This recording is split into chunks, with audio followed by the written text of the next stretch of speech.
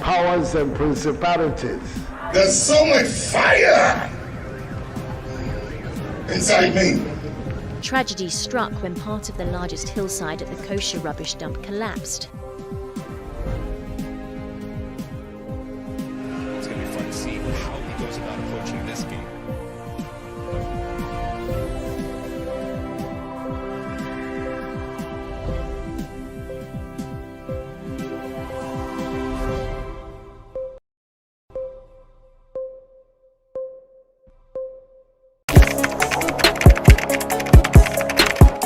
We table issues relating to the arts and entertainment for a riveting discussion, of course, without fear nor favor. The question the presenter asked them was a dumb question. You need to speak the part and move. Varied views. We agree to disagree. So I would disagree with everything you said. I think that he's a smart guy. I think what he did. No, but I also said he's a smart guy. Yeah. I guess that I'm waiting for the what next. Yeah, I don't think that we have to wait for what next. It sometimes gets confrontational, but that's the beauty of the game. Today you are denying funny face. It's not my brother. Today you are denying funny face. I don't know him. You don't know funny face. It's not my brother. You don't know funny face.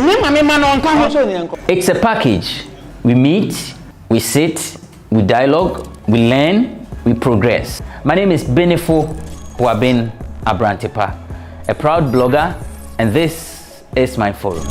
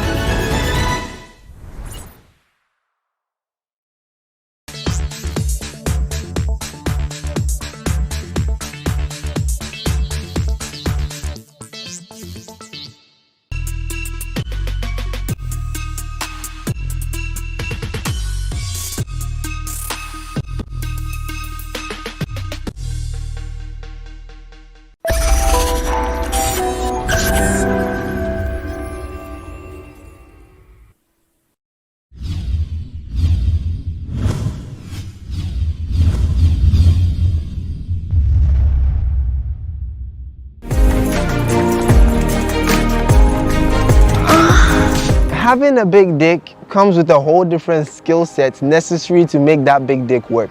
Because for all women's big talk, most of them can't take, dicks of a certain size.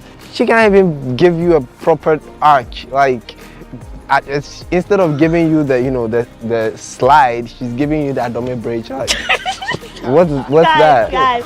People think when you have a dick or when you have a vagina, then you automatically know how to have sex. You don't. It's not by force to make every lady come.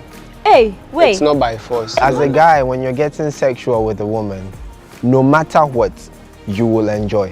No matter what, your cum is almost always assured. At times you don't have to take off the panty to eat the pussy. You have to actually use your fingers to slide it, Slide left, slide right.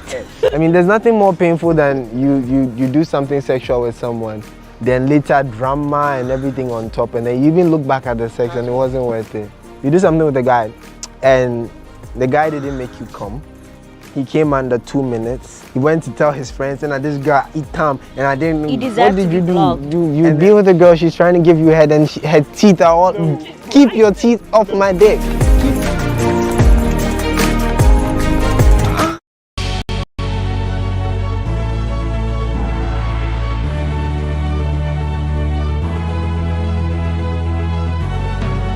From the dawn of time, people have engaged in several businesses.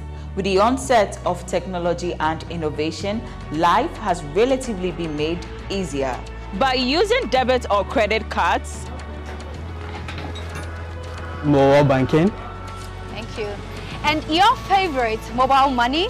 tech has indeed married business. On BizTech, we spend time with faces behind known and upcoming businesses in the country. Learn more about the new technologies and innovation, as well as find out about the trending issues in the world of business. Join us as a city of compelling interviews, projects and others right here on GhanaWeb TV.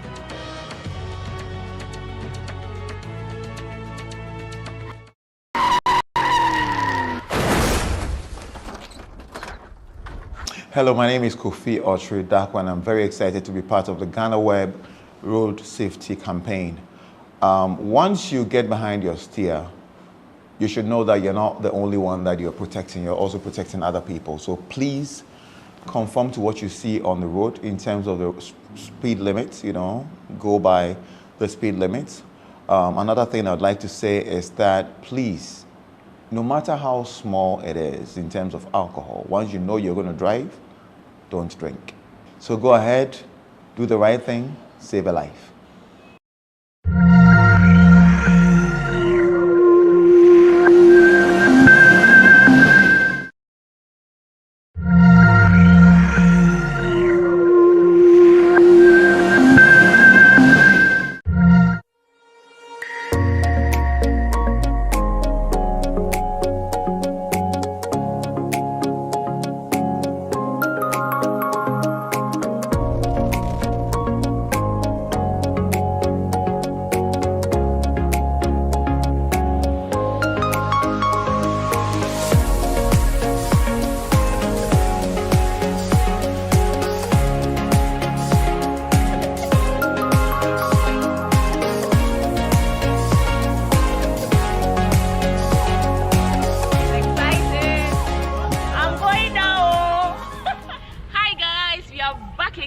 If today is your first time on my YouTube channel, don't forget to subscribe, don't forget to like, don't forget to share with your friends. So guys, I'm fully dressed. I am currently at the Adomi Bridge, which is located in Antipoku. This place separates the eastern region and the Volta region. I'm here to abseil for the first time and it's been on my bucket list in Ghana. Guys, continue watching this video, it's going to be exciting! And so while here, you can see some cars. Whenever a car passes, the bridge shakes. It shakes like this. And so, you are coming with me on this one. Let's go right into the video. You got to let it go. You got to let it go. You got to let it go. You got to let it go.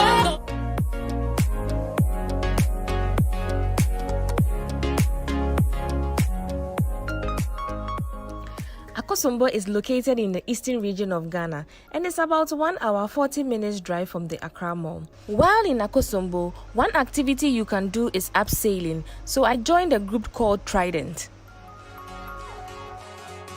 Rivers Expedition is operators of the Trident Island. Okay. We're about to go abseiling on the Adobe Bridge. I'm excited about it. Great, we are too. I'm excited, I've made new friends. And we are the Bougie Squad. The Bougie Squad. Wow, hello.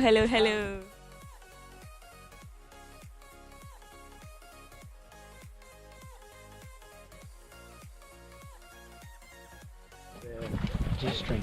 G-string. he calls it a G-string.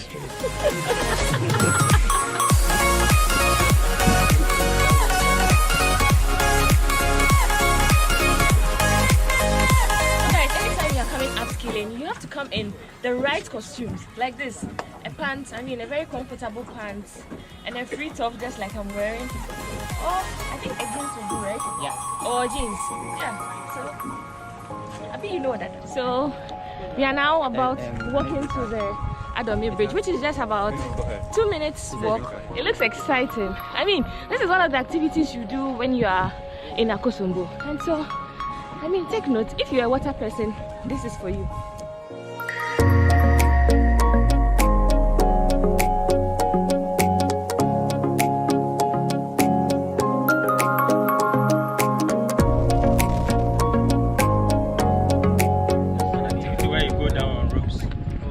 Usually from a cliff, a rock, or against a bridge. So how tall is this from this to the down? It's like half a kilometer. Half a kilometer. Oh, okay. So yeah, so guys, that's what we're going to do. We are going to be 0.5 kg. Okay. So we are going to stand here.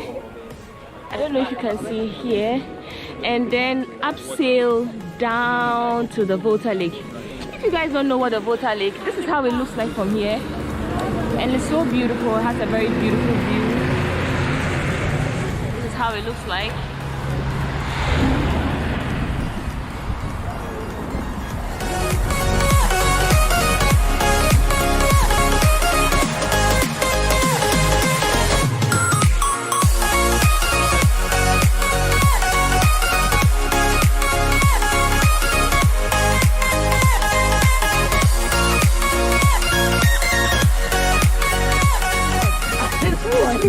Are you scared? Oh. Don't change your mind. Oh, I won't. Okay, that's good. So they are preparing for us to start abseiling. Yeah. I want to try it. Can I get that try?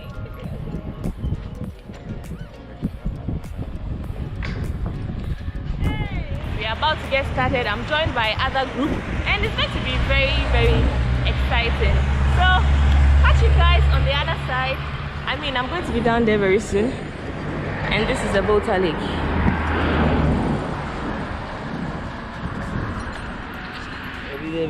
So she's the first lady. Go you! Go girl! Go Monica! She's going to be the first. Hey, go Money! Monica, look here, look here, look in the camera, look here. Monica, raise one hand at the camera and smile. Oh, she's crying. You can do it, Monica. You can do it. This is so beautiful. Smile. Okay. You can do it. You can do it. One hand, one hand. Yeah, raise. Jesse, you are next. To give up. I'm scared. Why are you scared? You'll be fine. You'll be fine. Go, Ajwa. Ajwa is next.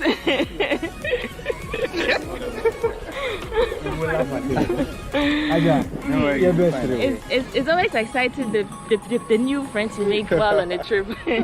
So fun. Go! Yeah, it's so exciting. I'm waiting for my turn. So she just ended hers. Go Money! No, she's next. So she just ended, and you can see. Wow. Go Money! Give me a wave! Give me a wave! She looks so tense. Did you see on yourself? So have you had like people giving up along the line? Not at all. We've never had any such experience before. Yeah, so what happens is no matter the situation you go down, you are safe. Okay. All the materials that we are using, all the equipment we are using are safe. And it's in such a way that even if you would fail, there's an alternative ways we will make sure that you get down successfully. Yeah, so we've had a Yeah, so I mean this is for people who are like scared, water phobia. Yeah. How do you call them, water phobia? No, okay, people who are afraid of heights. Of heights, yeah. And water.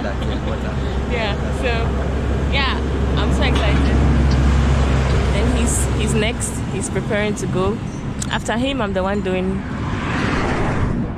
the abseiling. This is my view from here. So guys, I am next. Oh, he said I should come to him.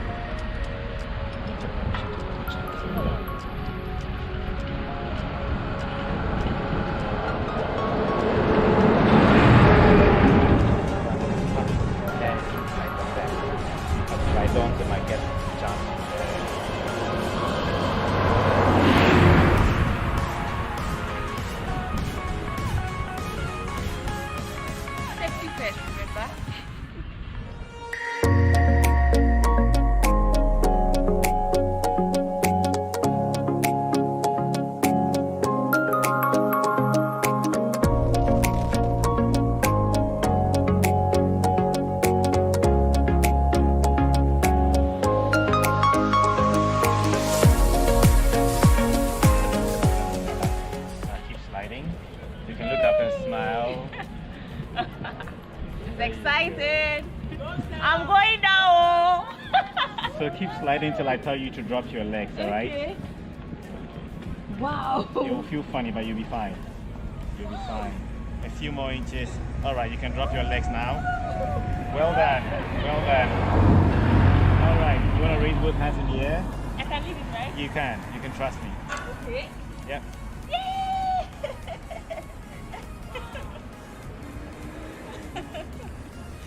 Hey, Sule.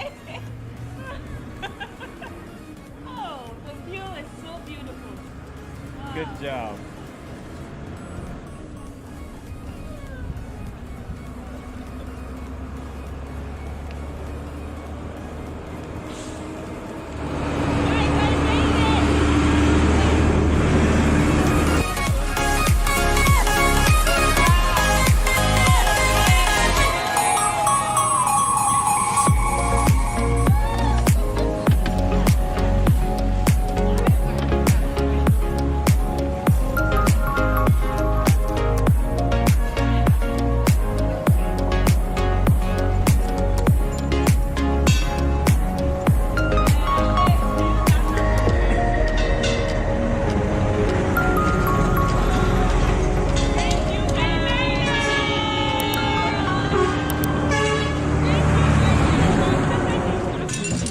Congratulations. Thank you. Good job, Daddy. Thank you so much. So guys, this brings us to the end of this experience. It was so exciting with the team. They were so helpful. It was nice. It was my first time and I enjoyed it. I mean, you should come to Akosombo. You should experience abseiling. And so yeah, this brings us to the end of this video. Until next time on my YouTube channel, let me ask them, the others and the team, how theirs went. How was your abseiling? It was scary at first, but that is the end. It was good. It was good. And you? I didn't cry. It was nice. What about you? Well, I think it was just surreal. You know, like initially you are scared, but then when you gather the courage, like it becomes like you become an achiever. More or less. You know. Let's see. How was your experience? Check from the back. I should check from. Oh wow, he just checked. So this is my view from here. And until next time on my YouTube channel, catch you guys. Bye. Bye. Bye. Yeah. Bye bye. The abseiling experience cost me 150 cedis, which is equal to $25.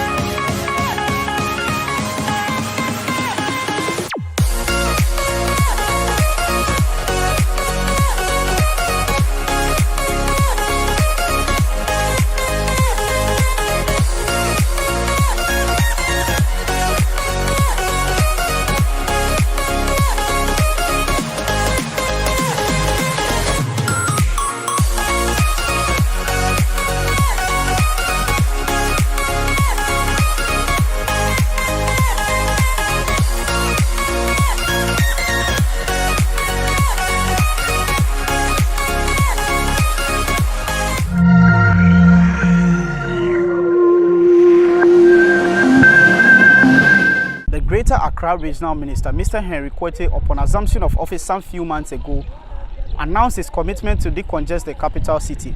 As part of efforts to realize this dream, the minister is moving traders at the Agboglosi market to Ajen Kotoku here in the GhanaWest municipality. GhanaWeb TV is today bringing you a tour of the new market and to also bring you up to speed with activities ahead of the relocation. We will be speaking to the MCU of GhanaWest Municipal Assembly, who is currently here on site supervising activities.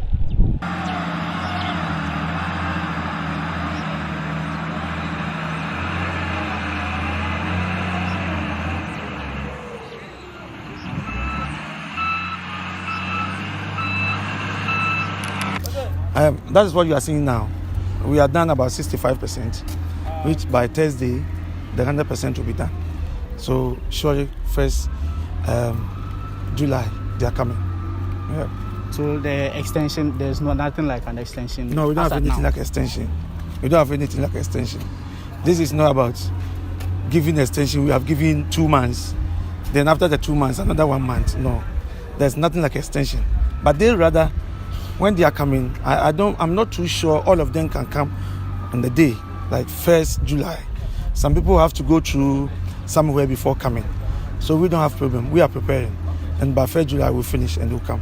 What can you tell us about the capacity? The capacity of, it's more than 10,000. If we say 10,000, not the retailers.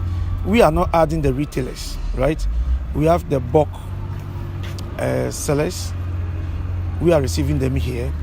The retailers will still be in town and they will come and buy from here and go and sell. So we are sure getting about 10,000 from the first going. I know this has been the issue of why they are coming here and all that. What is the difference between where they are and where they are coming now? Where they are right now, the land belongs to an institution. And here was allocated for them. So this is their place and they have to come. That is the only difference. And that area is a downtown. And you know, the president said we should let Accra be clean. The regional minister said, let Accra work.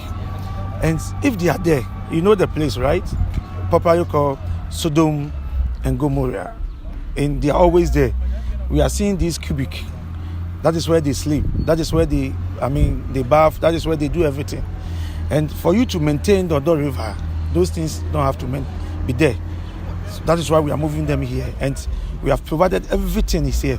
The police station, security-wise, is here. Health-wise, we have a hospital. A fire station is here. A school is here. So what else? Everything is here.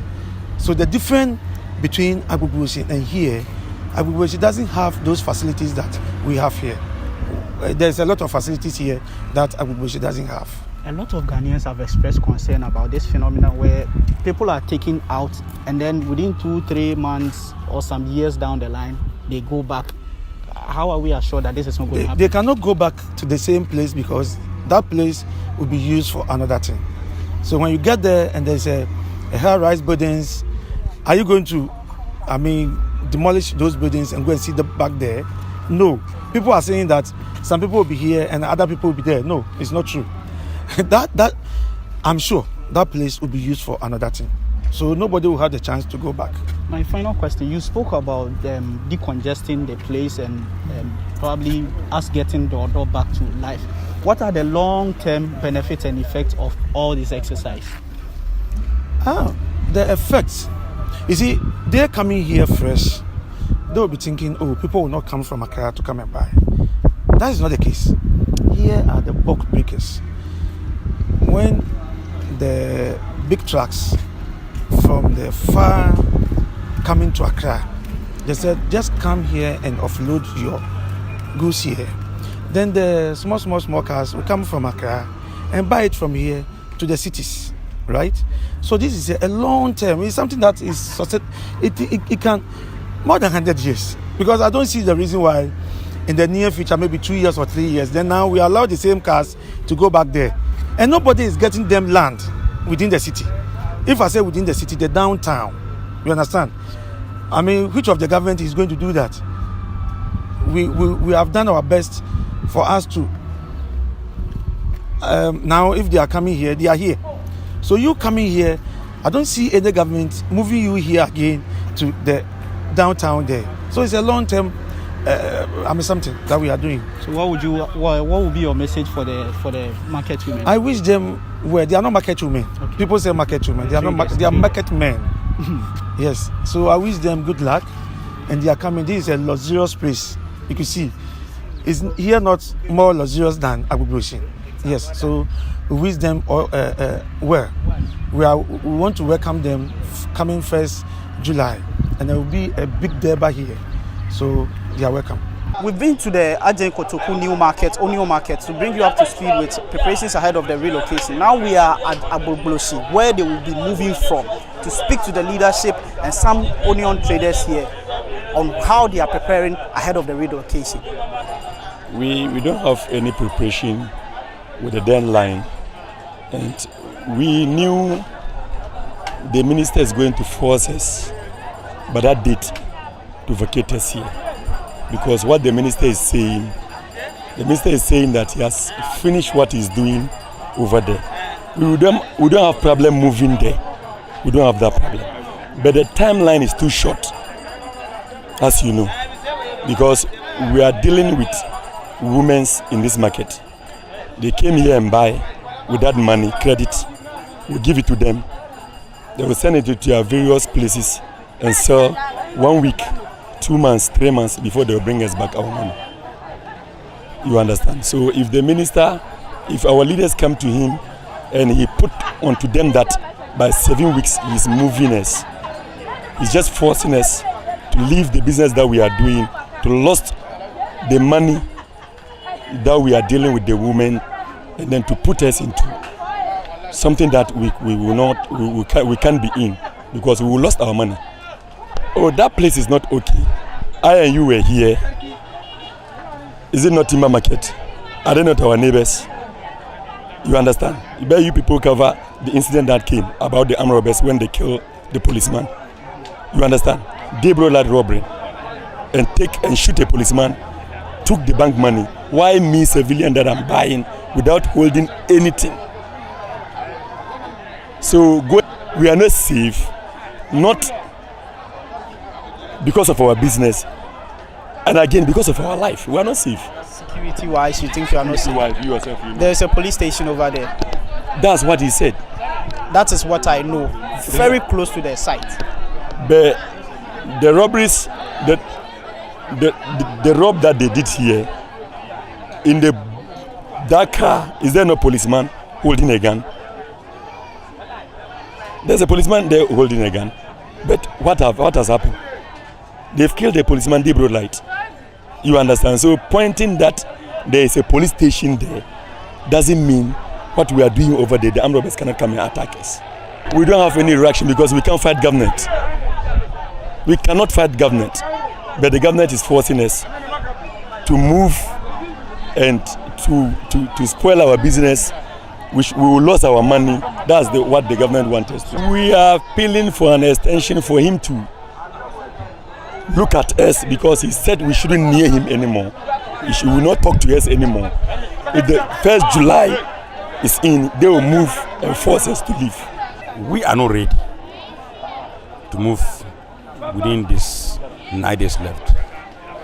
But we are ready to go to the place, but not this 9 days.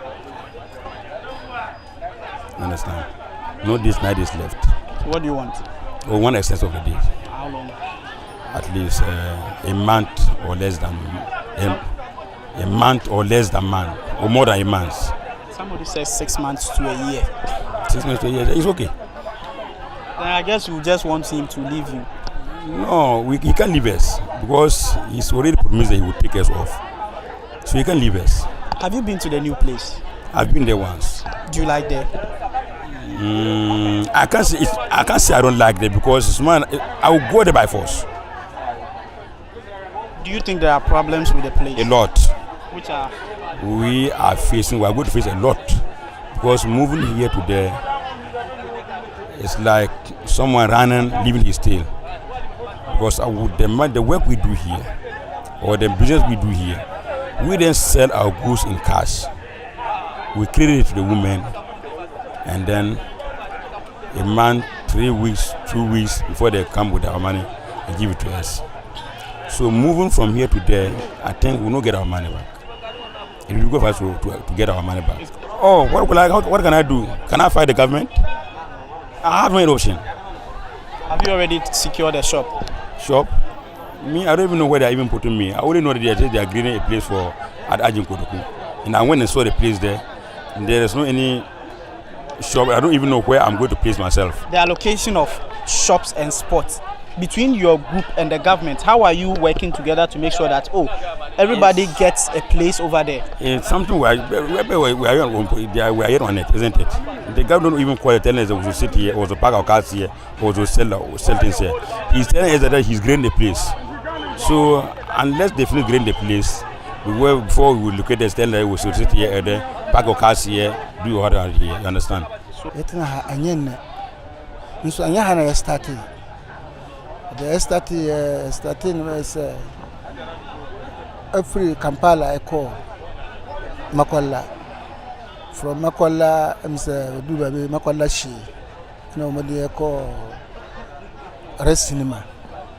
Actually, Rest Cinema when they call Templar. Now, old Parliament House. The Omope Baby said, "Travis, Omope be at the Amaya." And then, do Baby, Omo by Kaki said, "Okay, yeah, get a crown, but yeah, yepe, you must have a Yamaya. I am a catcher as a Amy.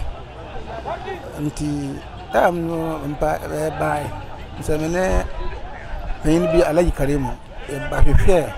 I think never who her near Kachia so Sasu is over the Maya and Gaya, and so I was not sure. I have no take it. No, I just say, see a pedia, or what my a filly am I, and see a pet. And the about Dubabi, Omafila, no more say, okay, Yampe, say, I don't know, but I could do no. Yampes, there was sky and started filly, say a filia, scanner, say no, Mudba, scanner, my back. And I started feeling a crack up to say, why, okay, I to buy. It to buy and soon I in your program be our.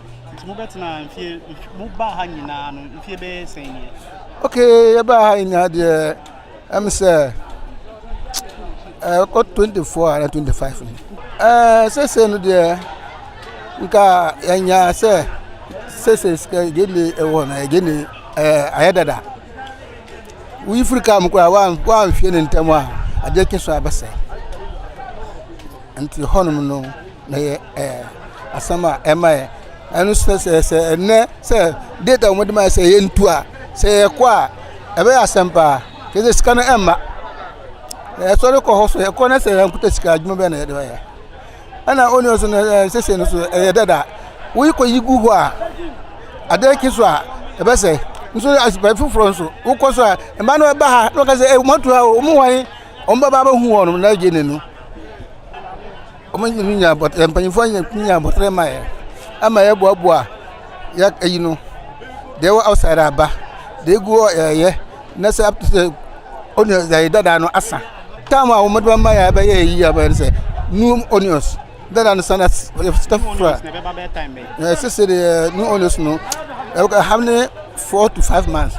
But ya di John Twako say panacho yanka say entu ebetu e say o maye mra a do so kra na en fa ya hobo na enko on so agima wo yenso won hwe so na won ye agima na agima na yefe this time no e rainy season en je no so adan dada o so wo hu mo buy mo titua e da to ba ko akọ we ayem normal na pack na do no o ja say by then say ya 5 million ko then say about 2 million by then say de ko ho na beto Obianto, into this time, no dear. Yapanacho, my America cra. Never find out one and Fanco and Casenco. Now, I want to Marco Sheho. Oh, okay, a enemy be not Marco Sheho, more problem beyond. Problem, Hopa. As I now call a tip and I age more, but what Timo, and a can't run a mood tipa. Babia age was a seal. Tip be a team, I'm on my force, you know. Oh, yes, you, Babia feeling issue.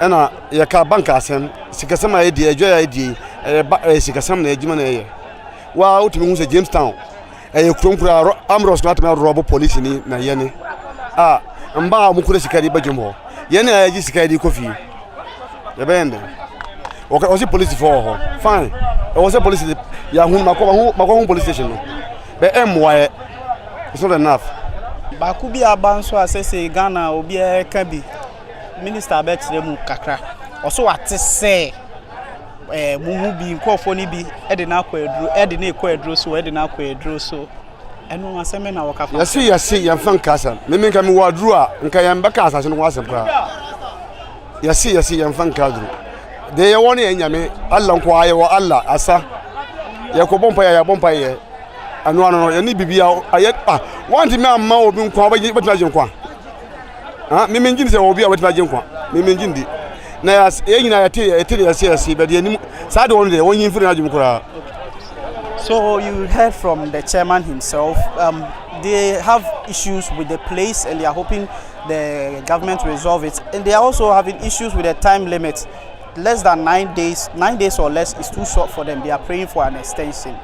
We are still following this issue and we'll bring you up to speed with any developments. Reporting from Agbogloshi in Accra, George AEC.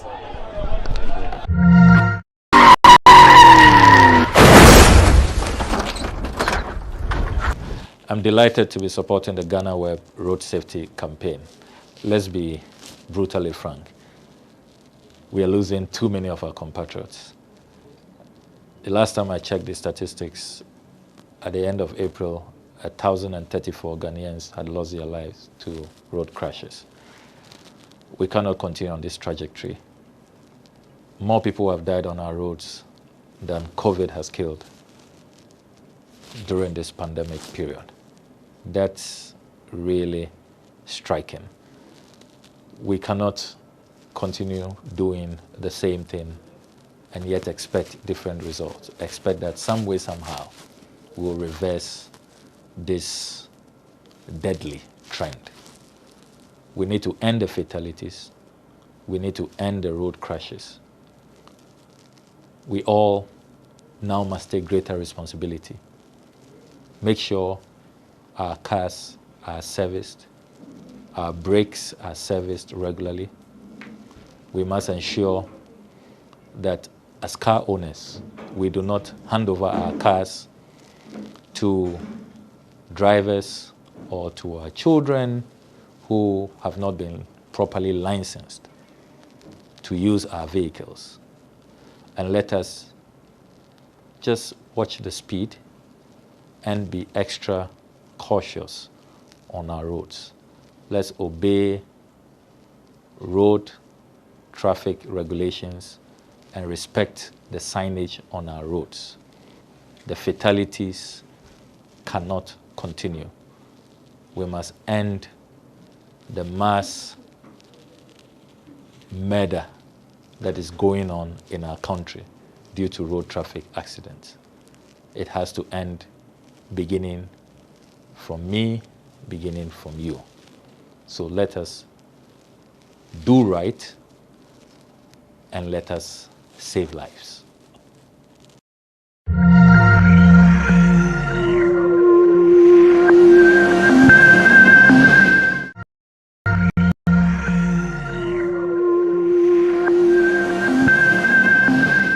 The Land Act 2020, Act 1036, is novel in the way that it harmonizes the previous numerous land laws, the 1992 constitutional provisions, judicial statements, and technological advancements in relation to land administration. The commitment of all stakeholders, including chiefs, heads of families, land administrators, and the judiciary, is important for the successful implementation of the provisions of the Act. But while the work of all the various stakeholders are crucial, permit me to highlight for emphasis the work of officials of the land sector agencies, the judiciary, and the legislature. Ladies and gentlemen, it takes capital investment to achieve transformation. But I want to submit that capital investment without dedication and commitment of officials charged with the responsibility of implementing the reforms will come to naught. The situation where public officials resist innovations and technological advancements because such interventions will render, as we say in Ghana, the usual way of doing business redundant cannot be permitted. We will need the cooperation of the judiciary in enforcing the provisions of the law, particularly the range of offenses introduced by the Act, which hitherto were not known to the land laws of our country. These offenses apply to both public officials and private individuals whose actions or inactions impede effective land administration and disrupt ownership and use rights to land. The ministry will not hesitate and will cooperate with the relevant law enforcement agencies to ensure that the culprits, regardless of their political or social standing, are brought to book.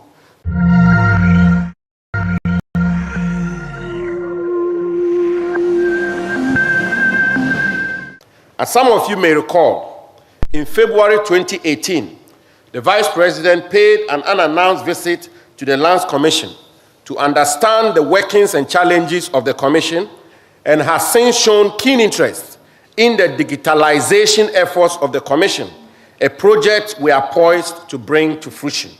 Distinguished guests, ladies and gentlemen, today marks exactly 6 months since the President of the Republic, His Excellency Nana Addo Dankwa Akufo-Addo, gave presidential assent to the Land Act 2020, Act 1036, for it to be gazetted to become law.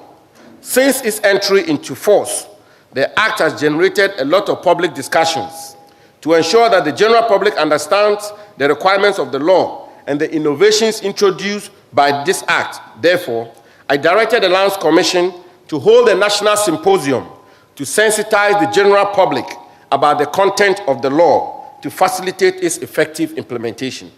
The object of the Act, as is evident from the long title, is not just the harmonization and consolidation of laws relating to land, but also to ensure sustainable administration and management and effective and efficient land tenure in Ghana. This symposium is therefore very important and timely to lay the much-needed foundation required to catapult urgent reforms in the land sector to achieve the object of the Act. Mr. Vice President, as a lawyer who has been in practice before, I'm not oblivious of the many challenges in the service delivery of our country and its attendant costs. The situation where a person registers his land with the Lands Commission only to learn later that the same Lands Commission has registered the same land in the name of another person is baffling. In no civilized jurisdiction can you have two conflicting land title certificates in respect of the same land. It cannot happen. It cannot happen, and it should not happen in our country. Our quest to transform our national economy to bring about the much-needed development and prosperity cannot be achieved if we fail to anchor an effective land administration. The government of President Akufo-Addo is keen on dealing with these issues, and I, as his minister responsible for lands, working with other stakeholders, will do everything possible to ensure that we realize the vision of the President, that is to build an effective, transparent, responsive, and orderly land administration which is steeped in integrity. Indeed, government, in dealing with these issues, is evident in its efforts which resulted in the eventual passage of this Act, which gives us a good footing to deal with other challenges.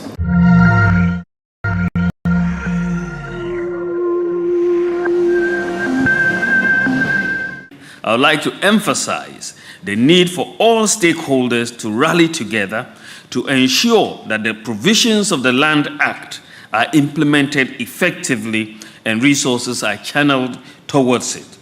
For instance, the Land Act provides that our eminent chiefs, clan and family heads, the Tindanes, who are the custodians of approximately 80% of the land area of Ghana, they are required to establish customary land secretariats to improve the management of their lands. However, our traditional authorities will require technical and professional assistance from Lands Commission, Office of the Administrator of Stool Lands, and the Land Use and Spatial Planning Authority to establish these secretariats. If we just sit down and say they will be established, it will not happen. We need to assist the traditional authorities to establish these secretariats. So I trust that the Honorable Minister would give the urgent support and needed directives to the agencies to this end. Also, the participation of the private sector is essential, especially in the injection of capital and technical know-how in targeting specific key improvements in the infrastructure and operations of the Lands Commission. This participation would go a long way in improving efficiency and increasing the internally generated resources.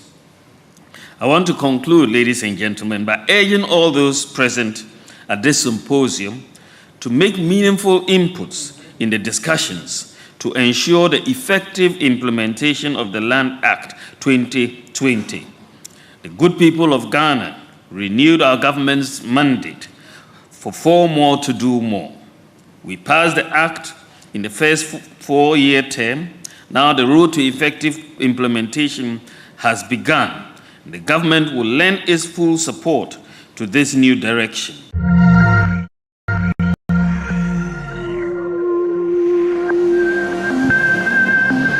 Looking at the Act, you are seeing that it is required that within 10 days of the last day of each month, the land registrars are required to compile a list of all registered interests and rights from the previous month and submit it to the Director of Land Registration for publication on the Lands Commission website. So we will be having updated month-by-month registration of interest in land, so that, and that will go on the website so that you can see what is happening on the site. I'm also very happy about the protection of spousal interest in land for properties acquired during marriage. So when you acquire properties during marriage, and for a lot of my male colleagues, you can't go and sell it without the knowledge of your wife. This has now, our spouses have now been protected under this particular act. So, if you try to do it, you fall foul of the law, and so on. And I think it's very, very, very, very important that you don't go to mortgage land or sell land that goes to the disadvantage of the spouse. I was very happy to see that provision in the law. When we're doing banking law, there was this case of Lloyds Bank versus Bundy, which is an old English case directly protecting spouses who had equitable interests in land. And I think that is essentially what we have done here in codifying this into law and all of that. So, ladies and gentlemen, the laws in themselves, however, do not resolve problems. We are very good at passing laws, and that one in Papa. The only problem is implementing the laws. That becomes, that's where the problem is. But we have many, many good laws, and this is one such good law. But they do not resolve problems in on themselves. It is the application of the laws and their effective implementation that will result in the desired changes in the land sector that all of us so much desire.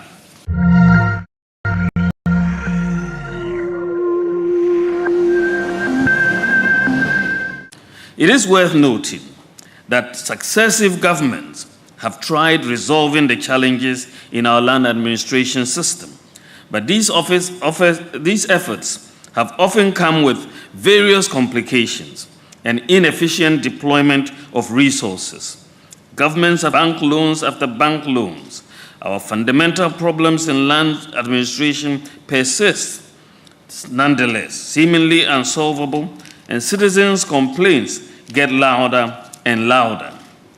So citizens resort to land guards to enforce or collect other people's properties.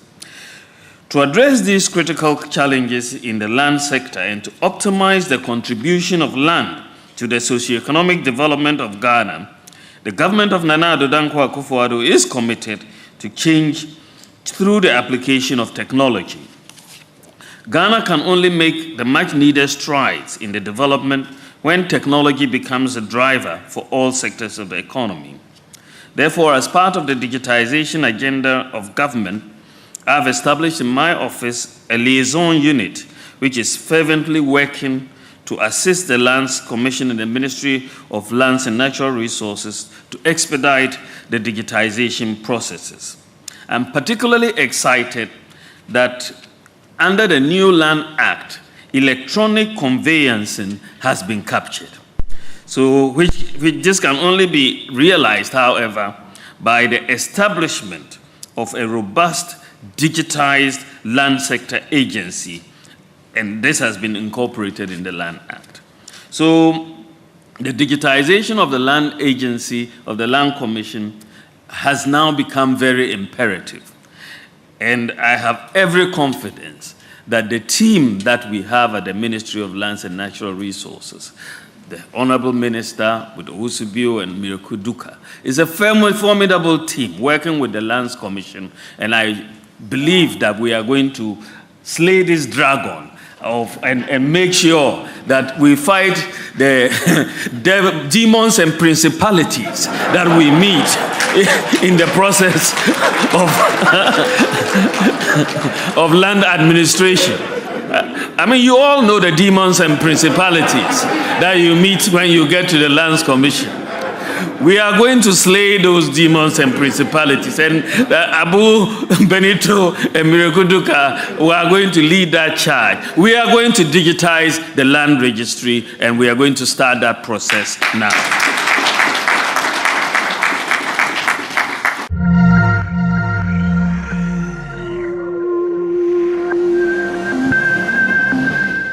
I would like to emphasize the need for all stakeholders to rally together to ensure that the provisions of the Land Act are implemented effectively and resources are channeled towards it. For instance, the Land Act provides that our eminent chiefs, clan and family heads, the Tindanes, who are the custodians of approximately 80% of the land area of Ghana, they are required to establish customary land secretariats to improve the management of their lands.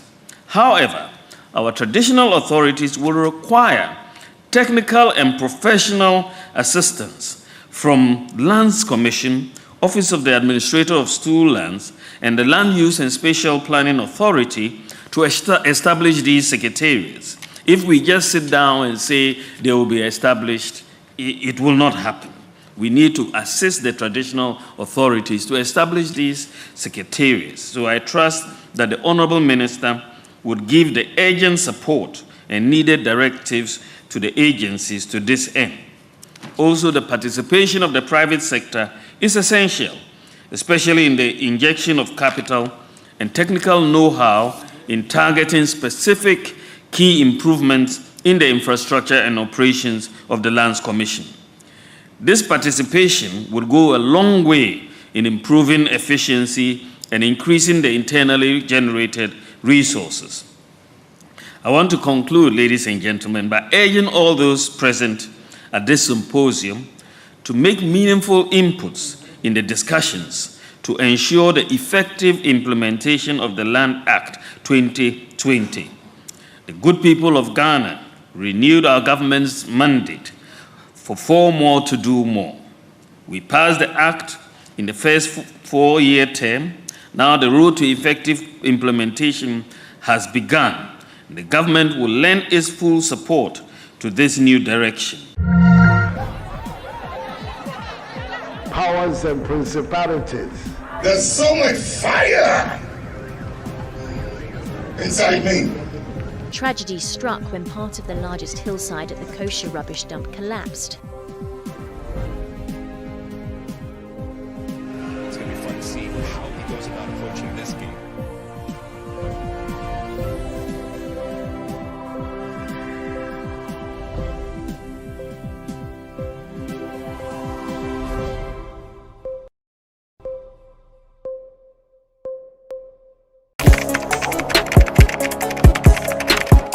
We table issues relating to the arts and entertainment for a riveting discussion, of course, without fear nor favor.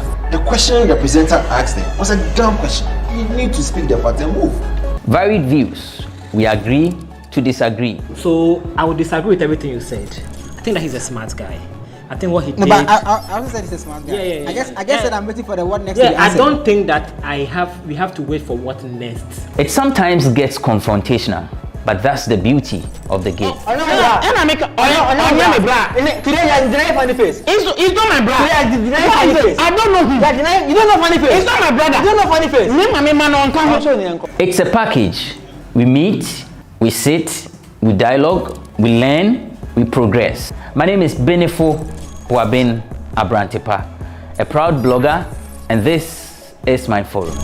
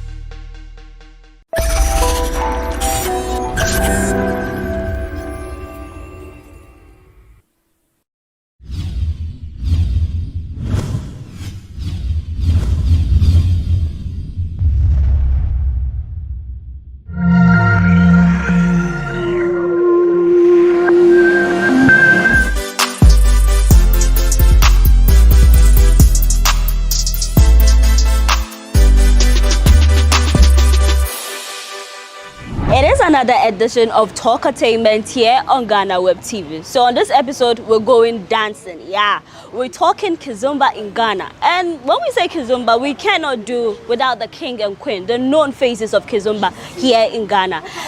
My name is Paulina Deda Opoku, and I'll be sitting in for your regular host, Elsie Lama. We'll take a quick break, and when we come back, we'll begin.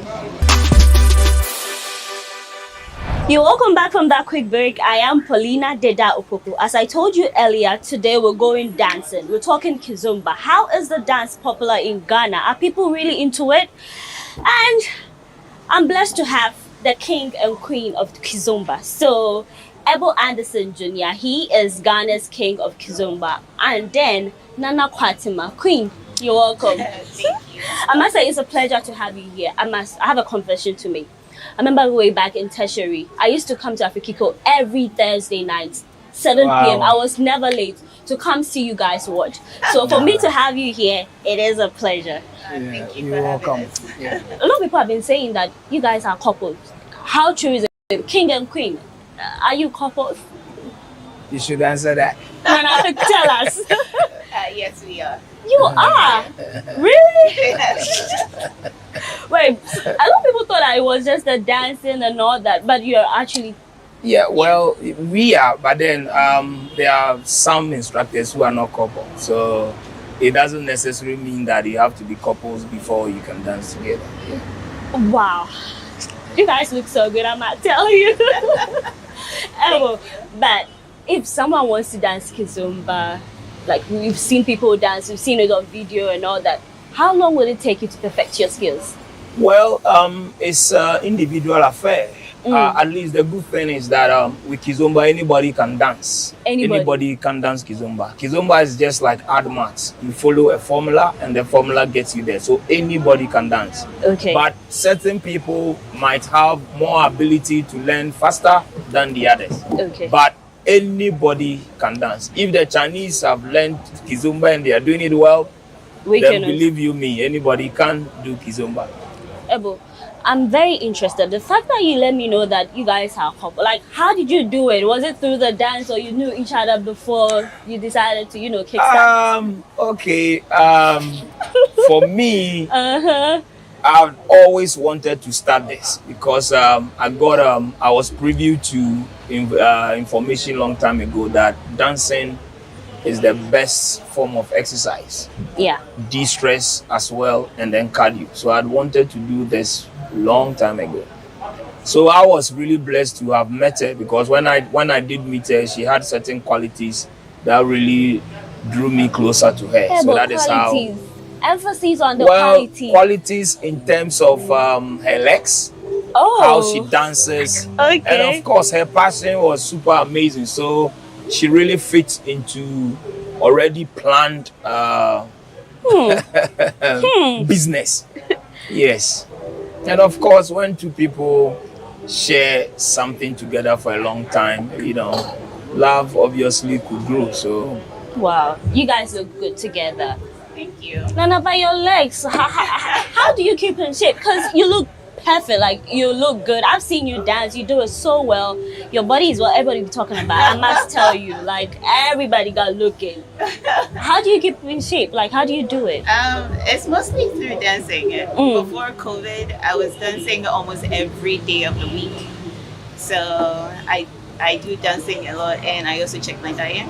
But yeah, when I get the opportunity once in a while I like to go to the gym as well. Yeah. But trust you me, she sometimes eats kinky after 12 after midnight. 1 a.m. Same goes we eat. Sometimes people wonder how do you keep your tummy flat, but we do eat. Well, dancing really stand tall, especially in a case where people are after 40, after 50, you can't exercise like you are 20. Yeah. So dancing really helps. Is a general exercise that really balances the body very well. Okay. Yes, exactly. Because you can be dancing for like 5 hours without even noticing that you've been dancing for 5 hours and sweating throughout all 5 hours. Exactly. So. And then one of our renowned cardiologists is also adding more value.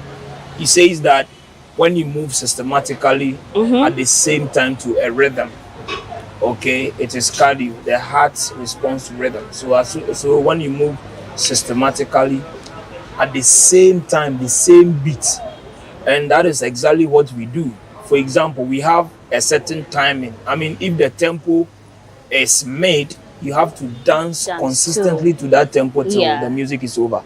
Yeah, so that is also another value that we should look at. So this whole thing of Kizomba is more of a nationalistic project. You know, the thing is, many people have seen viral videos for after 90 years dancing. Before Corona, our last trip was a tour in Arizona. I mean, some of the clubs, when we got there, you realize that the people who came out to meet us were over 80, over 90. Sometimes, you know, you get a bit disappointed. But then when they start dancing, you see that it's something else. They have a lot of energy. Wow. So these are the reasons why we started doing what we're doing. Okay, we realized that Ghana mortality rate keeps dropping. The lifestyle, people are stressed all the time. So this exactly the reasons why we started doing what we're doing. Right. And I might say Ghana alone, we've trained over 1 million people. Over 1 million? And, yes, and people have beautiful testimonies to share, you know, in terms of areas of being distressed, areas of not getting good sleep. You know, people come here and after a while they will tell you, say, look, when they go home and shower, they sleep like a baby. Well, we'll come into the benefits of Kizomba because people do think that maybe it's just for the dance and all that. We'll delve into that. But you are the king, you are the queen.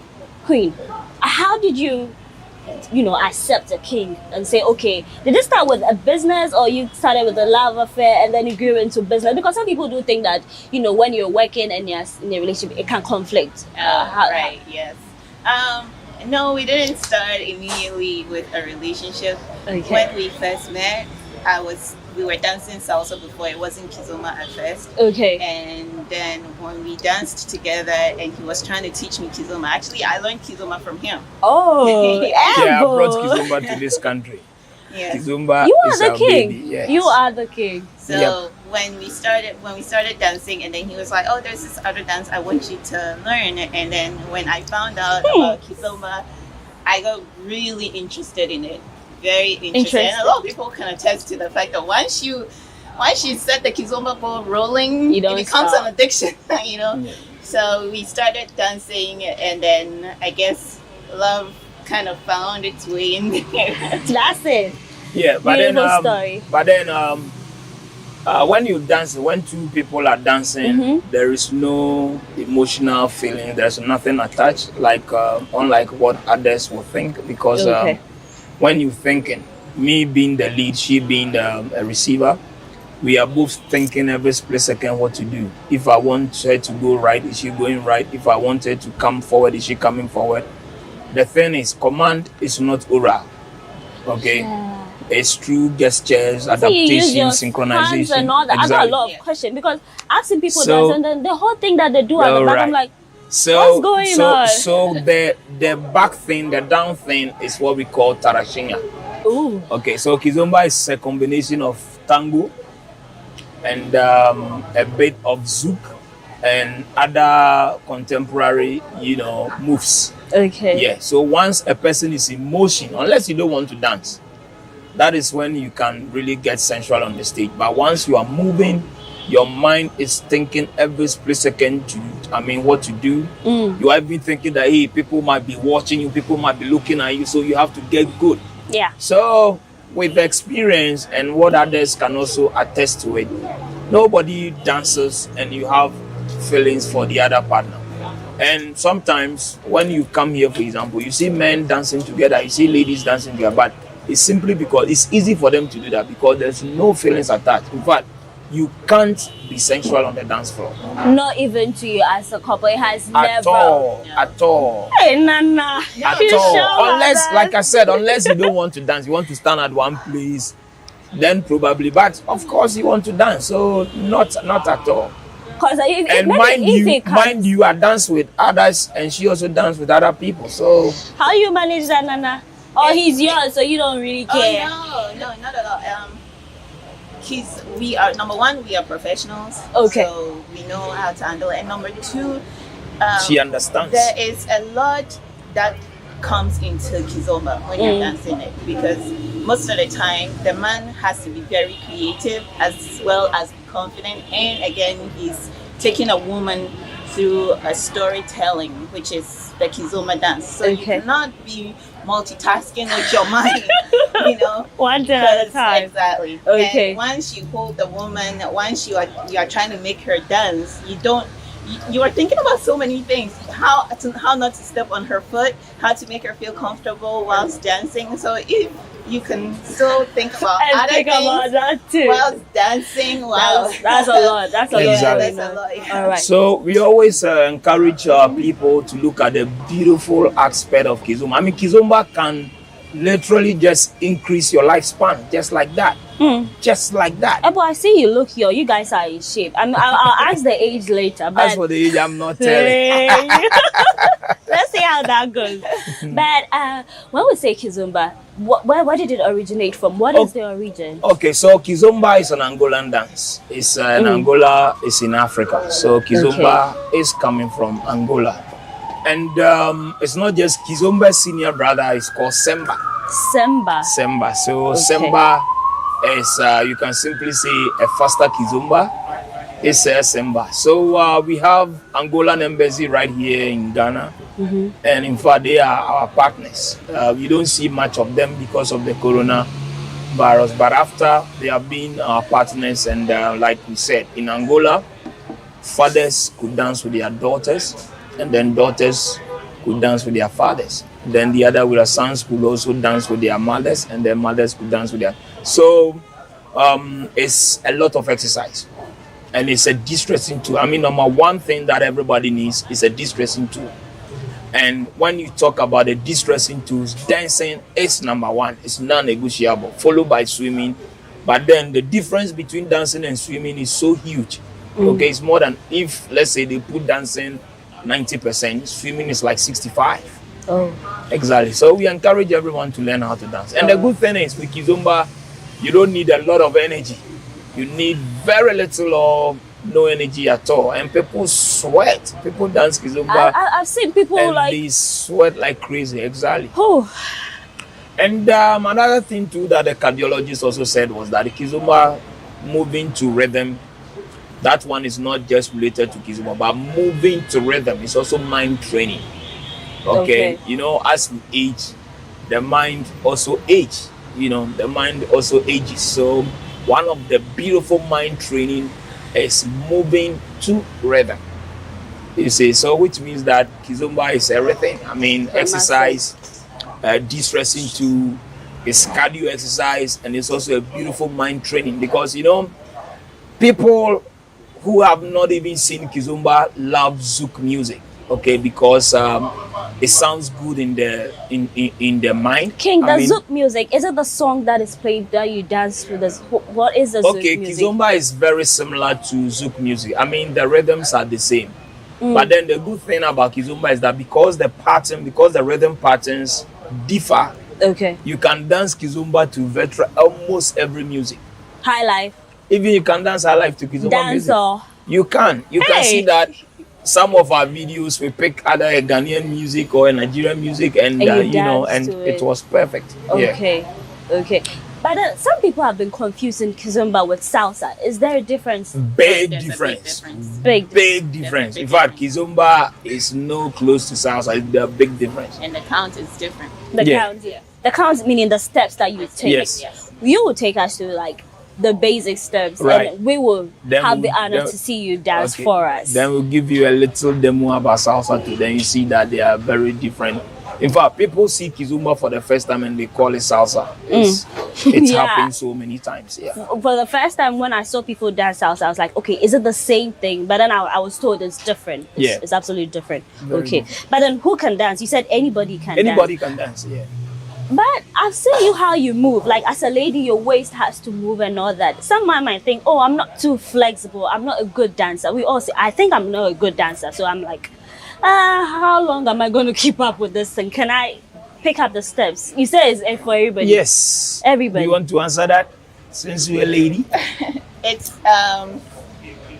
one thing about the body movement, everybody has different body shapes and body types. Yeah. How my body is going to move is going to portray different to how your body is going to move, even though we'll be in time and we'll be in sync.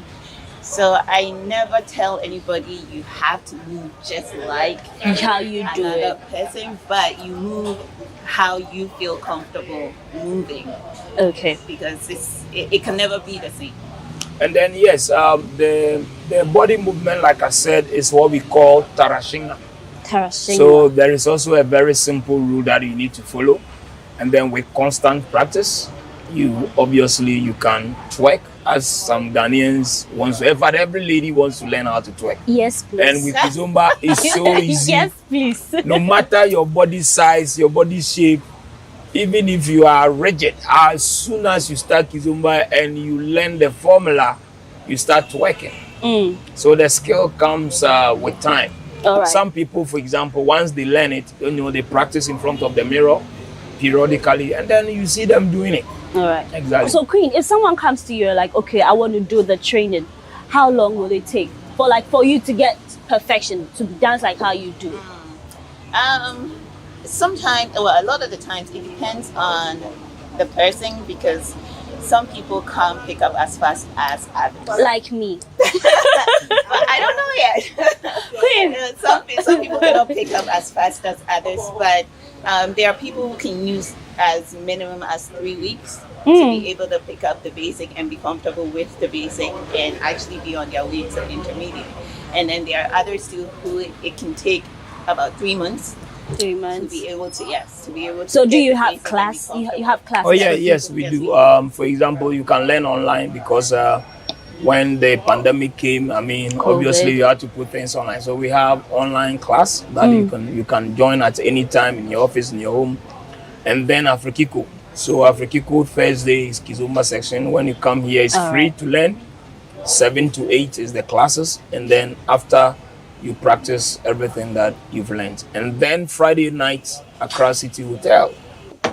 Accra City Hotel, Friday night is beautiful. Yeah, definitely, of course. I can't wait to take my Kizomba lessons. Like, I'm eager. I'm just ready to dance. But let's take a quick break and let's move straight to the discovery section with Barbara Etinam Bonnie. We'll be right back. When you speak, the earth trembles. When you rise, all knees shall bow. When you roar, the mountains melt away. With your blood, we are set free. Oh, when you speak, the earth trembles. And when you rise, all knees shall bow. When I was about 17, 18 to my 20s, that I had a personal encounter with God. Aside from just knowing God from church and all that, I had my personal encounter with God. And that encounter is what made me decide that yes, I know you said I would do it, but now I want to do it. So yes. So my music journey was always me in the background as a band member, soprano, singer, and all of that. I was waiting for God to let me know, because if he chose me and he orchestrated all of this, I needed to be sure that it was the right time, or else I'll get frustrated. And I knew, because I had worked with people at the prime of their careers, so I saw the frustration they had to go through, and I wasn't ready, so I was just going to wait for God. So whilst I was working, I was still, church girl, normal, but in terms of starting the music, we started in 2019. That's when I had this leading in my spirit to start. And then we started, and then obviously I couldn't juggle both, because see, like today, weekday, we're here. If I was in corporate, I'll probably be in the office, so I couldn't juggle both, so I had to drop the corporate. Yes. So what's the feedback from some of your fans? What's the feedback? Feedback has been great, greater than we actually expected, because I'm new in the system, and but then it's been amazing, and it's good, because it helps me realize that when God calls you and when it's God's time, you don't need to work so hard. God opens the doors. God puts the love in the hearts of the people for you because He's called you for a certain people. I heard that you've been nominated for Vodafone Ghana Music Award. Yes. Tell us about it. Yeah, so I got my very first award nomination, and with VGMA, I'm in the unsung category. Okay. So yes, I think the category was about your fans, people that love you, hashtag if they want you to be in the spot, and I'm so grateful and I'm so honored to have been even thought about for my fans hashtagging me, saying, oh, hashtag Quindolin, and we're here. So we'll see. The heaven and the earth bow before you. The nations tremble at your feet. You are the reason why we live. You're the reason why we breathe. Oh, there's no one else like you.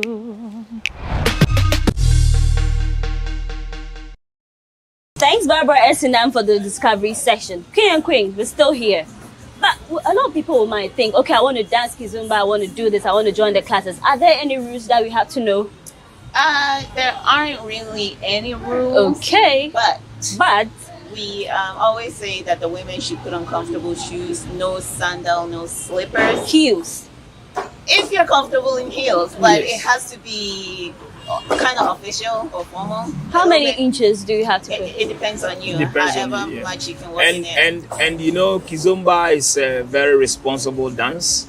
And so we want people to be neat. And because it's also closed dance, want you to smell good too. Yeah, you have to smell good. You have to take good care of your the men have to check yourself. your armpits and the women have to check their hair. Because it's true, because it's like you're so close. Yeah. Come on, if you have offensive smell, it's not good. I'm not going to enjoy the dance like that. And then also, you know, after maybe when you come, obviously there is food and drinks around. So if you have some gum somewhere after food, you know, all these are very necessary. Exactly.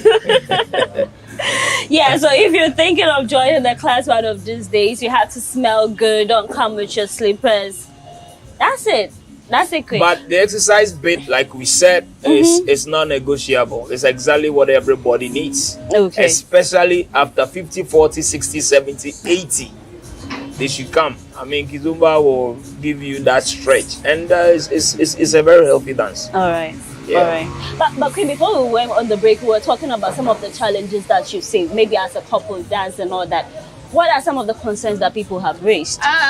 A lot of men have issues with letting their wives or their girlfriends dance Kizomba because they think it is too sexual, which is not the case at all. It's the aesthetic that appears sensual, not sexual, sensual. But in the moment when you're dancing, nobody feels sexual or sensual at all because Queen, you're sure about it. Oh, yeah. People have tried and they went like, oh my God, my blood is already cooled, you know. A lot of times when people see me dancing, right after they dance, and when I go around trying to get people to get involved, they're always like, oh no, I can't do what you just did, or I can't let my wife do what she just did. And I'm like, what is it about what I just did? And just, oh, your body, the way you're moving your hips. And I'm like, okay, come and dance with me if your wife doesn't mind. And then you're like, oh, take him. And they get there and they cannot and then they realize move that as stiff. They realize that no, it's a different ballgame altogether. Like I said, because command, okay, a guy will have to learn to take care of himself on the dance floor, movement, thinking, and then will have to take care of the lady. Which is a lot of work and a lot of art. And because nothing is orally, it's no talking, so it's no silent. talking, so silent. So because of that, I mean, your mind is thinking every split second what to do. So people have tried it and they've given up. So actually, when you go there, you can't even move. So if you come into Kizomba classes with your sexual desire, put it aside because it's not going to work. And certain people were trying to sexualize Kizomba, but it's not. It's not. It's so it's just a misconception. Exactly.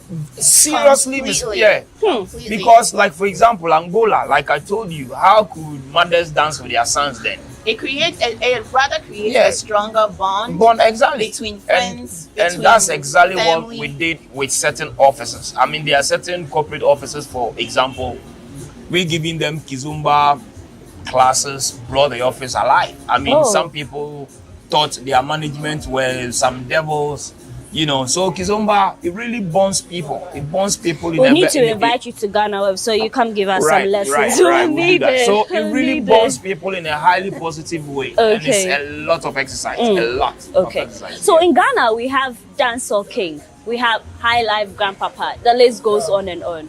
Now you are the king of Kizomba, yes. Queen of Kizomba. How did you get that? How did you arrive at that? One, we brought the dance. I mean, I brought it, but then if I hadn't partnered with her, I wouldn't have. So we had our first one with the UNDP. We had a program with them, and they never believed that at the time anybody could dance in Ghana. And obviously, if you watch Ghana, there's at still the time, nobody. which year was that? Well, this was like 2014, 2000. Yeah. And then the same 2014 also, we went to Norway. And according to Norway Arts Council, it's the first time they had invited Ghanaians to come and perform Afrobeat. And it was a very big festival. You guys do it perfectly well. So really sold Ghana. You're good at what you do. We've had, and then we've also had an honorary award from the Angolan government. Oh. So that puts so that puts us, not just because we brought it, but then because I mean obviously on paper, we are, you are the number king one. and queen. Sure. And another thing too is that we've also received some recommendations from certain agencies. I mean, they've seen that we really promote tourism in a very strategic way. I mean, we've been to several countries. In fact, we've toured the world. I mean, Canada, North America, Europe, you know, and everywhere we go to, we take Ghana culture. If you visit our pages, you see that most of the time we wear Ghana t-shirts. So it makes people want to visit Ghana out of that. And the evidence is also shown, for example, tonight. If you visit Afrikiko, you see so many foreigners who touch down right from their hotel. They will all be heading to Afrikiko before they access what Ghana has got to offer the next day. I say you love what you do, but has there been any instance where you perform in the crowd and then you didn't get the reactions you're looking for? Of course, it is. As humans as we are, I mean, the thing is, sometimes people probably maybe are not even in the mood. They are not watching, so all of it. But then how can you not watch Kizomba? Yeah, like but to some high extent, I mean, we know we are very good, and we even sometimes we promote businesses where other people are not even aware that this is going to happen. Like, for example, we have a restaurant called Potbelly. Yeah. People have been calling them, they want to see the Kizomba again. It's not like we are teaching or anything, but then we just go to entertain the people there, and some people go crazy. All right. Queen, so the instances where maybe you didn't get the reaction, how did you feel? I mean, it's slightly disappointing, but a lot of the times it's how the MC sets the tone. Okay. You know? So this is an art, and every art, I always say, deserves some form of respect. So if you're going to introduce performance and you don't make the people sit down and actually watch it, and you just introduce it anyhow, everybody else is going to think, okay, well, I can do whatever. Hey, Queen, on that note, I hope I did my work when you introduced and then for me, even my worry is trying to sexualize it. You know, Ghana is a Christian community. Yeah. So once you do that, look, we have had performances where just when we want to drive off, you see men running, I want your car, which means they couldn't be bold to take our numbers right after the performance, probably because of what an ignorant MC must have said. The people sexualize the dance.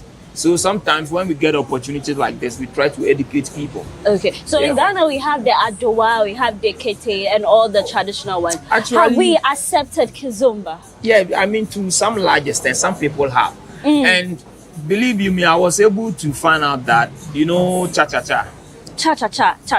Yeah. Ghana was a cha-cha-cha country. So Osibisa, you know Osibisa, I know Osibisa, and certain live band, Western Diamonds, and you know they all know how to play the song Cha Cha Cha, and even to date, most of the live bands, if you invite them for any outdoor or anything, their first intros are all Cha Cha Cha rhythm. So according to our fathers, every night they used to go out to dance Cha Cha Cha. When the Queen visited our first president, they danced Cha Cha Cha together. So what happened was that the consistent schools that we had, okay, later prevent people to meet after 6 p.m. in groups. So that kept them home. That is how the whole thing was lost. But Ghana was a cha-cha-cha country. Well, we had it. So it's no like doubt that we have the king and queen and the people are getting more into it. But do you have a community, like a community that we say? Oh yeah. You know, we are not like a community. Like I told you, we want you to be a nationwide thing. Okay. You know? Queen, let me ask you, is the business lucrative or you just dancing for the fun of it? Girl. It is. It is. Where the money resides. Okay. Yes. Tell to me. It is.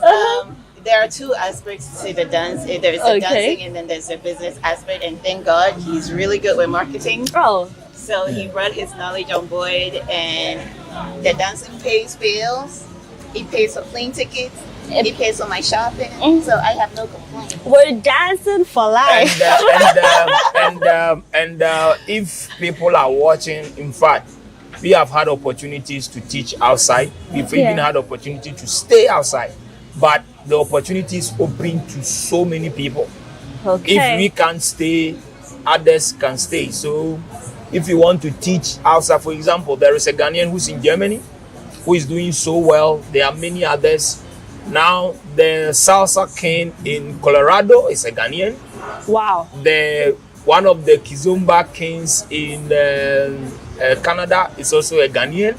So the thing is, for them, they have huge dance academies everywhere. In fact, every 100 meters they have a lot of dance academies. Do you think we should have something like that in Ghana? Because I think we have dance classes. Oh yeah, yes, we will get there. But the thing is, they have the numbers, and it's amazing. The dance, they don't even get enough dance instructors. Wow. So if you can train with us to some level, or you can train elsewhere to some level, that you can actually communicate dancing, because we have dancing language. Okay, and there they know better.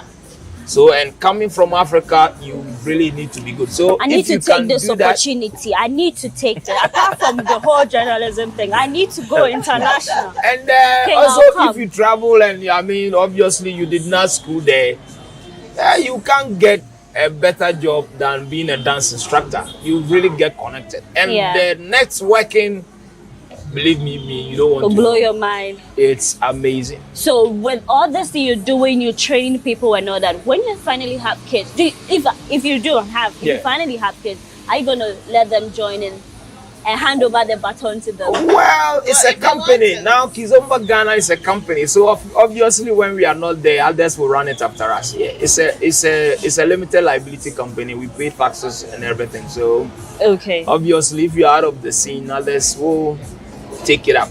Okay. But then with this whole COVID era, we are in a COVID season, we're all talking about social distancing and all the things that have. You're saying that when you come dancing, you have to be neat, hygiene on point. But then how do you ensure your safety whilst you're teaching people? So this is what we have discovered. We try to encourage people to wear their masks still. And now, thank God, there's vaccine, so many people have taken the vaccine. But guess what? All our students all over the world, not even a single one got sick. Why? Because even in the home, when you exercise, the body generates a certain level of heat. Okay, so Corona rather, we got more healthy with dancing. You should have said, not even a single day did I get the symptoms, So, like I said, dancing is a lot of exercise. And guess what? Another thing too that we've discovered from doctors is this. When you are stressed, your organs don't work well. Okay, when you are stressed, and we get stressed from the office, we get stressed from town, from driving, from situations, from partners, from bad partners. From partners, from work, everywhere. Kizomba Kizomba distresses you. So which means Kizomba gets you stronger. I'm gonna take my lessons seriously because now I got a lot of things on my mind. So I think this is the right way. But do you have couples coming to maybe for a wedding? Like, okay, I'm going to have a wedding. Yeah, we do everything. Before couples will only do Azonto, but we can teach you Kizomba, we can teach you tango, we can teach you rock and roll. We've done it to certain couples, and even there are some couples who even come from Europe to come and learn their first dance, and sometimes they film it to us, and it was really amazing. All right. Yes.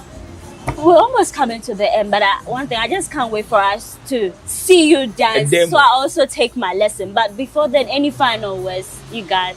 Oh yeah, so like we said, look at Kizomba in a different light. Okay, see Kizomba, look at what you can derive from it. I mean, the positive things you can get. Number one, exercise, a lot of cardio, brain exercise. You know, as you grow, the brain also grows. So there are certain times you might not even be remembering stuff.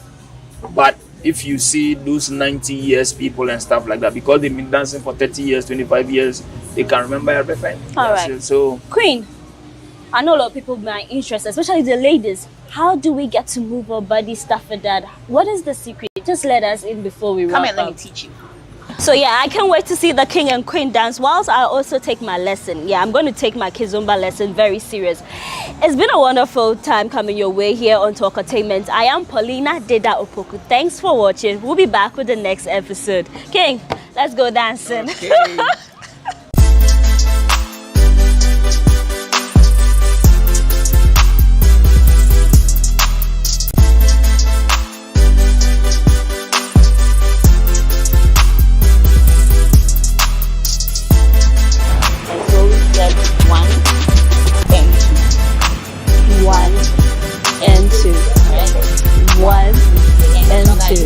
According to how your hands move. Okay. Nice. Ready.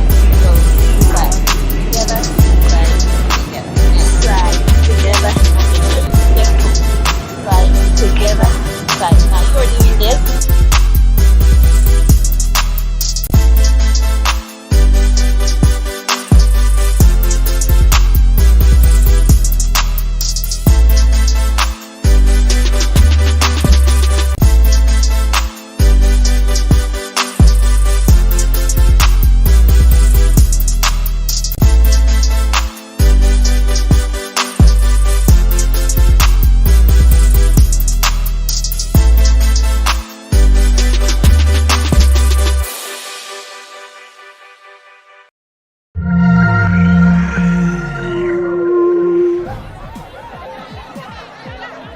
And principalities.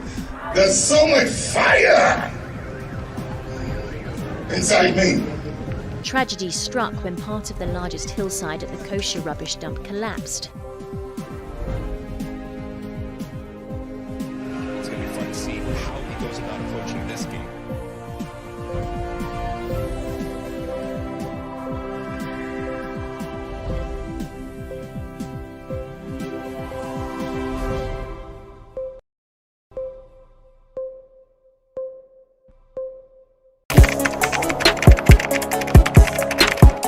We table issues relating to the arts and entertainment for a riveting discussion, of course, without fear nor favor. The question the presenter asked them was a dumb question.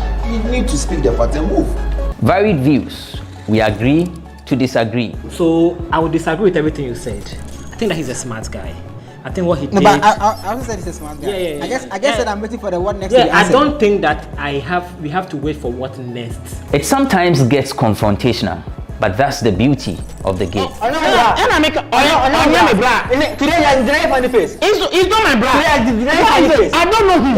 You don't know funny face. It's not my brother. You don't know funny face. It's a package. We meet, we sit, we dialogue, we learn, we progress. My name is Benefo Huabin Abrantepa, a proud blogger, and this is my forum.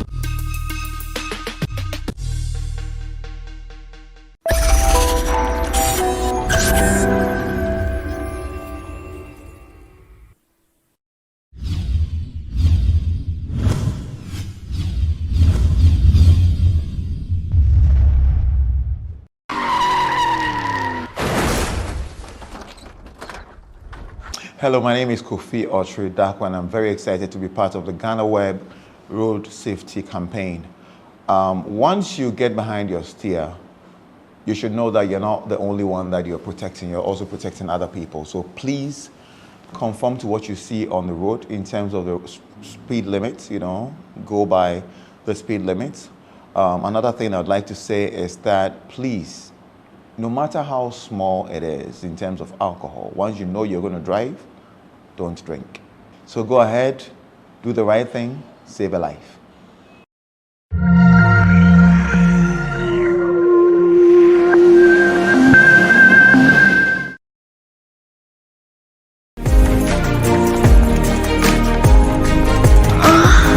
Having a big dick comes with a whole different skill set necessary to make that big dick work. Because for all women's big talk, most of them can't take, dicks of a certain size.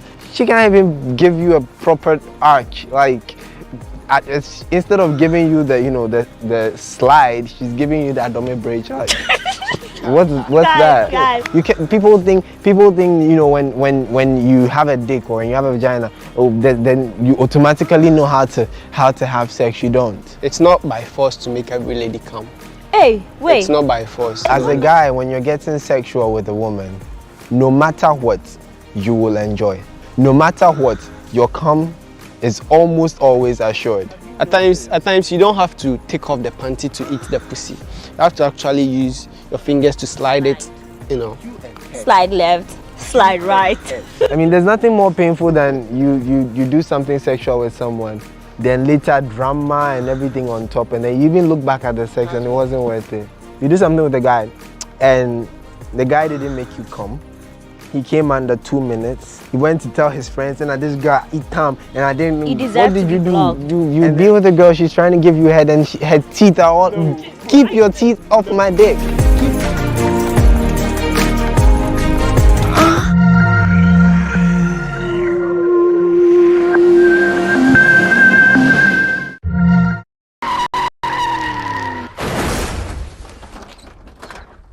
Have you ever wondered why certain vehicles are stopped or accosted by officials of the MTTD as well as DVLA, or why you can't drive certain vehicles with some types of licenses? Today on GhanaWeb Road Safety Campaign Series, we are here with the compliance team of the Drivers and Vehicular Licensing Authority, DVLA, and some officials from MTTD for their compliance checks here at the Audumu Church, not very far away from the Intercity STC Driving School yard. Today we speak to the Deputy Director for Testing and Training, Mr. Joseph Obosu. He's going to be explaining to us what exactly they're going to be doing here. What you see behind me is a van that has been stopped, and he's going to explain to me why this van has been stopped and why the driver is being interrogated and so on. Mr. Obosu, thanks for joining us. Kindly assist me to understand why this van here has been stopped by a team. This car was stopped. Okay. So it came as a truck, and they put a container on it. And when you say truck, how do you mean, like just the head and then the carrier? What I mean is, it came as a truck without the cargo, this van. Okay. So they went ahead to construct it. But per the law requires, before you do any convention, you have to inform us. Okay. And they did not inform us. Okay. They went ahead to do the convention. So we are here to check whether once they have done it, have they regularized their convention with us? Okay. So we ask them of their papers to see if they have come to the office to do the convention. Okay. And if not, then we lay hands on it and we ask them to do the right thing. Okay, so where they haven't documented the car as one which has been converted, what happens to the vehicle? Does it get impounded? What was the offense and the punitive measures? So, as we came here, we are here also to educate. Okay. It's like the majority of the people doesn't know that when they convert their truck to van or cargo, they have to come to our stations to regularize their stay. Then they are, how do you call it? To regularize their convention. Okay. So now, once he has been apprehended and he's not having, we will ask him, we will take some certain document from him. Then we ask him that he should bring the car papers to the office. When it comes and it's not, then we help him to do the convention. Okay, okay. I see another truck behind me. Is this a default truck, or this is another example of... It's another example. Okay. You see, it came as a pickup. It's a truck. Okay. So they have constructed a cargo on it. You see the van on it. Okay. And look into the distance, you see it's the abnormalities of the van. You see the height. Yeah. Even it is an offense. Are you getting the point? The height of the vehicle is I'm seeing several of them. Another vehicle has been stopped here. Somehow. But this one is higher than. What is the, you're talking about height, what is the minimum required height that? It shouldn't go more than 2 feet or 3 feet, depending on the size of the car. Okay. Depending on the size of the car, because as it moves along, there are other forces that is acting on the car.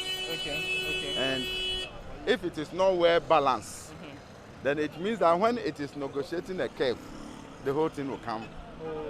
It shouldn't go too high as you are seeing it. So what happens now?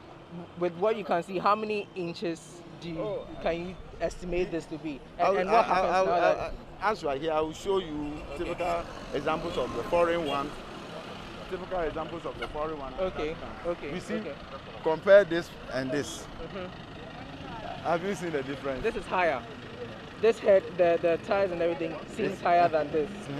But this, the height is still more than this. You see the point? So when it happens like this, then it's very dangerous to drive this type of car on the road, especially when it carries heavy load. At least it shouldn't go too much.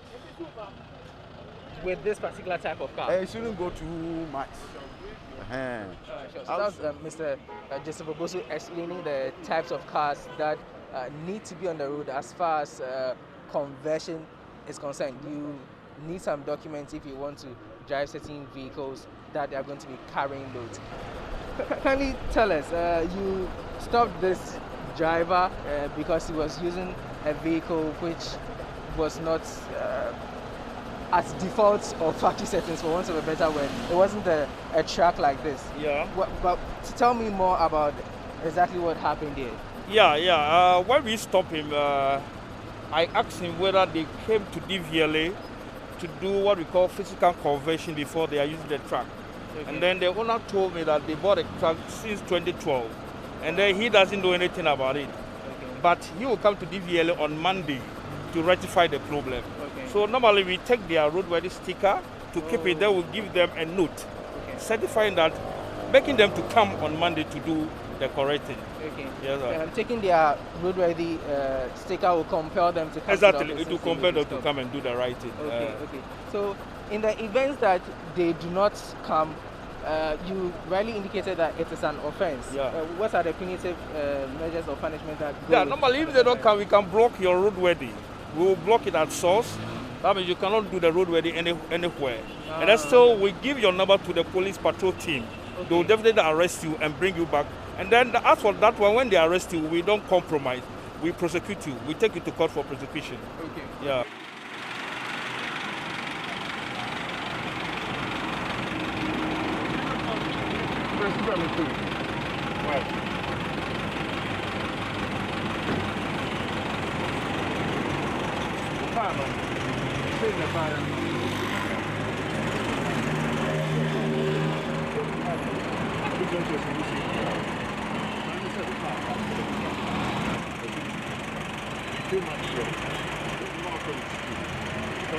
When you go through their vehicle documents, you get to know that they have not converted it or notified DVLA about the conversion done. So when that is done, the price us of revenue and any other thing. So let's say the vehicle is missing.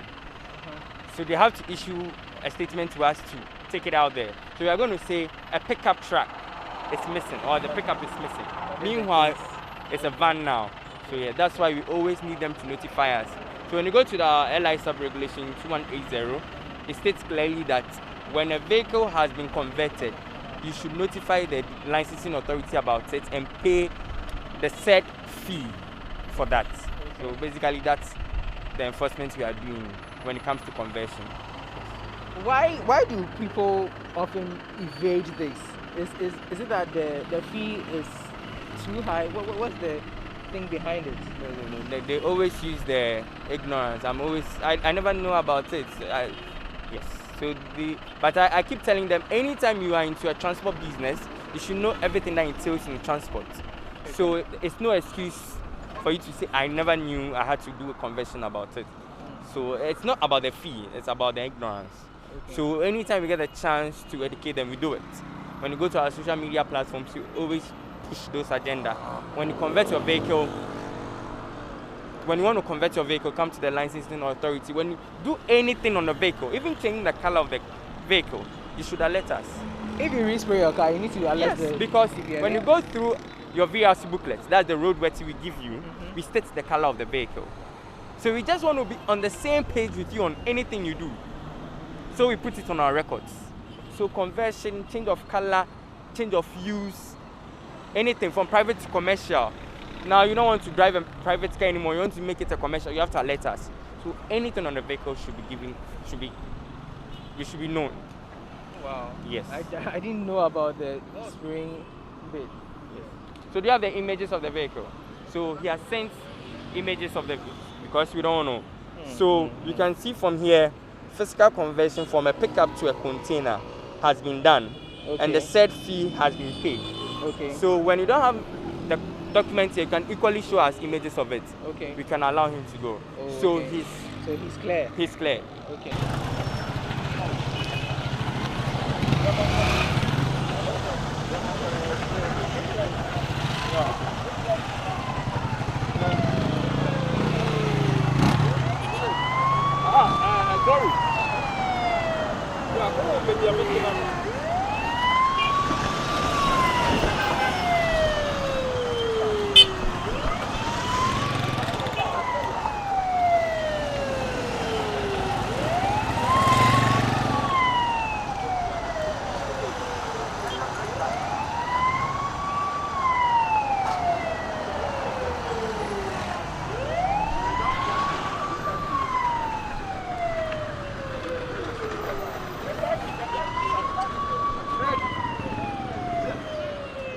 So typically what you are seeing here is Mr. Obosu doing a typical compliance check. He's asked the driver to check out the various functions of the vehicle to make sure that they are functioning. Now from what I saw, he directed the driver to show the trafficator to the left, and I don't see any action happening. But Mr. Obosu is going to tell us more. What exactly is going on? I see you're doing your typical compliance check. Yeah. You see, we asked him to press the brake so that we see if it is functioning. Yes. The lights are not functioning. Both the brake and that of the trafficator light, they are not functioning.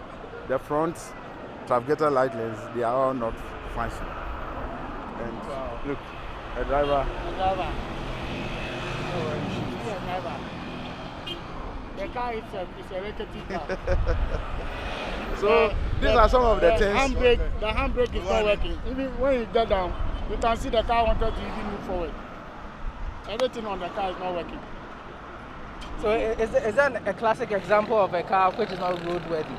Yes, since the lighting system are not working, you cannot tell the other road users your intention. Okay. Because these are the communication gadgets on the car which communicates. So if the trafficator light is not working, it means that you can't communicate well, and eventually it will end up in accidents. If a car is following you and you are braking, how would you know that you are braking whilst the braking light is not working? You see the pointer. So it is in actual fact, it is not roadworthy. It shouldn't come on the road at all. I wonder how we get the roadworthy sticker on the car. Yes, about that. How do cars like that pass the roadworthy? Mr. Obosu, how do cars like that pass the road? The point is we have a lot of fake roadworthiness in the system. So do you run it to see if his roadworthy was fake or is it?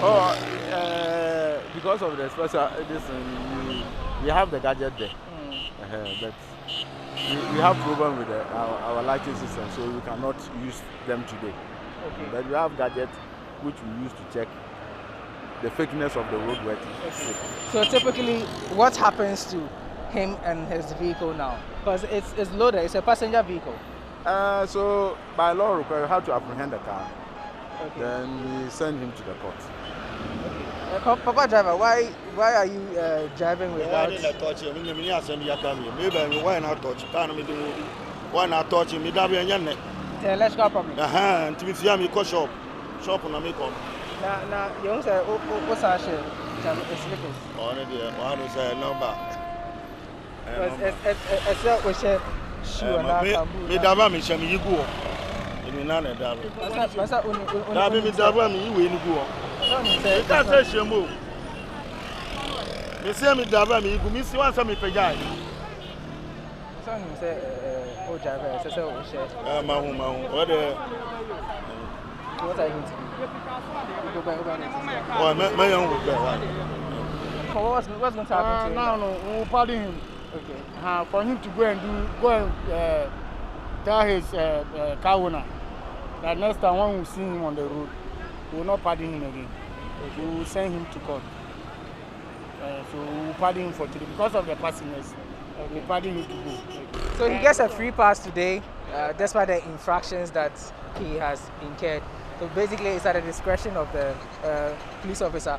Sergeant Bimpon says he made the driver go because the passengers in the car, and it's just this once that he's going to let him go. But subsequently, he's going to be penalized.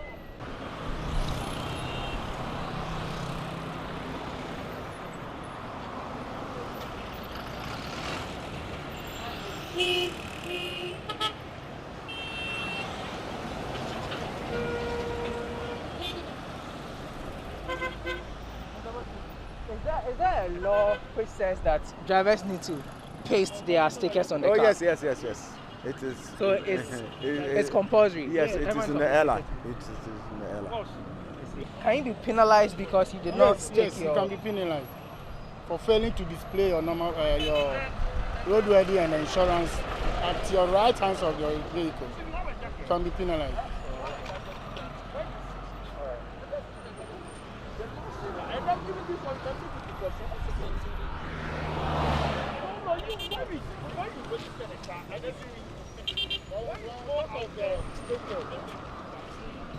You can't see anybody in. By law here, you don't do tinted here unless the vehicles are from home. This one is artificial. Have you seen it? Please, you roll up small. Let me see something. Please roll up. Wait. Have you seen? I can remove it now. Okay. See. You don't know what is in mind, by not allowing anybody to see me in the car. The law says it should be very visible in the car. Everybody should be seeing me. It's in the car. We don't know who's in the car. Maybe you see, nowadays there's kidnappers and whatever. You can't see them. Okay. And then the roadworthy. And the roadworthy. Why we give it to you? You should fix it at the right side of the... But when you look at so many cars now, they don't fix it.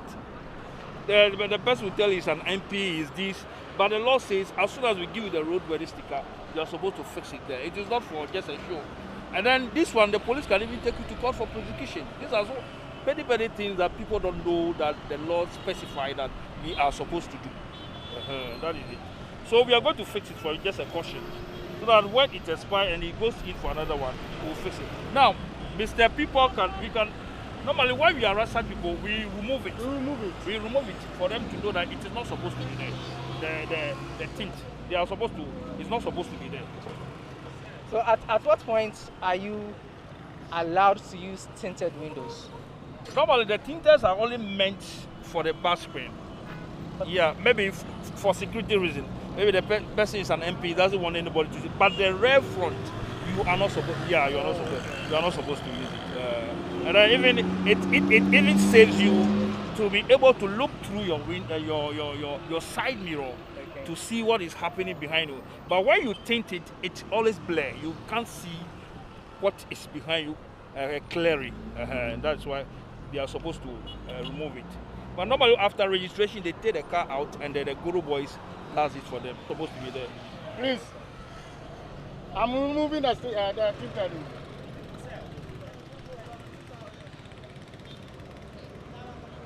There's no space, no. It's not allowed. It's not allowed for you to say there is a space. Because when you see the law very careful, it just not the sign, no, don't say it's a sign. The right side.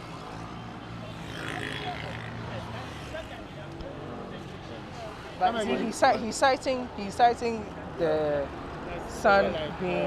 I think 14, 1 or 7. 7. Yeah. The other side.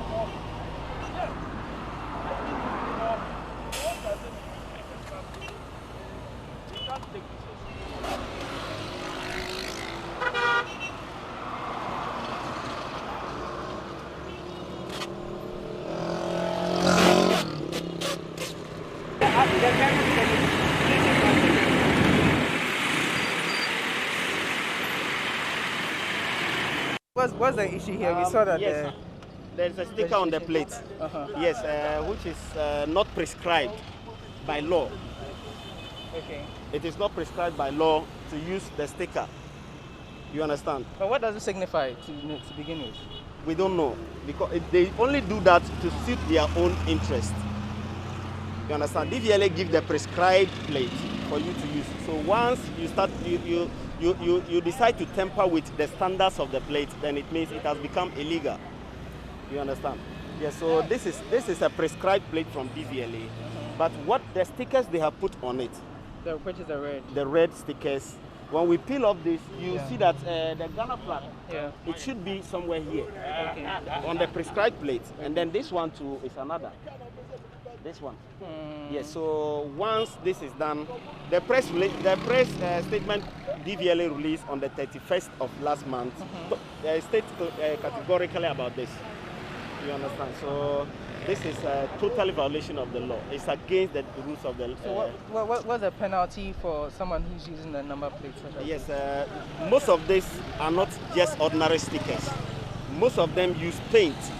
So it will be hard for us to remove it, but once we get them on the road like this, most of them don't know the consequences of what they have done.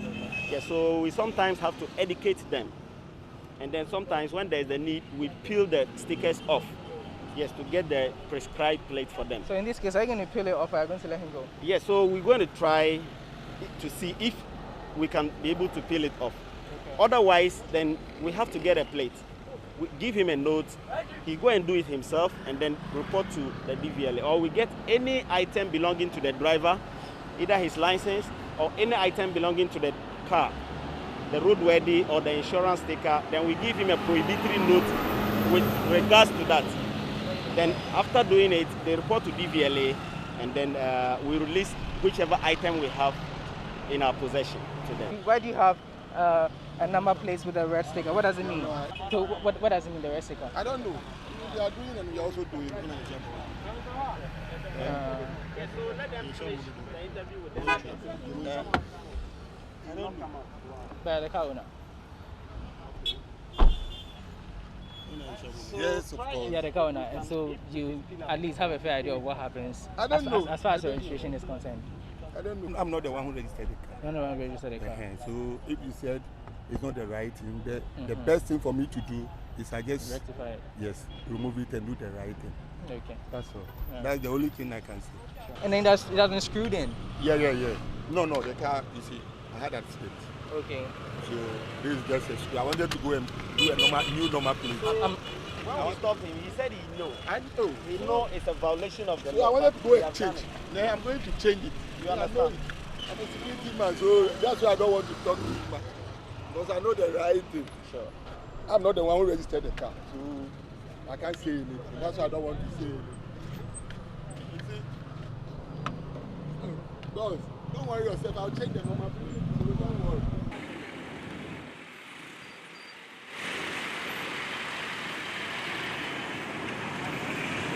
Like this one is from Nigeria. Okay. Yeah, this is a Nigerian plate. So when we get somebody with a Nigerian plate, this is the permit for the car. Okay. Yes, so in most cases, they possess license from Nigeria. He can be a Nigerian. He can have possession of a Nigerian license, but then once he's traveling to Ghana, he should have a permit to drive in Ghana. Okay. Yes, different from the license he has from Nigeria. Okay. Yes, so we inspect the car permit. This is the car permit, and then the driver's permit too as well.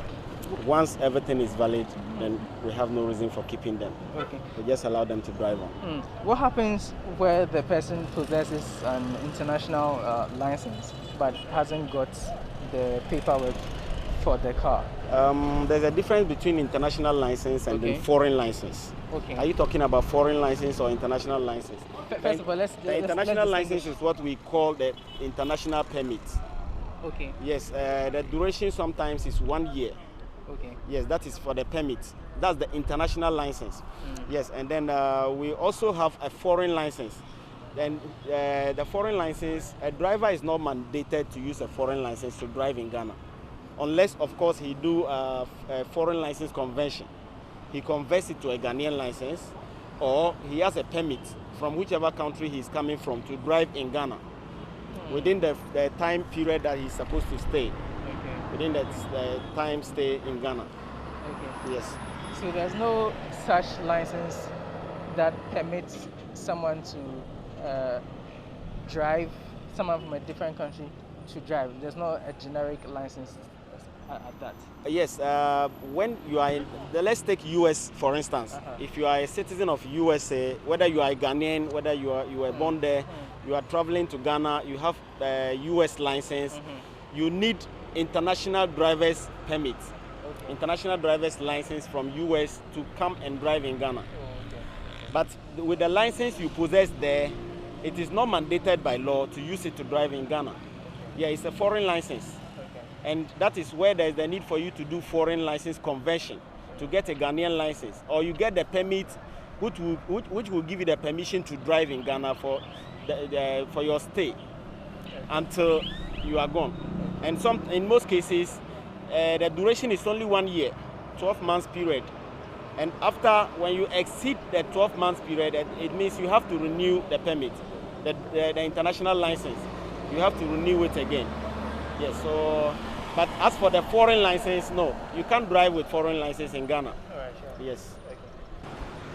You see, this car has been stopped.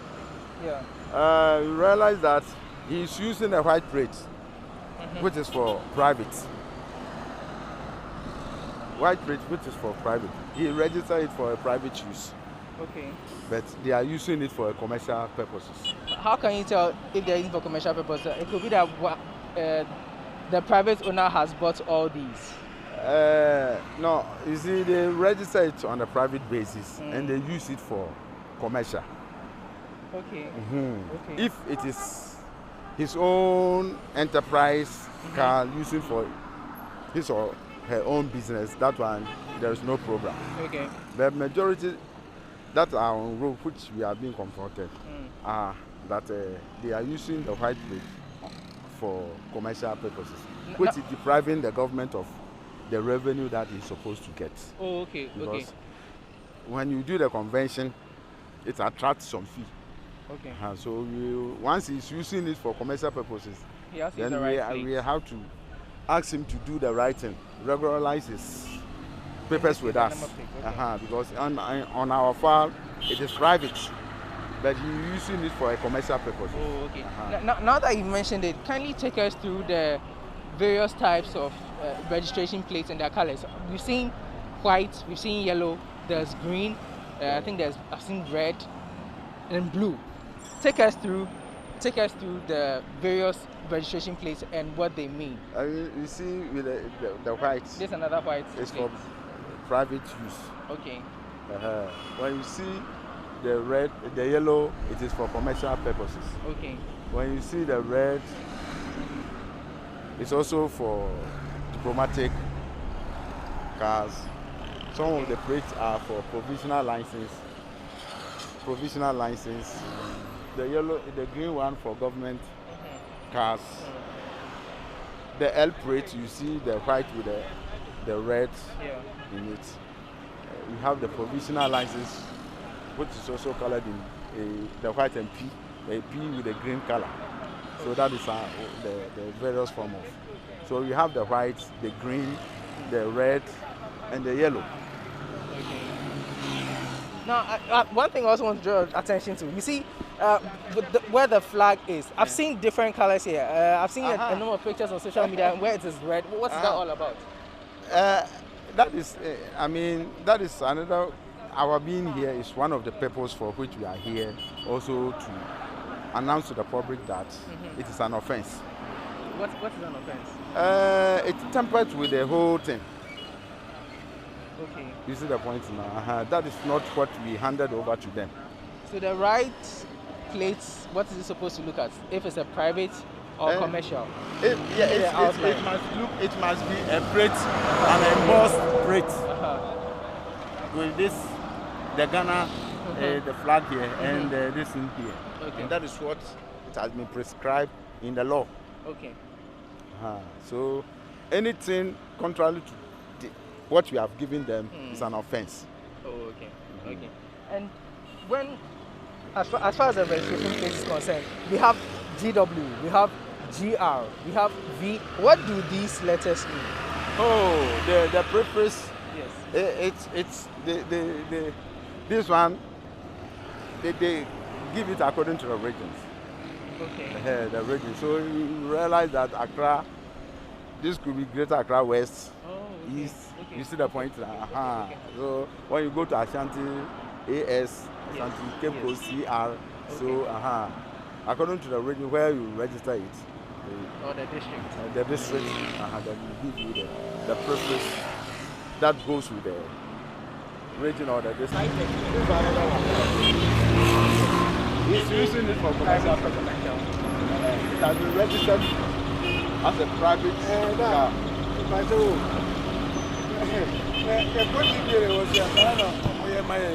And I won't come corner. I didn't buy more fingers and my wife in a tongue. The store cast my wife in a tongue. Yeah, we distribute to my area.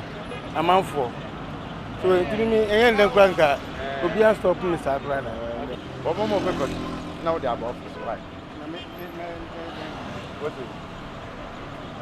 Uber officer for Uber person banning. Hi. About my control, I'm a paper. About my police. I want a bit of clarity on what you mean by using for commercial purposes, because the man was saying that he's been using it. You see, most of the time when you see them, oh, I'm using it for my own business. But when you dig into it, they are using it for their own. But when you say for commercial purposes, do you mean maybe you are they make money out hiring of it. the car or renting the car? They make money out of it. With the car? If you are using it for your own business, there is no problem. But where you go and park it somewhere, you take money out of it, then it means that you are using it for commercial purposes. Okay. And for that matter, you have to even change the plate. So what if, let's say you own a shop, probably a provision shop, and then you buy yourself one of these vehicles, and then you that one buy your stuff. You are using it for your own business enterprise. So that's not commercial. That is not commercial. For your own business, that is not commercial. Okay. So when it's carrying quite rich, you don't have any problem with it. But when it is carrying quite rich and you are using it for commercial, taking money, hiring for people and taking money from them, then it means that it is a commercial. The freight, and you know, commercial cars comes to us 2 times in a year. So when you make it private, it means that you will only come once in a year. So you are depriving the government from getting. All right. Now that you mentioned that, I want us to clarify something here. So with these ride-hailing systems, you know, a lot of them are from personal vehicles, right? So let's say I own a car, but I want to use it for a ride-hailing system, but I'll still be using the car as mine. Maybe I'll go to work, and after work I'll use it for the ride-hailing system. Is that commercial or still personal? It's a commercial. So when I want to do that, it means I have to change the number plate as well? Yes, you have to change the number plate as well. Oh, okay. All right, you have to change the number plate because you are using it for commercial purposes. Even though you have registered it in your destination, then it must solely be used on your business activities. But anything that brings in money with a car, are you getting a point? Okay. You are using it for commercial. Tell me, I see that you previously stopped a car with the registration DV. Yeah. And now you stopped one with DP. What's the difference? The DV is from the garage. That's from garage, and the DP from the port to garage. When you bring it to the garage, you have to change it and paste the DV plate over it. So it comes in as DP and then you change it to DV. Change it to DV. Okay. You understand? Okay. I see. So what he was... This one, I think it has expired. Yeah, so what he was trying to tell is that DP is from the port. Direct from port. Direct from port. And it's supposed to last for only 2 weeks. Okay. So how do you know that it has lasted, is elapsed more than 2 weeks? 2 weeks. Now, when you look at it critically, now the new DP that is coming out is DP, the number, then F. And this one, it has no alphabet. So the alphabet one, it begins from the year. That the ones without an alphabet, when you look at the DPs without an alphabet, it begins from the year. Then we start before A, B, C. Now we are at F. So it means this thing had expired almost about 4 months ago. So he's not supposed to use the DP. He's supposed to come in to purchase maybe the DV plate that he can use for the whole year. What happens when something like this happens? I mean, what are the punitive measures for this? I mean, he's using the plate that has expired. We can hand him over to the police for prosecution. Okay. Yeah, Mr. Benpo, you give us more explanation into this. If our customer with DP plates, once it has expired, then police will take over, and then we will take him to the office and we will process him for court. You understand? So it's an offense, but yes, it's an offense. And what's the punitive measure of punishment involved there? What is the?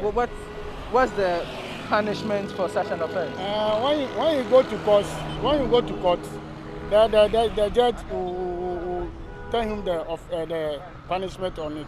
But is there a range? Is there a range? That one I can't tell. The range is I can't tell, but it depends on the judge. Yeah. So we realize that the DV plates, a lot of the times the security personnel stop them after 6 p.m. Why is that? Around 6 p.m. going, they use it for robbery. Which is the DV plate? Yes. Okay. And they use it for adverse activities. Okay. That's why they've been apprehended.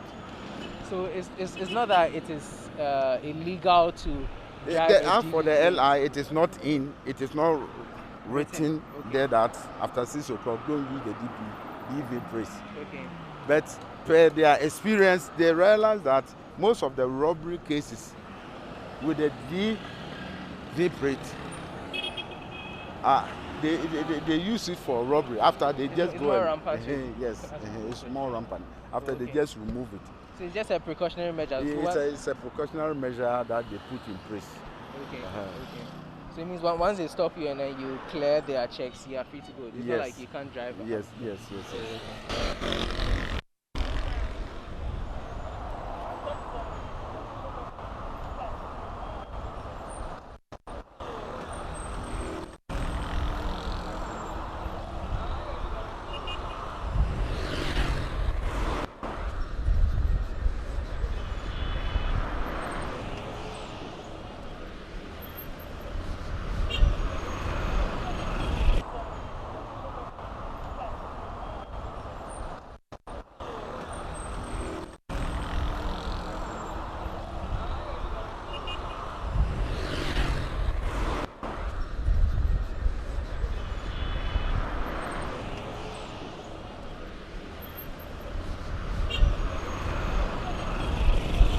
So we've learned quite a number of things today from the compliance team at the DVLA and officials from the MTTD.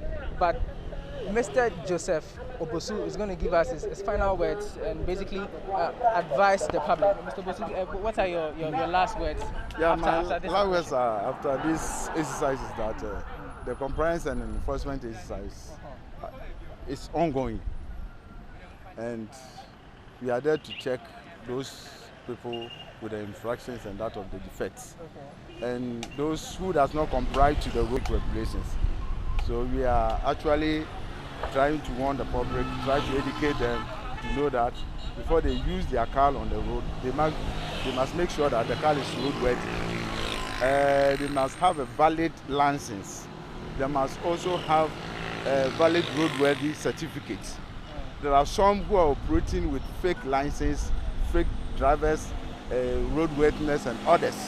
And when we apprehend them, we will send them to court. So we are just warning the general public, also if they want to obtain license, they should come to the license office to come and obtain their license. If anything that they don't understand, especially with the convention of the vehicle from the truck to the van, they should come and we give them the specification for them to be able to enable them to do the convention.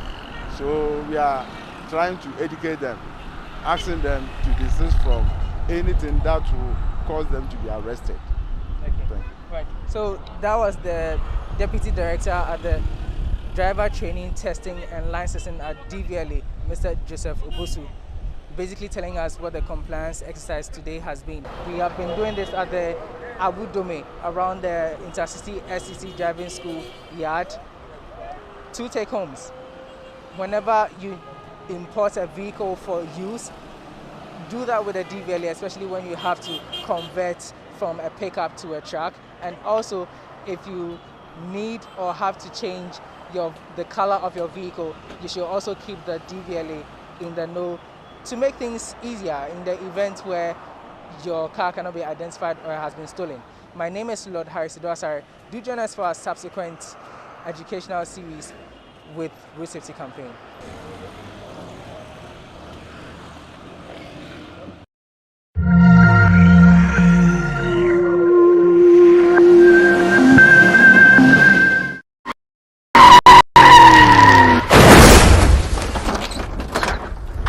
I'm proud to be part of the GhanaWeb Road Safety Campaign. Now, my message to Ghanaians is to be very cautious whenever you are sitting in a vehicle.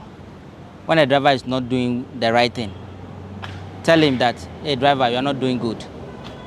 If he's overspeeding, tell him, driver, stop the overspeeding. If he did not park well, tell him, driver, did not park well. Life precious. Do the right thing, save a life.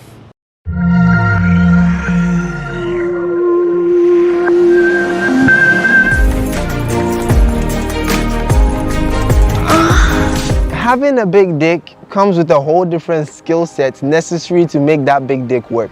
Because for all women's big talk, most of them can't take, dicks of a certain size. She can't even give you a proper arch. Like, instead of giving you the slide, she's giving you the abdomen bridge. Like, what's that? People think when you have a dick or when you have a vagina, then you automatically know how to have sex. You don't. It's not by force to make every lady come. Hey, wait. It's not by force. As a guy, when you're getting sexual with a woman, no matter what, you will enjoy. No matter what, your cum is almost always assured. At times you don't have to take off the panty to eat the pussy. You have to actually use your fingers to slide it, Slide left, slide right. I mean, there's nothing more painful than you do something sexual with someone, then later drama and everything on top, and then you even look back at the sex and it wasn't worth it. You do something with the guy, and the guy didn't make you come. He came under 2 minutes. He went to tell his friends, and this girl eat time, and I didn't know. What did you do? You be with a girl, she's trying to give you head, and her teeth are all. Keep your teeth off my dick.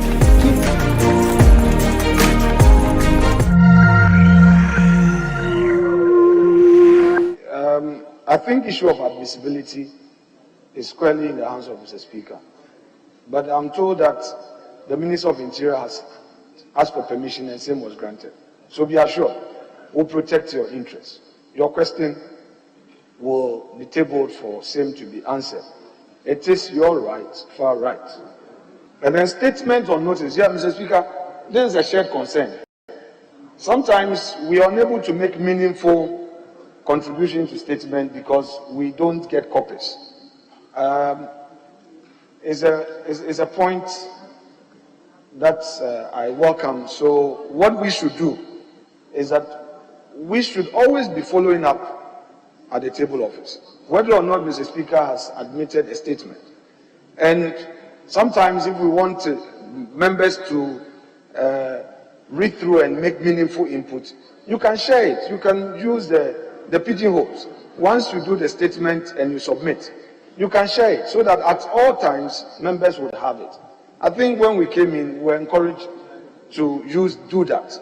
Sometimes the statement will not even be shared at all, and you can't make meaningful contributions. So that concern, I think, is well noted, and steps must be taken to address it. Yes, Kwame Abuja on the. I would find it. I'll find it. Mr. Speaker, I believe I've exhausted the issues that came up, unless there are further matters. Yes, my colleague talked about the Minister of Health. You have various tools at your disposal. File a question. Yes, you are talking about briefing. We have our committees, health committee. I don't know whether you're a member of the health committee, but I believe strongly that the very issues that you want the minister to address us on, if you file questions on that, you would even get the best answers, and that can be compelling. The pleasure of Mr. Minister to come here. All right. If you see the number of questions that have been admitted, squarely falls in line with what you are seeking for. So file a question. That is my strong advice. Thank you.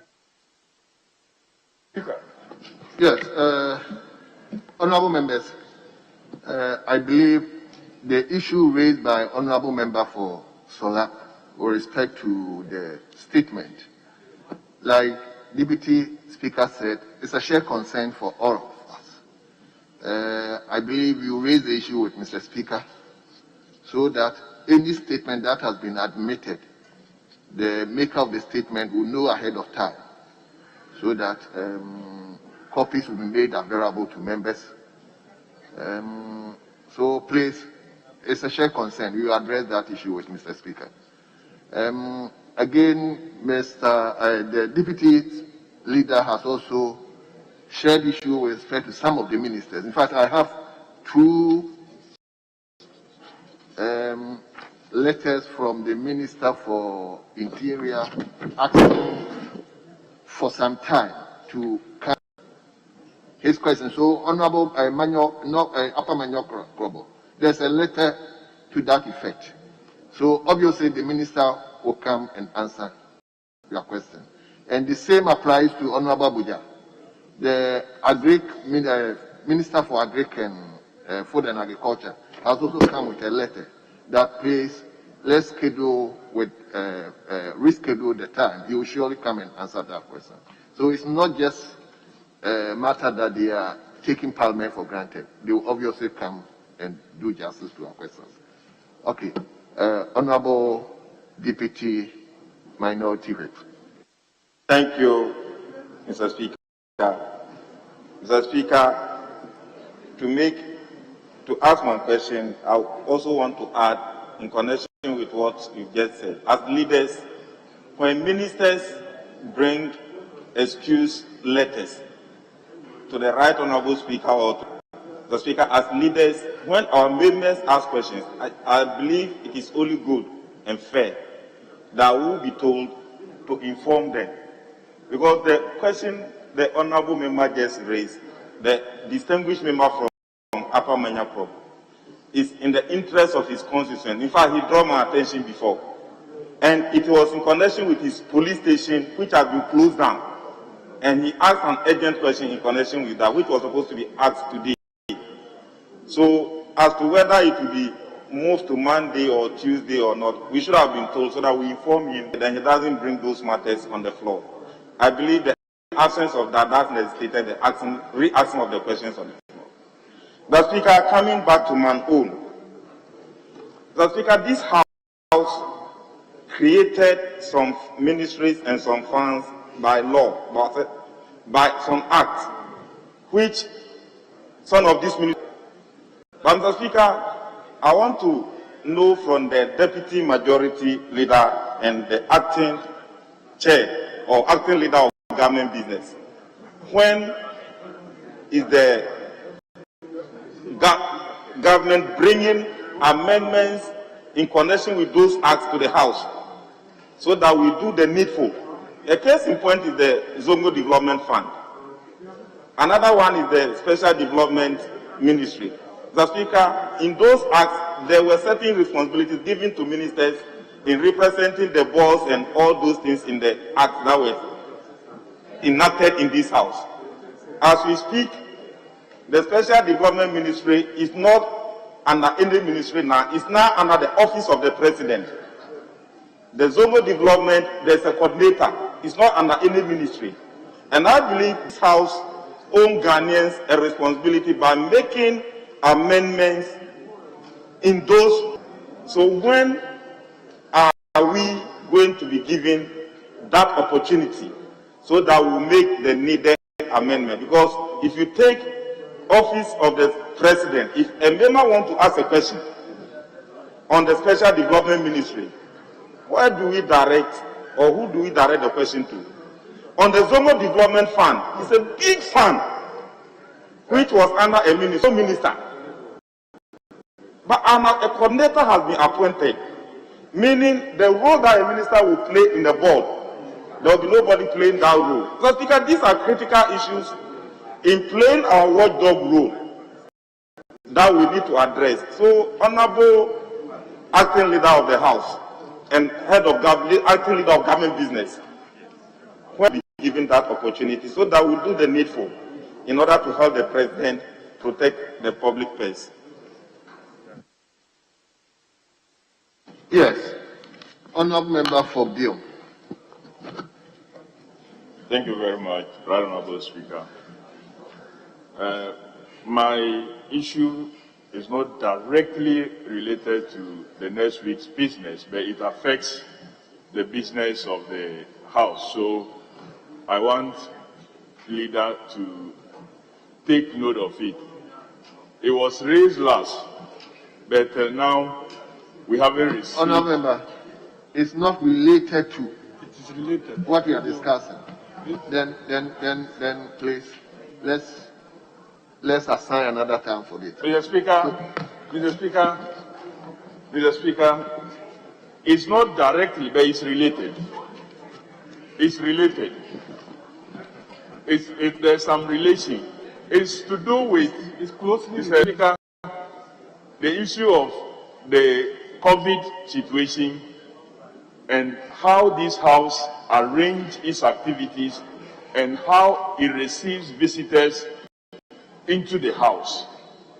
Now, there is an indication of another strain that have entered the country, but we still are now allowing visitors to be unaccompanied. You will be in your office and somebody will just open the door. Oh, I am bringing this facility. Are you prepared to listen to me? It means that people you are not expecting or that you have not granted right to come into your office are being given the access to come into your office. And I think that the leadership should seriously look at this situation. Some of the floors do not have people sitting at the reception. Some do, some don't. And so people are getting too much access. They just open and enter. Should we wait, Mr. Speaker, for someone who is not supposed to enter to cause harm to a member of parliament before we measures in place to stop that? Should we wait? So I think that they should take this up. If possible, even introduce a swipe card systems to enter to our floors. So it's a matter of concern to me that I believe that this house must not wait for an incident to happen before we will take it up. Thank you, Mr. Speaker.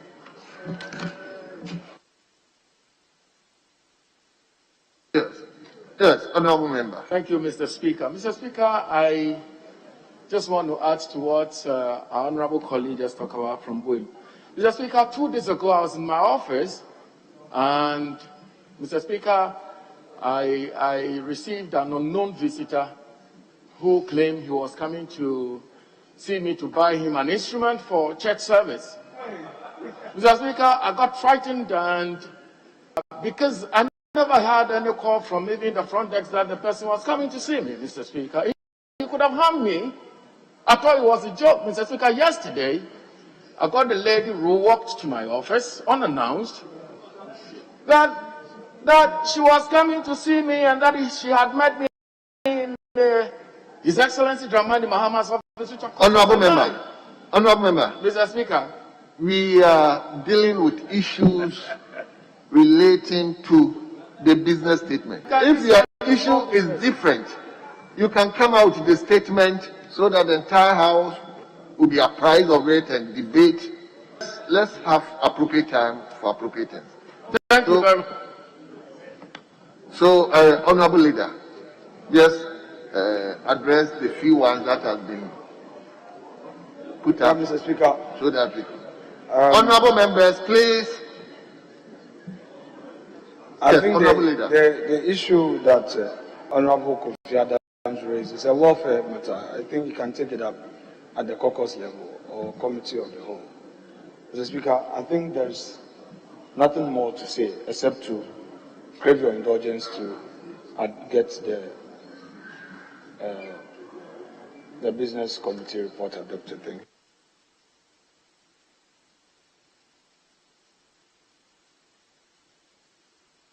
Honourable members, we've come to a close of the business statement. We thank honourable members for their contributions. We're about to suspend the House for a closed session with administrator of that fund, but the minority leader has prayed with me to make a commemorative statement.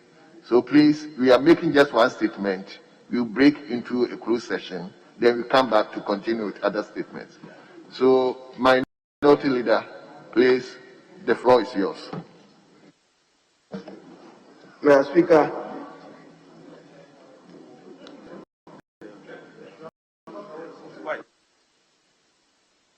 Mr. Speaker, you know, I won't litigate this matter. But I know that the minority leader doesn't like surprises. But I won't litigate. He said he consulted my boss. Yeah. And I've seen my boss name, so I would not litigate. Mr. Speaker, I think you can proceed. Yes, minority leader. Mr. Speaker, if I may indulge you, it's a statement tribute to eulogize Dr. Sule Garba, who passed on 27th of April 2021. Speaker, so with your indulgence, I want to thank you for the opportunity to pay tribute to Dr. Sule Garba on his passing to eternity. He passed 27th of April 2021, and it's with profound sadness that I pay tribute to our dear colleague, friend, and brother. Mr. Speaker, he died at age 62. He has since been buried in accordance with custom. I don't even intend to read the full text of the statement for want of time, but for Hansard to capture it. Mr. Speaker, Dr. Sule Garba was born May 4, 1958 in Tamale. He was a leading member of the People's National Convention, the PNC. He served as senior presidential advisor to the President of Ghana, John Dramani Mahama, from 2009 to 2017. He was a diplomat, esteemed lecturer, and board member with several international non-profit organizations and foundations. Mr. Speaker, he had his elementary education in Tamale at Ghana Secondary School and later in Wa Secondary School, the constituency of the Honorable Rashid Pepo. He holds a PhD in political science and international development from Carleton University, Ottawa, Ontario, Canada, which he obtained in 1989. Mr. Speaker, Dr. Sule Garba's commitments to Ghana was deep, and he was passionate about the development of northern Ghana.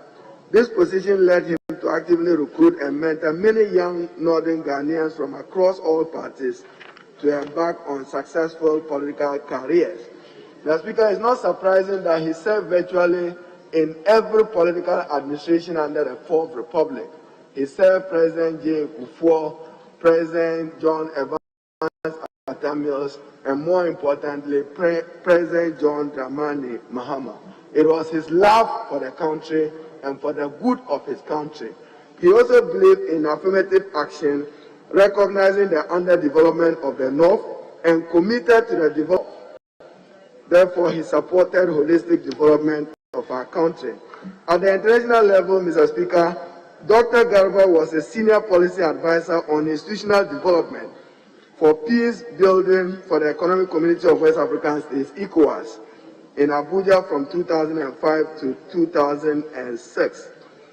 He was a leader in the International Evaluation Movement, having been founding president of the International Development Evaluation Association, IDEAS, from 2002 to 2005, and president of the Africa Evaluation Association from 2007 to 2009. Because of his experience with the Speaker and his wealth of knowledge, His Excellency John Dramani Mahama appointed him senior policy advisor. He was the brain behind the creation of the policy delivery unit at the presidency. His team prepared Excellency John Dramani Mahama's first policy statement when he assumes the reins of government at the Accra International Conference Center in. The policy statement outlined outstanding programs and policies towards the twilight of the NDC government in 2012 with timelines. As Speaker, I still recall as a young cabinet minister, he walked to you when the president directed that every minister must come with a timetable, costed program, how you are going to contribute to job creation. Dr. Sule Garba will walk to every minister to ask you to provide a detailed program and justify what is it that you are going to do to contribute to addressing unemployment in our country. Now, Speaker, Sule's politeness, his sobriety and calmness and humility was legendary. He will speak to every person with a beaming smile. And therefore, I want profound sympathies and condolences to Letolu Muriah Garba, the wife. No, that's the, sorry. He leaves his wife and life partner, Neo Tamai Garba. So to her, we say, accept the lost, fortitude to accept it, and trust that he is resting in the bosom of his Lord. He left behind some children, Lemo Sule Garba, Jima, Aisha, and Murayo. May the soul of Dr. Sule Garba rest in perfect peace. Mr. Speaker, in concluding, they say, good people die every day, but only a few affirm for us the goodness in humanity and leadership the way Sule Garba did. He lived a life that was rich and accomplished, full and fulfilling. We shall greatly miss him. On a personal note, he was an enormous source of support and resource and advice to me personally. We cherish his memory and legacy. May his soul rest in perfect peace. I thank you, Mr. Speaker. Honorable members, I will invite only two contributors. Two contributors. And that will include leadership. Yes. Honorable Member for Wa Central. Thank you, Mr. Speaker, for the opportunity to contribute to this statement ably presented by the Minority Leader, Honorable Haruna Idrisu. The speech could not have been presented by a better personality than this. I have known Dr. Sule Garba since my secondary school days. We were in the same secondary school, and he was a senior. The year he left was the year I entered, but his name rang the bells because he passed through the secondary school and was marked as one of the best students and well-respected students who showed leadership and class at the time of his stay in the secondary school. Mr. Speaker, as I started working with the National Youth Organizing Commission as the Director of Finance Administration in 1999, Dr. Sule Garba met with me and encouraged me to think about working outside government circles. And 3 years later, indeed, he managed to convince me. I had registered my own consultancy, and he encouraged me to move out of government circles and join him. And I did that in 2002 and worked with him in his consultancy with my smaller consulting group. The Speaker, we worked together in Tamale, and I got to know the kind of personality this man was. Very sharp person, very forthright person, an individual who would understand all complexes in solving social problems and even political problems. And Mr. Speaker, this was a great asset. This man was a great asset to Ghana and indeed Africa. Most of his consultancies were not just within Ghana, but outside Ghana as well. And in each of them, he would show that he was a master decision maker and a master understanding of issues.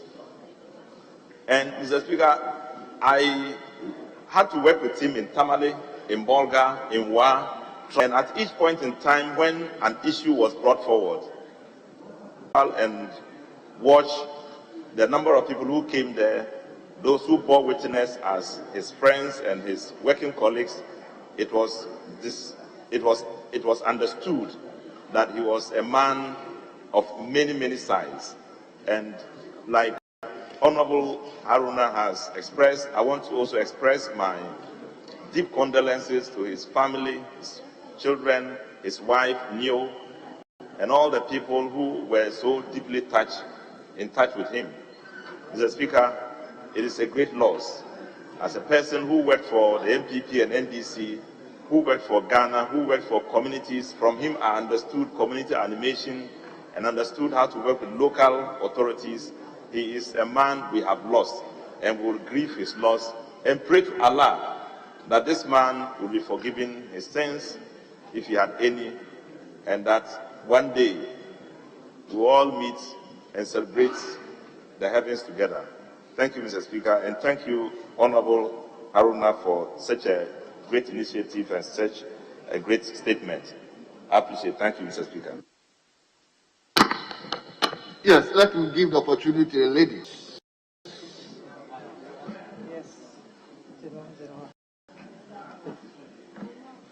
Thank you very much, Mr. Speaker. And I can hear my colleague and senior Honorable Muntala lamenting that it is his constituency. He forgets that it is my constituency as well. Honorable Member, are you advertising for Muntala to also have the floor? I am threatening him in the next election. He should get ready. I'm coming back to Tamale Central. Anyway, thank you very much, Mr. Speaker, and thank you for giving me the opportunity. I want to thank my Honorable Harun Idrisu for the very apt statement that he's presented to this House, eulogizing my boss, my mentor, and my brother. Mr. Speaker, my first contact with Dr. Sule Garba was in 1998 when I had finished university. I enrolled on a program of Economic Affairs in collaboration with the French University of Canada to undertake a postgraduate in development studies. Dr. Sule Garba tended to be one of the main pushers of this program for young Ghanaians who had completed university. He taught us a course in group dynamics and tools. Mr. Speaker, after the program, Dr. Sule Garba gave me my first job as a young graduate. He recruited me into his firm, which was then Garba and Associates, now called General African Services. I headed the communication, gender, and advocacy desk in this organization. Mr. Speaker, fresh from university, I hadn't done community work before. Dr. Garba felt confident to send us out on assignments. And every time we came back and complained, he told us that that's the only way to learn. He sends you to a steering committee meeting, and there are CEOs, board directors, and you are at a loss from or where to end. And he said, when you come back, don't tell me what you did well, tell me what the challenges were. And through that, Dr. Garba trained us to become astute development professionals. Today, and I say it all the time, Mr. Speaker, that I owe everything to Dr. Garba and the 3 years I spent under his tutelage. He was a great mentor, and he taught us life. He said, always look for the good, and appreciative inquiry was his guiding words. Wherever you go into the community, don't go there assuming that the community is vulnerable. There is something good in the community. Look for what is good. When you find that, you build on it. And Mr. Speaker, that was the approach we took as we worked with Dr. Sule Garba in development work in the 3 northern regions of Ghana. Just before his demise, I went to him after I had won my primaries he was in Tamale, and he called a dinner. We had Dr. Mohammed there, Dr. Montia of Bank of Ghana formerly, Dr. Audu Tinoga, and I think Philip Ayensu of PDSP. We had dinner together, and he assured me of his support. Indeed, he reminded me of a lot of the community engagement protocols that we had imbibed as young people working under him. Mr. Speaker, on 4th April, I was in Tamale. I went by his hotel, Garba Lodge, and I asked the receptionist, is Dr. Garba in? He said, no, he's traveled. I didn't know that he was very sick. It was his passing. May his soul rest in perfect peace. May Allah grant Dr. Sule Garba Jinnatul Firdaus. May Allah favor Dr. Sule Garba's family with all the goodness and kindness that he showed to all of us young people who passed through his hands. And his name. Mr. Speaker, I want to thank my leader, the maker of the statement. And I want to thank all who have contributed in eulogizing the life of this great son of Northern Ghana. May his soul rest in peace. Thank you very much, Mr. Speaker. Before I come to the leader of the House, I believe I don't allow Mutala to speak. There are a lot of people interceding for him. So, Mutala, I'm giving you 2 minutes. Be snappy. You claim the man hails from your constituency. So, be snappy, please. Thank you, Mr. Speaker. And I can't thank you more. I think I have to get you a white cooler after this session. And that is a recognition of appreciation. I want to first and foremost thank our leader and the maker of this statement. And everything he said about Dr. Sule Garba is the absolute truth. Every single young politician in this contemporary would have to look at Dr. Sule Garba as a symbol for emulation. As a young undergraduate student in the University of Ghana, Dr. Sule Garba, whose name I was acquainted with as a young boy growing up in Tamale, I got in contact with him when I was in level 100. That was the year 1999-2000 academic year. And he used to be invited to come and address the northern students of University of Ghana. It is interesting to state that Dr. Sule Garba is a pure Yoruba person. The grandparents came from Nigeria, settled in northern Ghana, just like Mr. Gbadamoshi, who ended up became the Director General of the Ghana Education Service.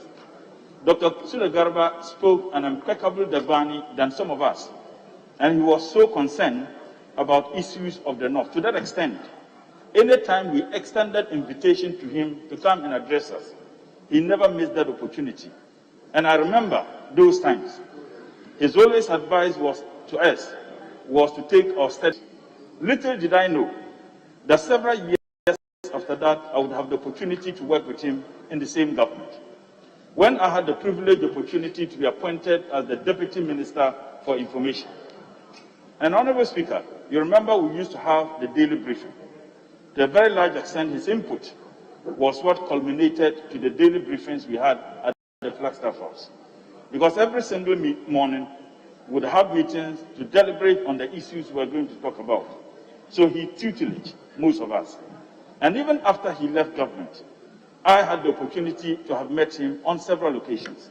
So to lose such a man is to extend our profound and sincerest condolences to his wife, his family, and remind all of us, as stated in Quran chapter 3, verse 1, that kullu nafsin za'iqatul maut, that every soul shall taste death, and that our true compensation would be recognized on the day of resurrection. It is my prayer, and I believe the collective prayer of all people, well-meaning Ghanaians, and most importantly, this House, including yourself, Mr. Speaker, that our brother would be in the hands, the merciful hands of Allah subhanahu wa ta'ala. And we want to use the opportunity also to urge all of us to be reminded that there is a day we will live no more. And as we leave this world, we should be conscious of that every single day. And I believe that this was the position of the. We wish him well, and we pray that Allah will forgive him of all his sins he might have committed, and indeed show mercy to him, and he will receive the full hands of Allah subhanahu wa ta'ala. Thank you very much, Right Honorable Speaker, for giving me the opportunity. Thank you very much. Let me now come to the leader of the House. Speaker, also rise to lend my voice the tribute paid by the minority leader to the memory of Dr. Sule Garba, who passed on the 27th of April 2021. Speaker, a lot has been said about Dr. Sule Garba as a diplomat and lecturer, and indeed one who was very much passionate about the development agenda of the northern region, and in that regard recruited a lot of people to join ranks in order to formulate programs to what would translate into projects to develop the northern parts of Ghana, which he, like many of us, perceive and indeed consider as lagging behind in development. The Speaker, he wanted to serve as a bridge to bring up to speed the development agenda of the northern regions. Mr. Speaker, at the international level, at the instance of Dr.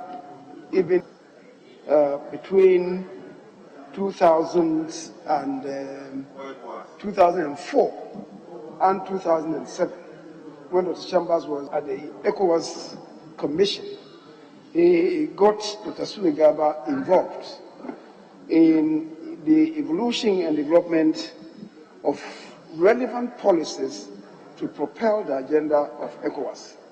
And Dr. Chambers made him a senior policy advisor at the institutional level of ECOWAS. Mr. Speaker, if there is any outstanding contribution that Dr. Sule Garba made in national development, I would want to relate to what he brought to bear on the work of the National Development Planning Commission. Speaker, in filling in for President John Dramani Mahama, the social development programs, the coordinated programs, the Speaker, he said that many times we list programs and policies. We do not provide roadmaps and timelines for the delivery. For the first time, at the instance of Dr. Sule Garba, we had this. And I think that that is his contribution, because we have a litany of policies and programs submitted by all presidents in fulfillment of the relevant provisions contained in the directive principles of state policy. We submit them to Parliament. We benchmark budgets against the policies, the coordinated policies and programs of government, the serving administration. There are no roadmaps. There are no timelines for the delivery. The programs that are listed and submitted to Parliament.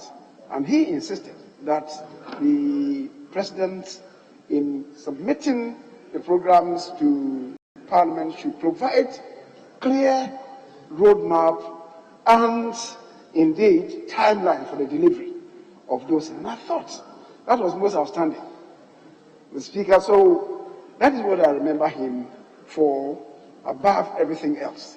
And I want to commend him so highly and also recommend that following after that, the coordinated programs should come to Parliament with roadmaps and timelines.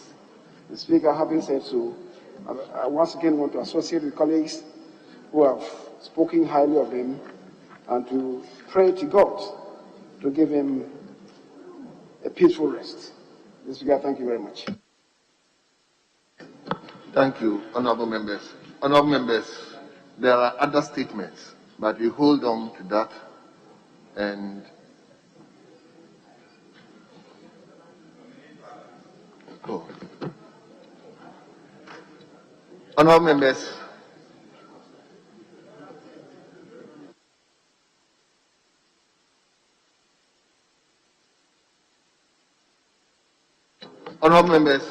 may we rise and give a minute silence to our departed brother.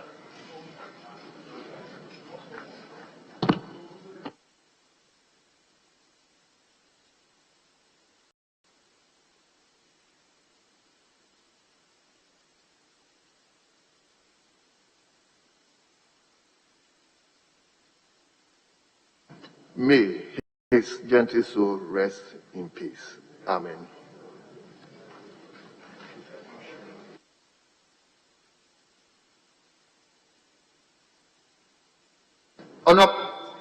Yes, honorable leader.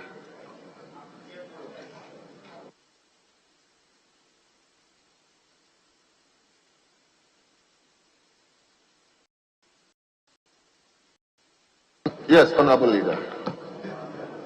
Speaker, I just wanted to propose that we move into a committee of the whole to deal with the proposals in respect of the formula for the disbursement of the GET fund. So if you will indulge us, we can do so now.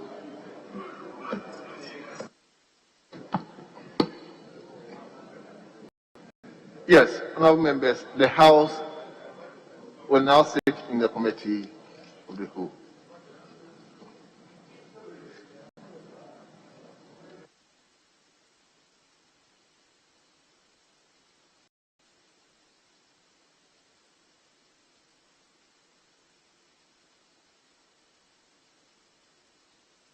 So, honorable members, in the interim, sitting is hereby suspended.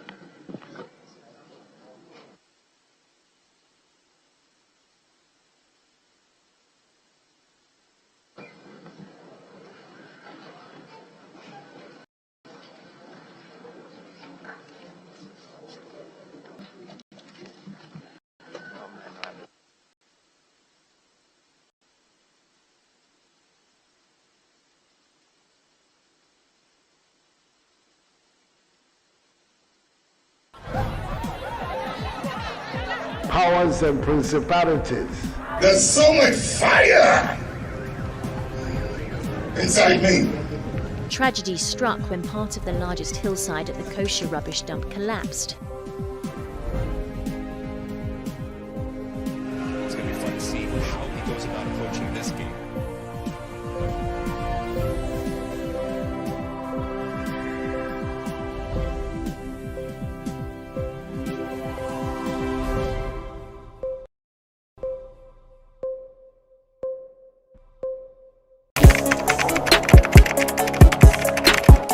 We table issues relating to the arts and entertainment for a riveting discussion, of course, without fear nor favor. The question the presenter asked them was a dumb question. You need to speak the fact and move.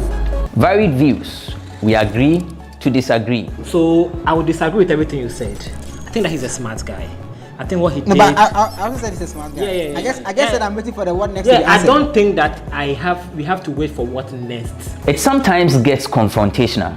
But that's the beauty of the game. Today you are denying funny face. It's not my brother. You are denying funny face. I don't know him. You don't know funny face. It's not my brother. You don't know funny face. It's a package. We meet, we sit, we dialogue, we learn, we progress. My name is Benefo Huabin Abrantepa, a proud blogger, and this is my forum.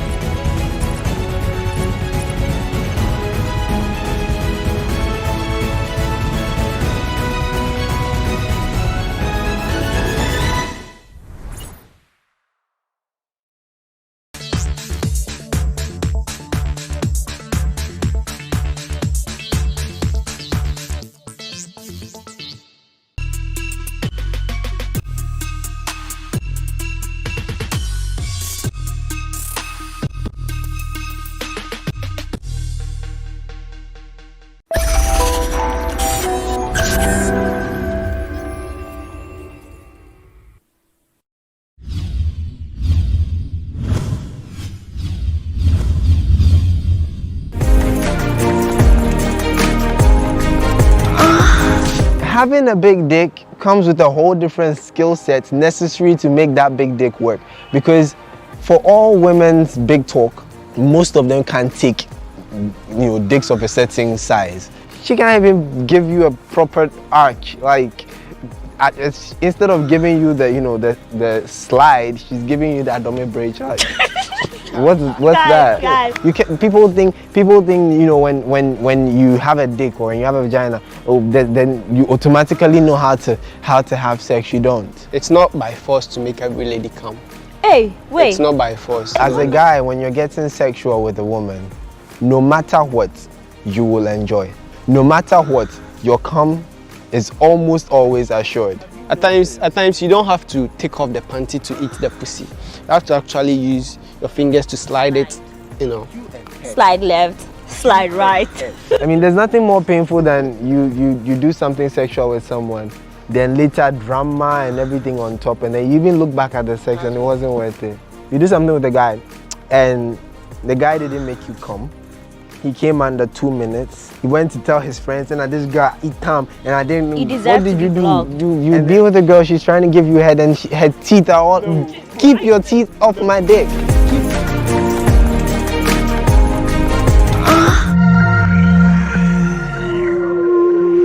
The press center of the Ministry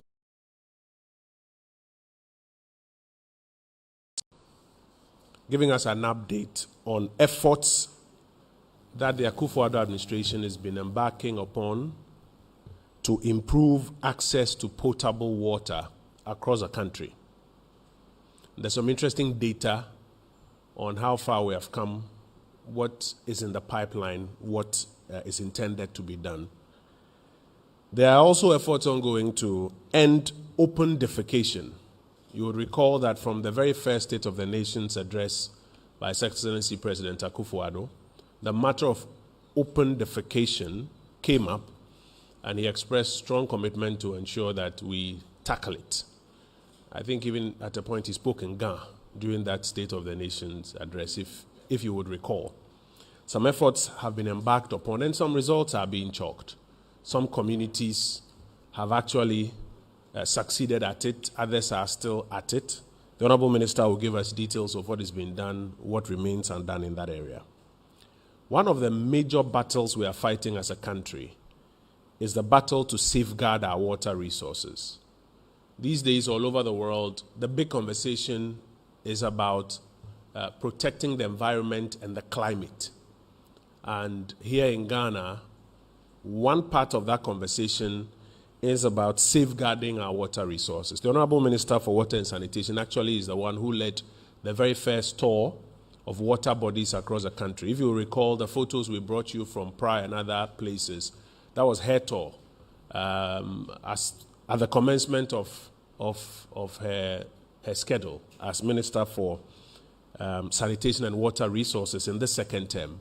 She commenced that exercise and then rallied other ministers to come on board. So then Minister for Lands and Natural Resources, myself, as you would recall, Minister for Defense, and then a lot of interventions have now followed in the exercise to safeguard our water resources. Is there any improvement so far? Can it be sustained? She has some information to give us on that one. And then one of our age-old challenges we've been dealing with, improving waste management in our country.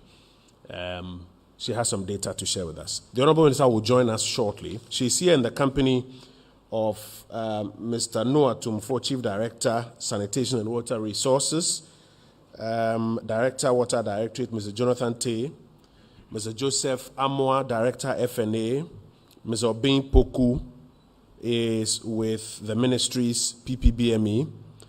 There's a project they call the Gamma Project. I'm sure you've heard about that. The coordinator engineer, Siedu George. George, where are you? Okay, he's with us as well. The Community Water and Sanitation Organization, Mr. Wolanyo Kwejo Selassie is here with us. Ben Ampoma is Executive Secretary, Water Resources Commission, and Engineer Dr. Clifford Brymer, MD Ghana Water Company Limited. They are all here to support the Honorable Minister, the Honorable Cecilia Adapa. But before I invite her to the podium, there's something I need to draw your attention to.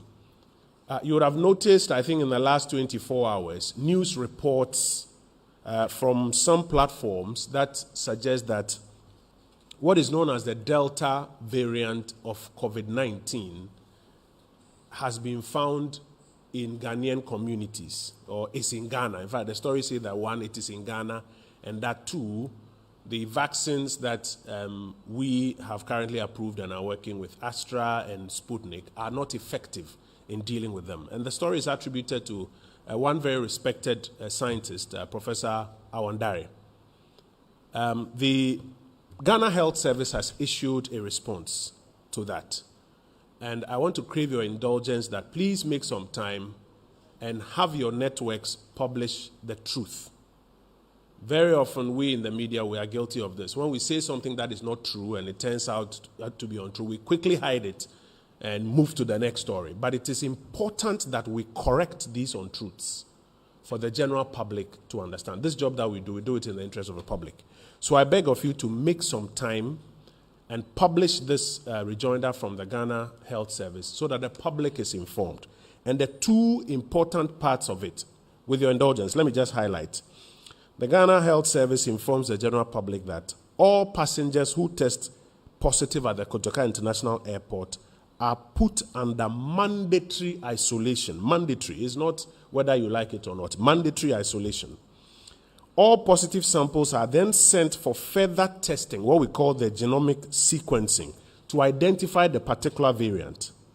The variant sequenced from samples of positive cases at the airport do not necessarily end up in the Ghanaian community.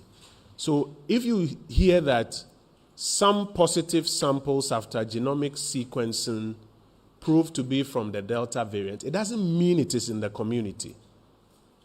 It is because the surveillance system was able to arrest it at the airport into mandatory quarantine. So it does not necessarily mean that it has ended up in the Ghanaian community.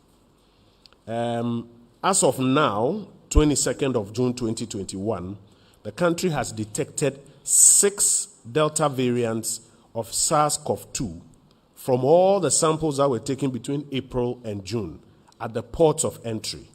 and no Delta variant has been detected from samples taken from within the community. And colleagues, it's important that we get this out to the understanding of the Ghanaian community. Now, another part I want to read. On the issue of vaccines, reports that the Sputnik V and Astra vaccines are not effective against the Delta strain of SARS-CoV-2 are untrue. And all the data from the Public Health England that shows the percentage levels of efficacy have been provided in this statement. I beg of you, it is important that you let the Ghanaian public know the facts. Let's not just brush over it or just move to the next topic. It is honorable to say I got it wrong in this instance or that we didn't exactly capture it right. Fighting COVID is difficult enough. You, our colleagues in the media, you've been a very good partner in this enterprise. It's better that we keep it that way and not resort to misreporting or sensationalizing what people have said. So I just wanted to put that out as we start. With your indulgence, I want to invite the former Member of Parliament for the original Bantama constituency. Not the one that has been cut into little bits. That was the original Bantama. That was the World Bank. The Honorable Cecilia Dapa to join us and to share with us the 4 briefs that she has for us this morning.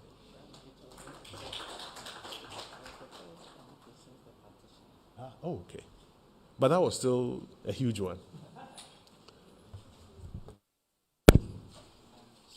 Honorable Minister was the first MP after the partitioning, rather. There's honor in correcting when you get it wrong, not so. Minister, we're in your hands. Thank you very much, Honorable Minister. As always, very warm welcome to us. You all saw me dabbing my face. I had to climb how many stairs? At this age, Honorable Minister for Information, Chief Directors here and from my ministry, heads of agencies and other directors, our dear friends, cherished from the media, distinguished ladies and gentlemen. I stand here today to apprise the citizenry on the strides made by the Ministry of Sanitation and Water Resources over the period since our last meeting.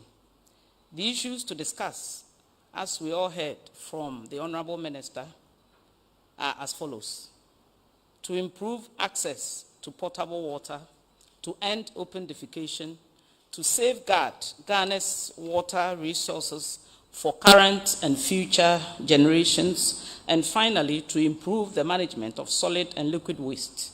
And this is all to improve the overall sanitation and hygiene in our country.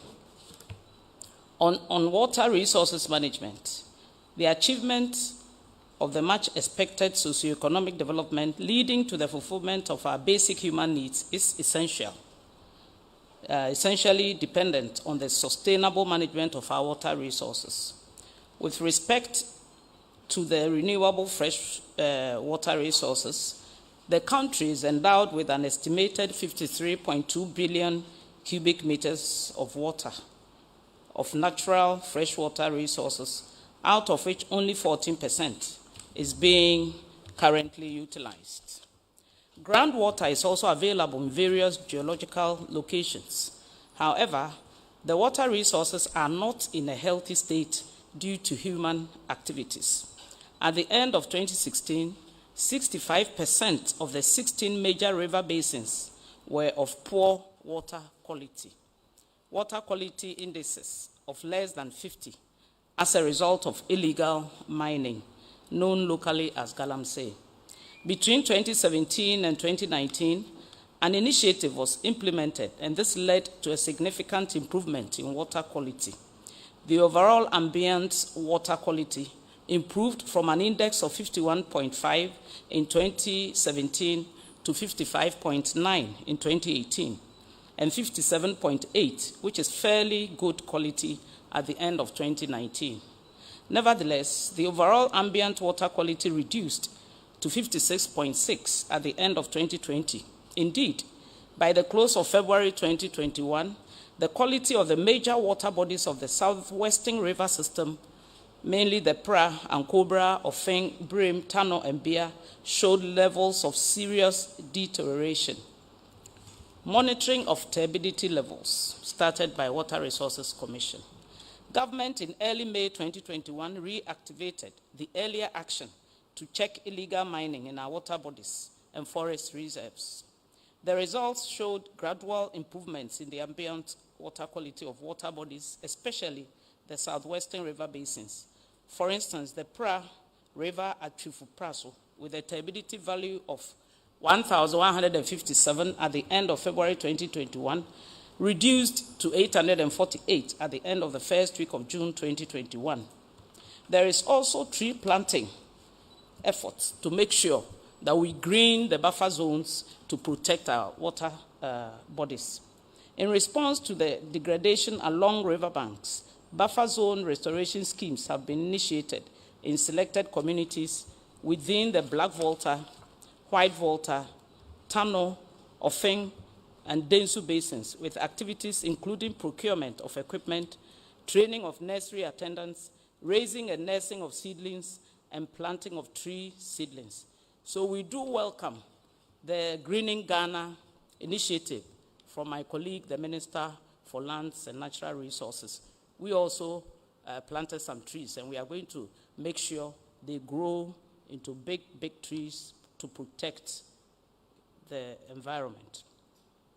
With urban water management and supply, government is committed to meeting the universal water coverage by 2030, in line with the Sustainable Development Goal 6.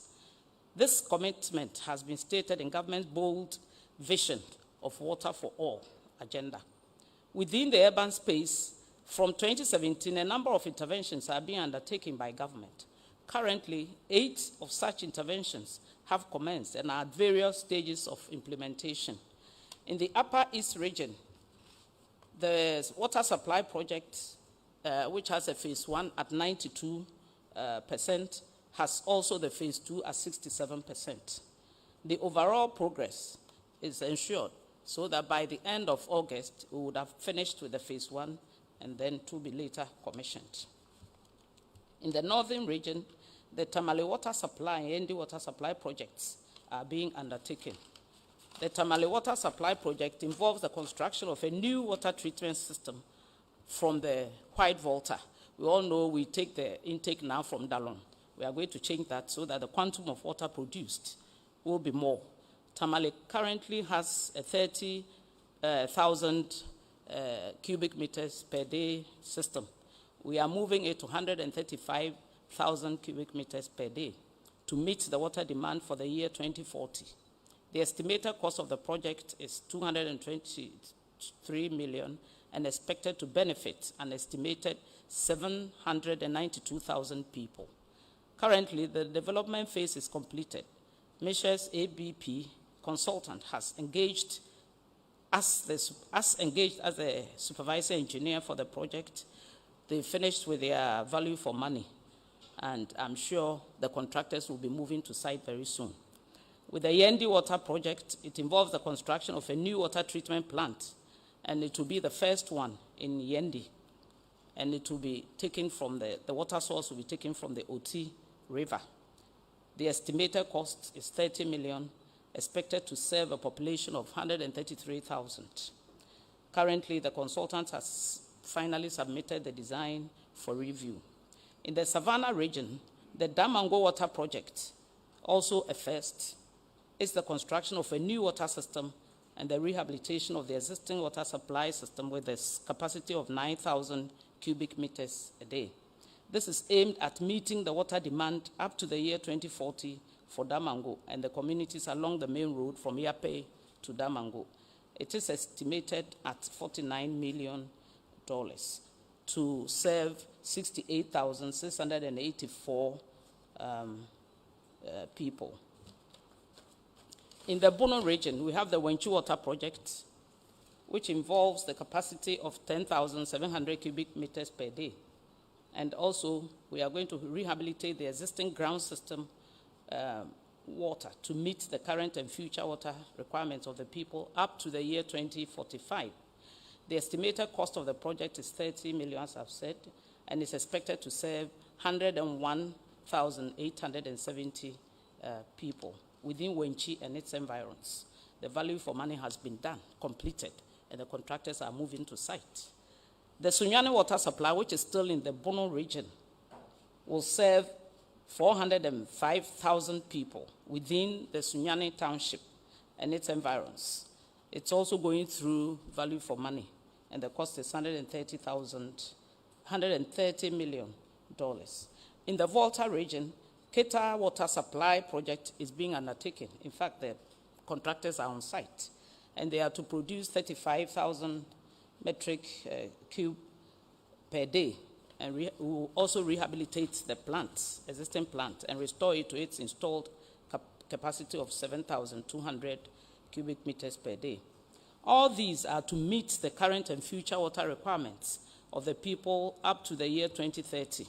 And the new policy is to always serve the villages and towns en route as we lay the pipelines to make sure water is supplied to both rural and urban communities.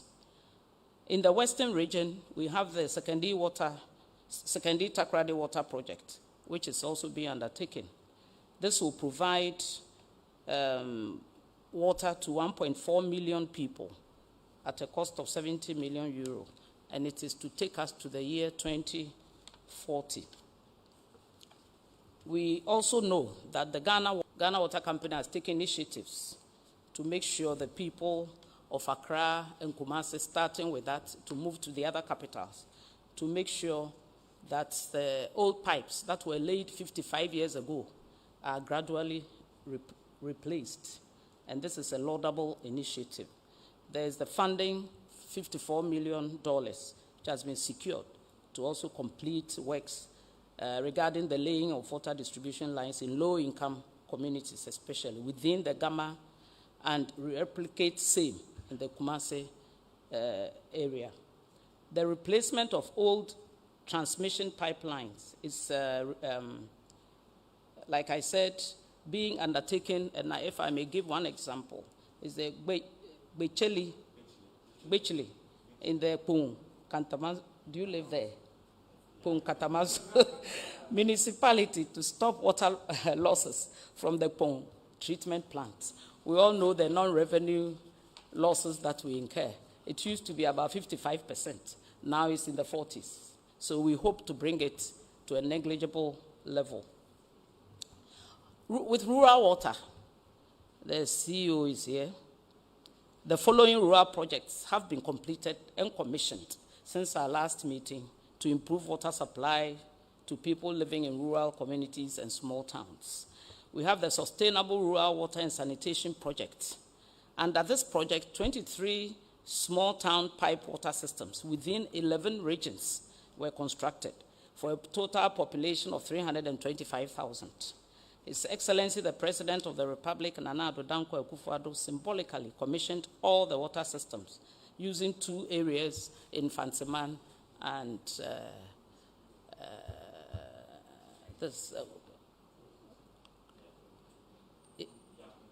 no, not Yape is different. It's also in another region, but Awutu Senya, you've all forgotten.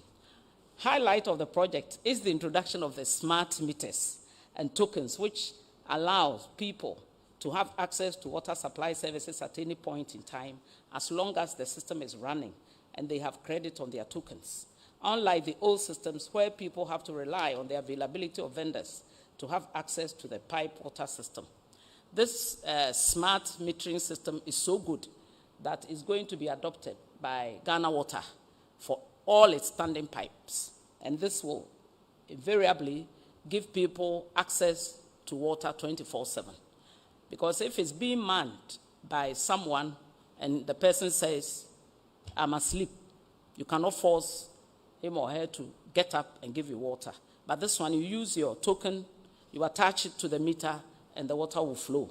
If you need 1 bucket, you can get it. If you need 10 buckets, you can get it, so long as you have credits on your token. I've just seen the Deputy Minister designate. My dear, we love you so much for joining us. Another innovation is the introduction of solar pumps at the Naleregu water supply system to reduce operational costs. As I speak, we have systems that owe up to a total of about 40 million Ghana cedis in the rural areas and the small towns. The solar pumps giving us solar energy will make sure we save costs on these. So far, 35 solar energy systems have been installed in the Ahafo, Bono, Northeast, Northern, Savannah, Central, Western North, Upper West, and Volta regions. Furthermore, 616 smart taps have been installed in these areas as well. We also have the 5-town piped water system, and at a cost of $3.78 million. The objective of this project is to expand access to and ensure sustainable water supply and sanitation services in 36 rural and small town communities in the whole municipality, Whole West, Agotime-Ziope, and South Dai districts. In all, a total of 69,000 people are to benefit from the project. His Excellency the President has commissioned the completed plans at a ceremony at Amejope in the Whole West district. This was the only time a sitting president had visited the place, meaning Amejope. We applaud His Excellency for going round the country in such an effective way. Strabag Water Supply Project, also known as the Phase 3 of this project, is being implemented in the Central Tong, North Tong, Whole West, Adaklu, and Agotime-Ziope districts. His Excellency cut the sword for the project last year. The scope includes the completion of the distribution network in areas which are already connected to transmission mains of the drinking water treatment plant constructed under phases 1 and 2 and connected from Wire to Gutime. The project will benefit about 222,075 people in 183 communities. We also have the Community Water and Sanitation Agency reforms to ensure regular and sustainable water supply services to small towns and rural communities. A number of reforms has been initiated to hand over a number of broken down or suboptimally functioning water systems, which were being managed by communities to the Community Water and Sanitation Agency for management. There's a history to this, but since my time is limited, maybe during question time this will come up. The free water, the famous free water. His Excellency the President, Nana Addo Dankwa Akufo-Addo, is the only president globally, by our checks, to implement an intervention to supply free water during the COVID-19 pandemic to the citizenry for 15 months. The intervention has received both national and global recognition and must be applauded.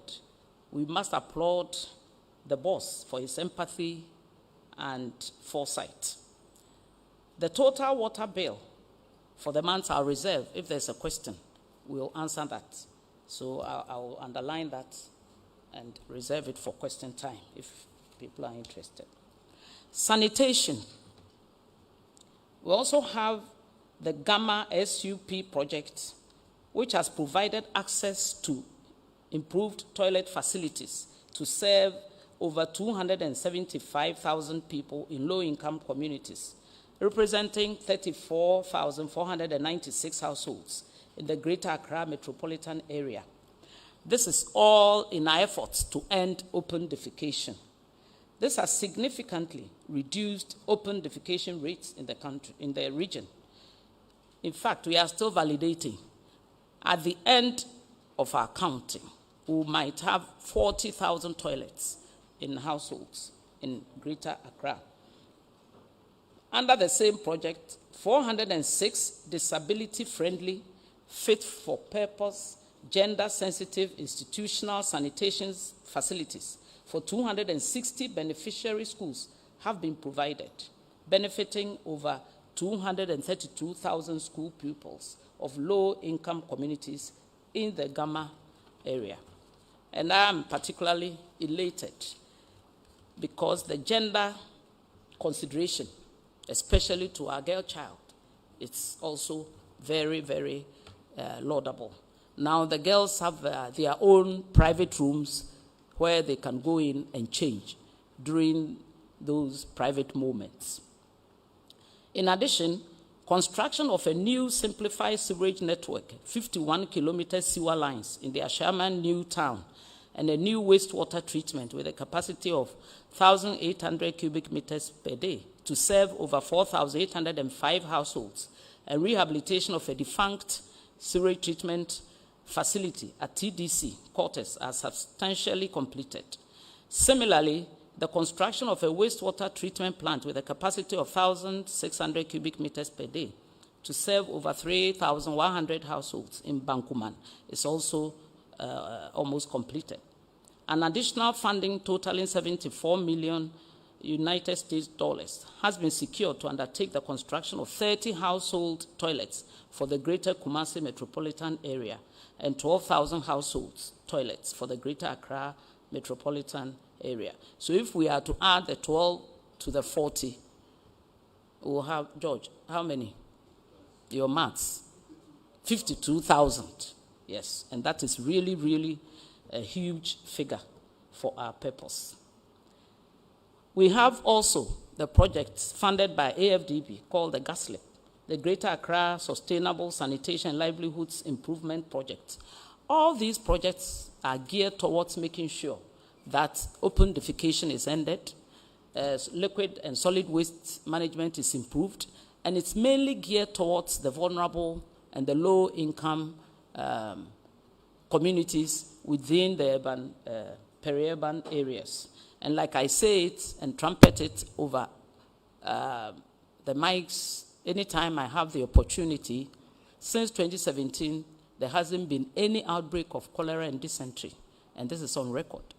Ghana fact checks, they've checked, and it is true. Not that we enjoy having people going through stress, no. We want everybody to be healthy and live a good life. The Greater Accra Sustainable Sanitation and Livelihoods Improvement Project has procured 30 communal waste skip containers and 24 waste collection equipment and handed them over to the beneficiary MMDAs. Additionally, 4,160 household toilets have been completed out of a targeted 5,000. So 52,000 plus 5 is 57,000. So we are going. We also have another project called the GARID project, Ghana Greater Accra Resilient and Integrated Development Project. The ministry under this project is constructing an engineered sanitary landfill and a materials recovery facility in the GhanaWest municipality. In addition, a transfer station is being constructed at the Ghana Atomic Energy Commission. Furthermore, the dam site at Abokobi Abloraje is being capped. Fence wall along the Odor drain will be constructed to prevent the dumping of solid waste and liquid waste into the drain. We also have the decommissioning and re-engineering of the Pung and Oti landfill sites. These two happen to be the largest landfill sites in the country. The Ministry of Sanitation and Water Resources initiated the process to decommission and re-engineer the existing landfill sites at Pung, Tema, and Oti in Kumasi, Asokwa, to transform and improve the management of municipal waste and also the environmental conditions of the communities where they are located. Currently, work done are 86% at Pung and 66% at Oti in Kumasi. Provision of infrastructure for solid waste management. Currently, the ministry is collaborating with the private sector, specifically Zoom Lion Company, to provide the necessary infrastructure for solid waste management in the country, in all the 16 regions. We also have the plastic waste policy implementation, which we are collaborating on with the Ministry of Environment, Science, Technology, and Innovation. Very soon, this will be rolled out. In fact, the committee has been set. Their report will be due in about a week's time. The ministry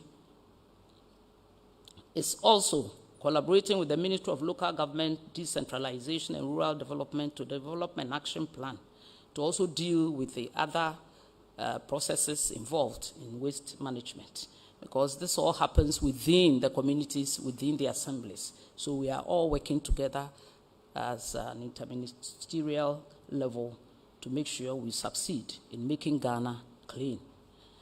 We also have a waste to energy pilot program, which is currently being undertaken to produce 400 kilowatts of power, of energy in the Jankoba, in the Achuma Mwabieja South municipality. And this project is being funded by the German government. And this was also a collaboration with the MESTI ministry. We also have an intervention that we carried out last year. We had to evacuate age-old heaps.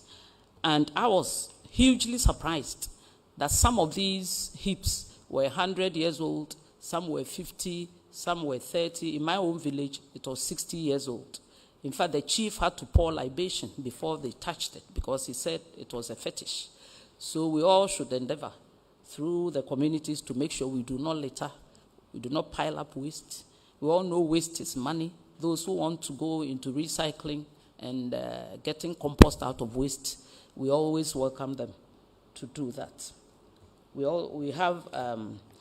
evacuated about 7,802 tons of waste within 72 locations, and we are going to carry on to make sure that the environment is rid of such heaps of waste. We all know we've been talking to you. I think it featured in the other briefing, that we are committed to the establishment of the National Sanitation Authority. This is to oversee waste management, be it liquid and solid, so that all players, stakeholders within the sanitation space will be gathered under one roof. In conclusion, Ghana has made strides towards the attainment of the Sustainable Development Goals in water and sanitation. Currently, an Afrobarometer survey findings, SDG scorecard, indicates that about 33% of Ghanaians do have access to household toilets, an increment of 15%, whilst population with access to water has increased by 3%, from 89% to 92%. Let us remain cautious and maintain a healthy environmental sanitation. Let us conserve treated water as well as protect and preserve our water bodies. I thank you for your attention. God bless us. Thank you very much, Honorable Minister, for the 4 briefs that you have shared with us. Colleagues, it's a good time to take your questions, so I'll come to you for some questions. As always, I am noticing some on our social media platforms. Honorable Minister, maybe you make a note of those questions, even as we get ready to take some questions. Do you have the microphone ready? You have the microphone ready. Please step down with the microphone. So please, let me see your hand if you have a question, and I'll send the microphone to you. Yes, sir. Let's start right there from where you are. Ghanaian Times. Thank you very much. Honorable Minister, I would want to find out if you say the state of our water resources is not in healthy condition, what exactly do you mean? And then apart from the Galamsey activity, which is affecting surface water, do we also say our underground water is also not in a healthy conditions? And what can be done to reverse the trend? Thank you very much. Thank you. Yes, sir. Right. So on making Accra the cleaner city. If you can please introduce yourself. I'm Henry. I work in Metro TV. Henry, Metro TV. Yes. On making Accra the cleaner city, I recall that Minister said it couldn't be done in the first year, but we are hoping the first term of President Nkrumah, we are hoping it is done in the second term. You've said a lot of things, but I want to know, is it something that we can do before the second term of President Nana Addo Dankwa? And also, you mentioned the National Sanitation Authority. When are we seeing it, as in coming to force? When are you looking? You didn't give any timelines to it. And I want to know if there are any timelines. When are we looking at it coming into force? Very well. Yes, Kweku.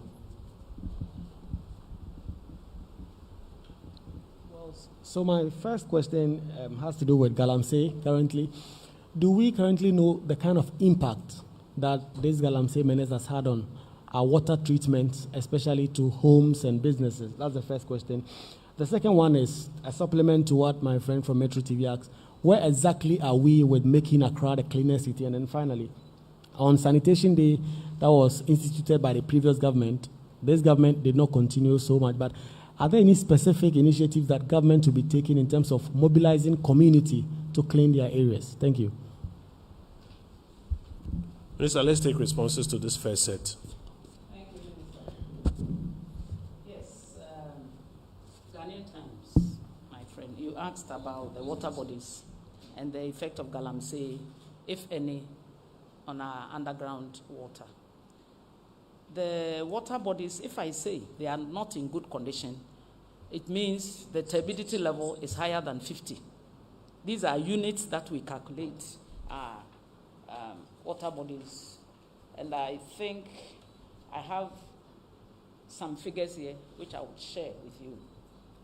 For instance, this year, 2021, in February, if I may pick the highest, in Prestia, which is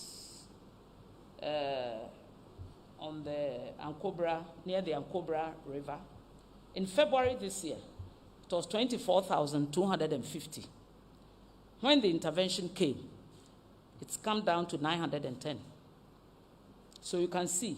So if I tell you that in Prestia, where the Ankobra passes through, has a turbidity rate of 24,250, it means aquatic life is gone, plants, flora and fauna is gone. The people cannot. Hitherto in the olden days, I heard that you could use a leaf to just pick some water and drink. They cannot do that anymore. And all these rural communities have to buy drinking water. That is why, despite the fact that we have 53.2 billion gallons of water endowed, or cubic meters of water endowed to this country by our maker, we cannot say that we will never buy water from outside. So this is where I'm coming from. We need to keep our water bodies clean. With regards to underground water, which we refer to as aquifers, all that is going through the water, seeping through the water, can easily get to the aquifers, meaning the underground water. So we cannot assume that they are not affected. In fact, Water Resources Commission is working with Water Research Institute. I've given those leads to the Executive Secretary to make sure we have those results. Because as I speak, we should check the contaminants as well as the pollutants, etc., in our water bodies. Some are reversible, some might not be. That's why His Excellency the President is so serious with this fight against Galamsey. And we should all endeavor to help achieve a solution, a lasting solution to this menace. So the charts are all there. I think they are displayed out there. So Ankobra is one. When we went round, we found out that people were doing illegal mining, Galamsey, in the night, because we were taking the measurements in the morning, in the afternoon, and in the evening. At Bunso, on the brim, in the morning it was 1,100 and something. In the afternoon it was 300, which meant the people mined at night. And for the life of me, I'm old enough, I had never heard until recently that people will have the audacity to put champagnes on our river bodies. I mean, it's unheard of. Totally unacceptable. So that is one. And then, my friend, Metro, on the Accra Clean City, I was asked a specific question, and I said, I'm sure that by the end of the second term, if, inshallah, Ghanaians vote for His Excellency, this will be done, and we are on course. The National Sanitation Authority has to go through a number of processes, and we've now garnered all the inputs. You know, there are new ministers which had to be given the opportunity to give an input. They've all done that now, and we are sprucing up the document to take it to cabinet. From there, other processes follow. So we'll keep you posted. And the Galamsey solutions. Or its impact on treatment of water currently? Yes, on the treatment of our water. We all saw the, how do I put it? I described it as palm nut soup or groundnut soup. The water quality, there was no quality in it. The bad water that was going through our machines.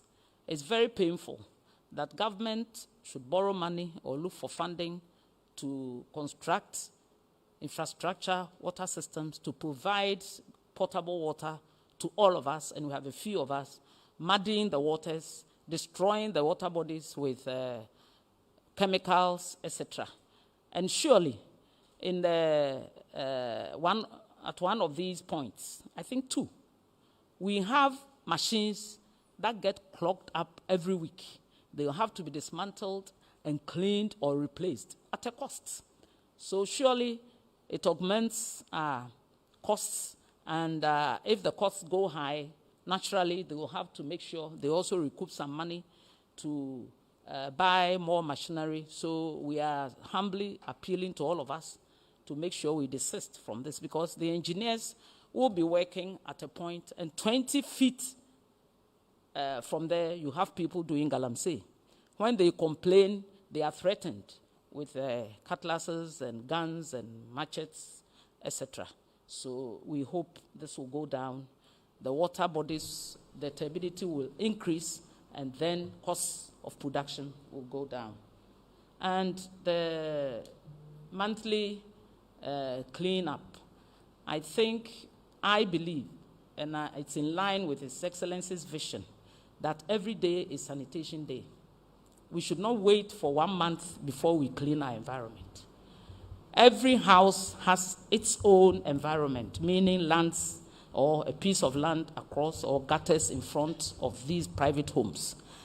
It is our duty as citizens to make sure, as we have our bath and clean our homes, we should also clean our environment. With regard to public places, arrangements are in place. We have contractors who have been contracted to clean. The assemblies are also doing their work.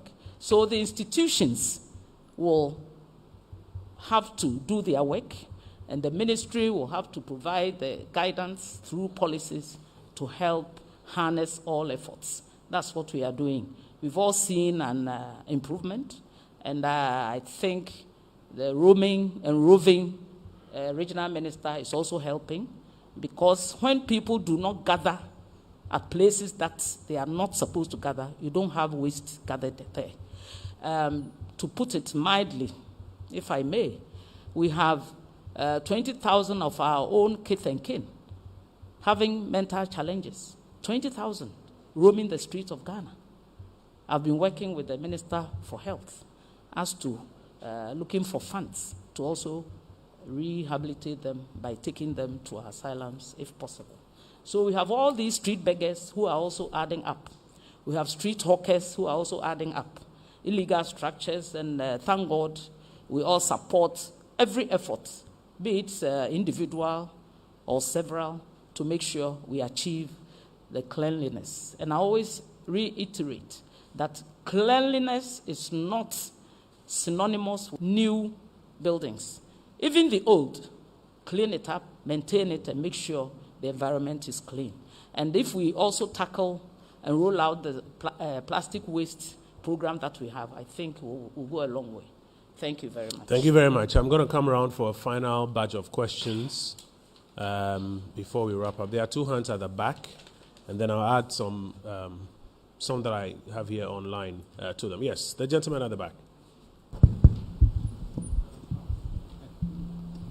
Honorable, good morning. Pastor Efremi Opoku, Mifri Kingdom FM. Pastor, my question here, free water now only share kakra no.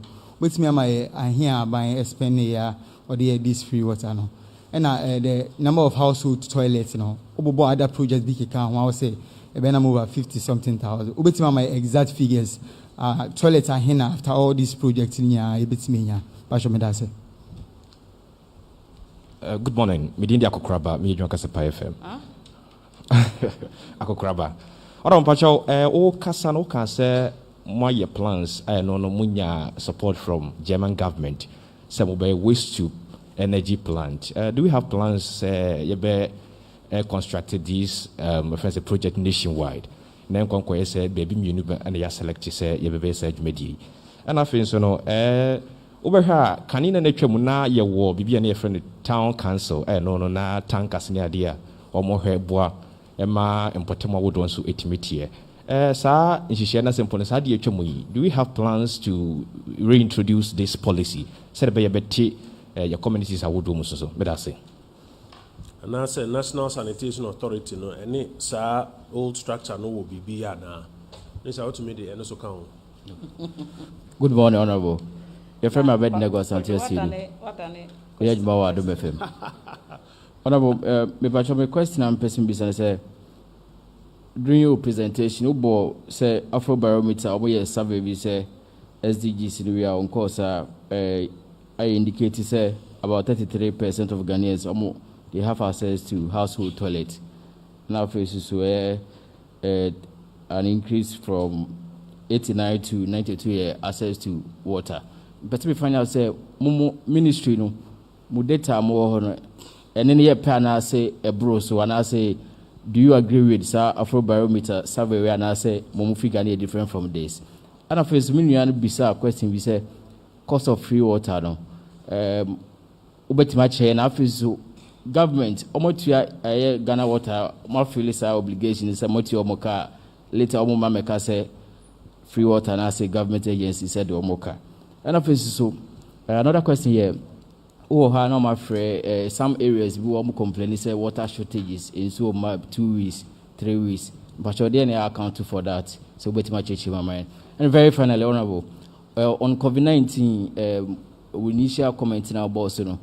If I say my clarity on it, does it mean say text in our airport or my detectives are cases where and I say my detective but a memory real community man I say that is saying thank you. Honorable Minister will provide responses. Minister, I'm the winning a treat. Nay, treat to make a treat. Yo, that's it. Free water no, a home canoe, a pepe, a hamoche, a diocron sia, a henu, a diocron back, and in a chilipo, a diasami and son. Pacho, may clear. One a bit in a cannibal for 896,000. 896,291,330.72 Ghana cedis. And me can about household toilets no. Medical they also say Ministry of Finance omugusu tiaka. E tiaka pa say omotia over 500 million Ghana cedis. MD meboa ne aka no ne happen is anya say the bill no buy na akotua yen so ye verification validation to make sure say figures no nyina ye pepe ne supply no na ya advice finance no motua until it's a process until Ghana Water is happy with the way things are going and we commend the Minister for Finance for providing the funds as instructed and directed by His Excellency. And this includes rural water costs. So, toilets na air can. Toilets na air can. The whole country, no, by the end of our validation, near 140,000 and maybe over. Because Kumasi is a conservative figure, idea show 30,000 a year. No, no, outside the 140,000. Yeah, the Beckham one about saying 170 or 180,000. And no 9 chain assemblies nankasa we've given them also this sensitization say omo make sure say omo appeal to household our homeowners as well as households to make sure that they produce their own household toilets. There you may stress and say obi woni nipa be 100 use toilet 1 enye healthy 2 enye dignify me kan me say mrantie na aba no sebe ketesia no omo ekochesi wo omo na abrantie no ni toilet on fia emuya no fi say anadwo the suom oyam tu a obeye den enti encourage o partner to be na on high fee menkase onkosi on high fee a toilet home ye ka opotoka sem say water gives life, sanitation gives dignity. Ye may especially into ye bestre. When ye permitter, would the bayer would die toilet canwa and start it. Fisa assembly normal bayer very strict these days. And now Osha secondary takrade, for instance, last week in read within a week or more year sensitization about the rules so be a toilet in no fee no amount now sino within 1 week. Enipa households 800 and something na register. Eti enim de wose ye na toilet dan wo de koy high se obi medam no amane baby obeja ne nan a na wo mo ano nti ebesre wo mo nyame ato wo mo nsem no a wo mo anya bi asi dan no yesre wo mo bebre wo mo fa toilet nka ho na ne nyina na manipa edi mu. Waste to energy plant no. In fact, in the long term, it's our vision as a nation to have a waste to energy plant as well as a number of incinerators. If you say material recovery no from waste, near compost we, near recycling of plastics we are there can to mean occupy prime land. And for the future, no, that's what we are proposing. Say ye benya incinerators as well as waste to energy plants. In fact, Ghanaians, I will say they are so patriotic. This gentleman, Oma Yenya Sa grantee, or any PhD in environmental studies, and or this project Yabagana. The best diaspora for so more access to funding.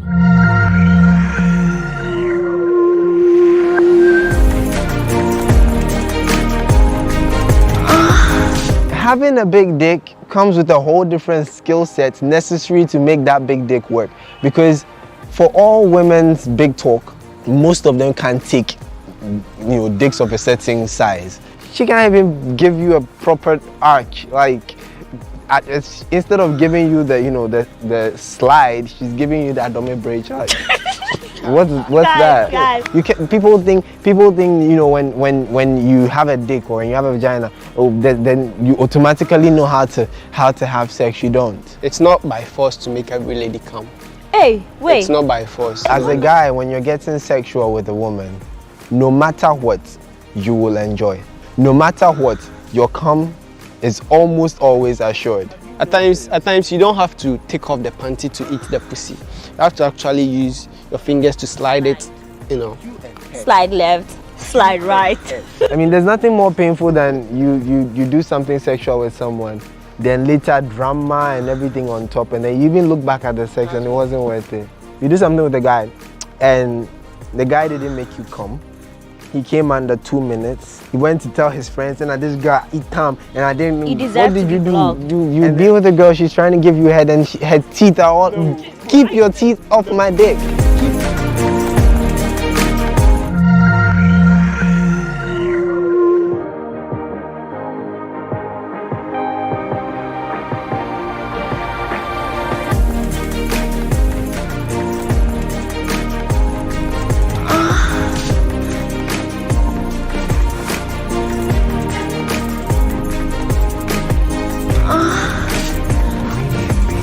The sexual needs of a man matters. Yes, ladies, we cannot be selfish. Know the sexual fantasies of your man.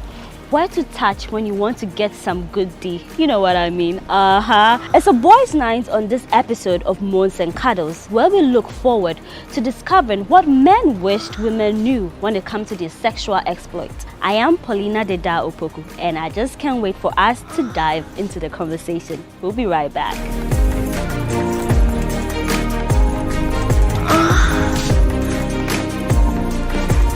Welcome back to Moans and Cuddles on GhanaWeb TV.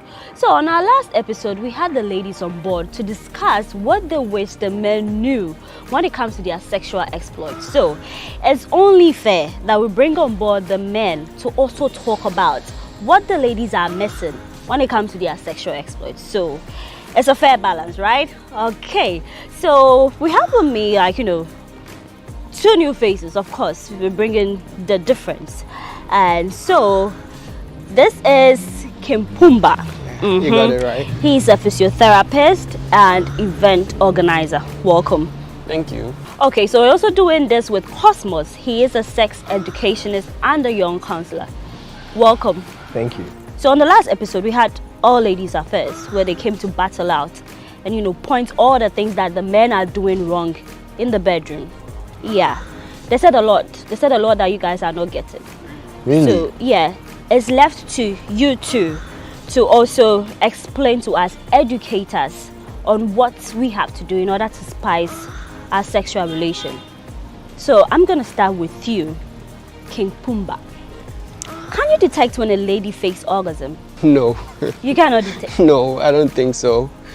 Because, you know, when a lady reaches her peak, that's where the vibration and everything comes about. So how can you fake a vibration if you are not enjoying it? How can you fake it? Okay, so let me give you an example. All right.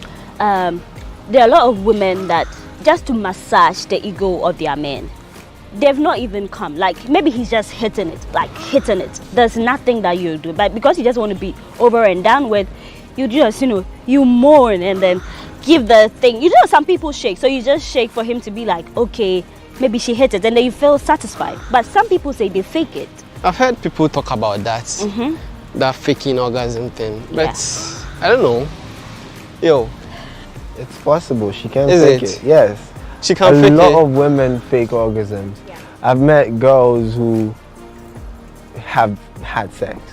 A lot. Some have even had multiple sex partners, but they've never had an orgasm. And it makes you wonder what, I'll give this to the ladies, it makes you wonder what some of us are doing. Because if you're having sex with a girl and she has not had an orgasm, then did you really have sex with her? Because the point of having sex is to come. It's to reach that peak, that pleasure point. And if she's not getting there, then you're not doing anything. And some of them fake it. And it's going to be hard for if a guy who is not conscious of his partner to realize. Some girls are good. They moan, they do the shaking and all. Oh my God. But it's all fake. But if you are conscious of your partner, if you know how she feels, what she's feeling, when she's feeling it, you would know when she's faking it. Can you describe how women come? You know, it varies each and everybody and how they react when they get to the peak. Yeah. Do you have any experience or heard of any? Actually, I've had an experience with only one person coming, and it was through head. You know. True head. Yeah. People would say licking, but I choose to say head. Head. So head game. True head. Yeah. And I realized she was coming when her thighs started shaking, and she was actually pushing my head inside. You know. Okay. You know that feeling. And when it goes that way, as the guy, you should try to support yourself and not, you know, suffocate. So the whole pushing inside. Oh yeah, sure. You are not in labor, so why should you put my head inside?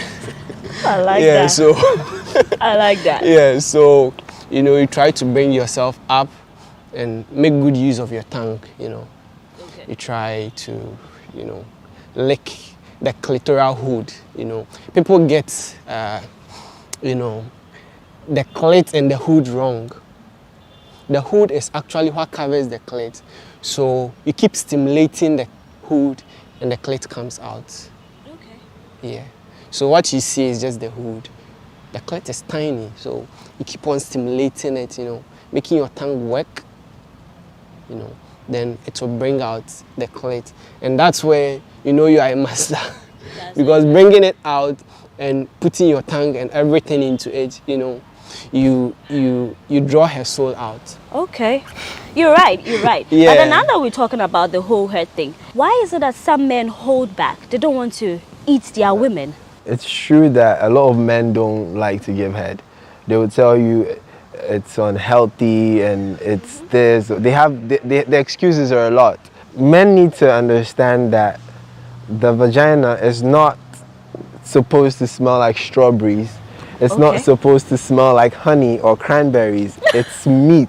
Raw meat. Raw meat. So you need to, there's a level of, I mean, when she's aroused, the pheromones, like all those things give her a musk that you need to, as a man, you get to a point where you get attuned to it. You don't really, and it's true, some girls don't keep themselves well, but I feel like if you're doing something with a girl who's not clean, it's your prerogative to make sure she knows that she needs to take care of herself. So rather than to complain that the whole place is not whatever, to me it speaks to you as a man, your taste in women. Because what are you doing with a girl who does not take care of herself, a girl who's not clean in the first place?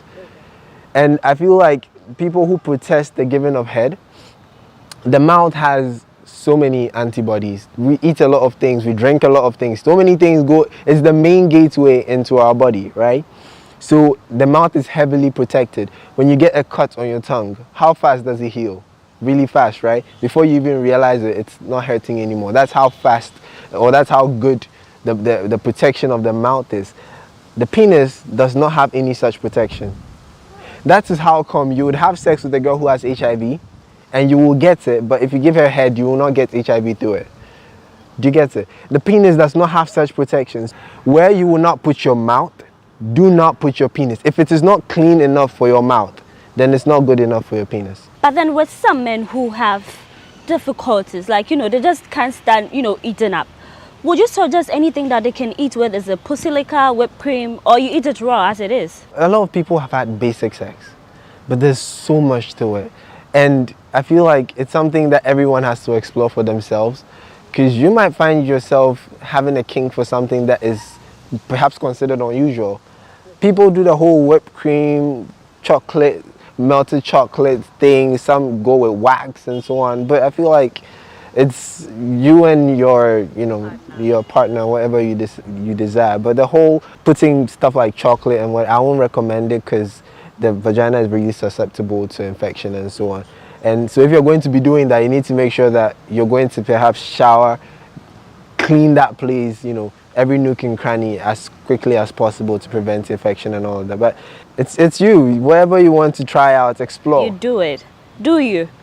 Kimpumba, what would you say to it? Do you want to eat it raw or you want to garnish it? No, what's garnishing when it comes to pussy? It comes with its own, stuff. When you keep on licking, playing the romance well, she drips wet, right? Yeah. And that's what you use for the garnishing. Okay. Yeah. So you don't need to go No. All right. But then what if you meet a woman who feels like, okay, I want you to eat me with something. It's fine. Some people do the ice thing, they're trying to put the ice on it. Well, ice is okay. Ice is okay. Ice is okay. Ice does a lot of magic. It does. Ice does a lot of magic. I recently came across this ice thing dick. Women do. Yeah, we were discussing it the other day, where they sculpt a dildo out of ice. You can make it at home. It's really easy to. You just need cardboard, a condom, freezer. It's really simple. And I feel there was something I was teaching a couple of people the other day, and one came back to tell me that his partner and him tried it, and she said it was the most mind-blowing experience she had ever had. Ooh. Basically, you need cardboard, like a cardboard tube. What you find in the rolls of tissue. So depending on the size you want to make, you can get the XXL or the regular size. You need a condom, okay? So basically what you do is you see the tube is like this, right? You put the condom in the middle of the tube, right? Just till it fits, and then you pour water into it so you tie off the end, and then you put it in the fridge or the freezer, sorry. So if it would freeze into the shape of the tube, and you realize that some of the water would bulb up at the end of the the tube where the tip of the condom is. It's elastic, so it will bulb up a little, so you have something to hold. So when it freezes, it's usually depending on how strong your freezer is, 24 hours, 48 hours. You just peel it off, the cardboard, and then you just cut out the condom, and you have your dildo, penis-shaped. DIY. Yes. Very simple. Thank you, guys. But then we're talking about your sexual exploits, what you want, what works for you, and what women are doing wrong. So, In the act of love making, do you prefer that the woman introduce in some positions, or you want her to lay back while you introduce 77 positions? Hell no. Please, please, don't lie down like a stick. Put yourself in the position before I come. Let me know if you want me to turn you like this. Tell, like, do it. Don't even tell me. Just do it, baby. I want us to do it like this. You see, don't be a Trusky. Be a Bentley.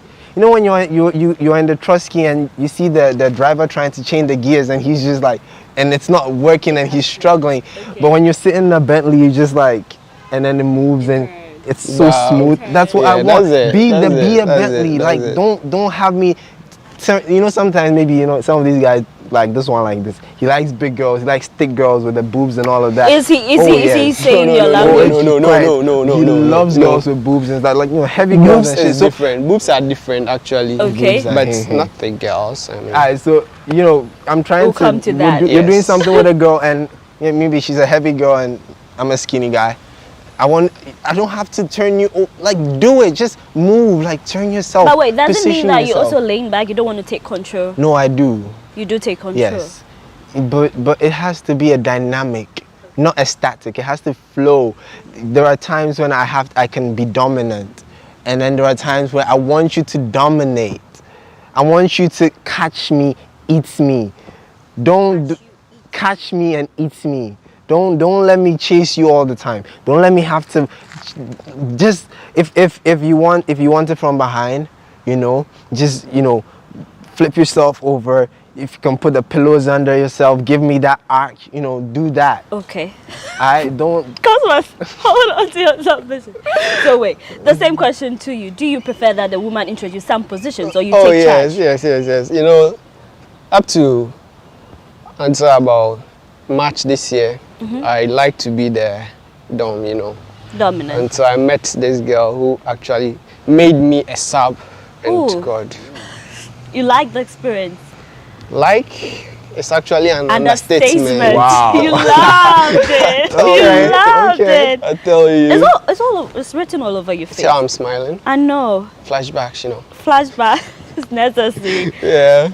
So, well, it's cool. You don't have to always, you know, be the dom or the sub. You should actually be role playing, you know. Today, up to this point, this person takes charge. Then maybe if you change your styles or something, then the next person takes charge. But then sex is all about communication. Yes. You don't have to just be there and I'll be hitting, papa. No. If you don't like the way I'm hitting, tell me. But then, men, do you like your ladies bad? When I say bad, like, you know, a girl who is rough on the edges, brings on the table freaky stuff. How bad is too bad? How much bad can you take? Personally, I haven't met my limit yet, but I'm sure it's up there somewhere. But it depends. I feel like if you're going to be bad, it has to complement your personality and your character. Some girls can pull off the lady in the street, freak in the bed. She belongs to the street. The street is not her name. I'm saying some girls on the street are innocent and, you know, a picture of decency, but in the bedroom. But there are other girls that can pull it off. They are all wild and no calm. It depends on what you, the guy, want. Don't go take a girl who is a lioness and expect her to behave like a kitten. It's preference. Some guys like tigers. Some guys like their girls, you know, tame. If you want wild, go for wild. I'm a very private person. I'm a very personal person. There are certain parts of, if you are able to unlock, like his hoodie says, the beast mode, then you get access to a whole new world of me. But before you get there has to be some, you don't just get there with me, you know. But I haven't met too wild. That I can take. I wish you meet the too wild girl as soon as possible. I'm not looking. Yeah. So, honestly speaking, when you talk to men, do they appreciate it when their women are bad for them? Oh yeah. I've actually met Holiko guys who don't like the Holiko women. And I'm always like, Holiko, you don't like Holiko, you should come and take the Holiko. No, it doesn't work that way. I think everyone is now actually going in for the wild type, so that you have mad fun, Mad fun. Mad fun. But then what if you carry it to marriage? So let's just say it's just on the dating level. In marriages too, you want your woman to be freaky in bed? Yes. Definitely. You have to be freaky. Hey! Some of these girls out here, excuse me to say, they assume that simply because they have a vagina, they can keep a man. Sex is a learned skill. You have to always improve. You have to blow his mind. You have to be ready to explore. You have to be ready to try new things.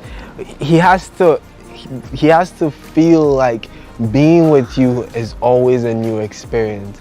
He has to crave you, So as wild as you may be, I've met girls who claim to be baddies, but on the outside they are the bad girls, always doing this, always doing that, but you get close and then you realize they don't know anything, and it's just trash, like on the real. Okay. And it makes you wonder. We feel attacked now. It's all packaging. It's all packaging. On the streets, she's all but she can't even give you a proper arch. Like instead of giving you the slide, she's giving you that dummy bridge. Like, what's that? Guys, wait, hold on. Wait, I feel like we've been attacked. You hold on to that. Wait, you're still watching Moles and Cuddles, and I got here with me the guys who are telling us women what they want when it comes to their sexual exploit. We'll take a quick break here. When we come back, the show continues.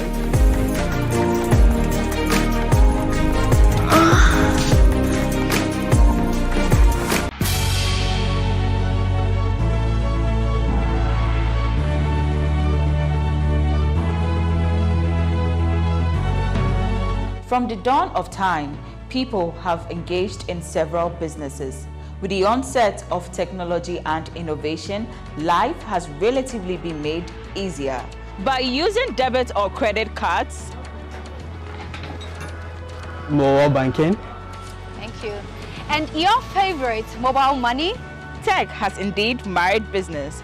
On BizTech, we spend time with faces behind known and upcoming businesses in the country. Learn more about the new technologies and innovation, as well as find out about the trending issues in the world of business. Join us as we serve you with a variety of compelling interviews, projects, and others right here on GhanaWeb TV.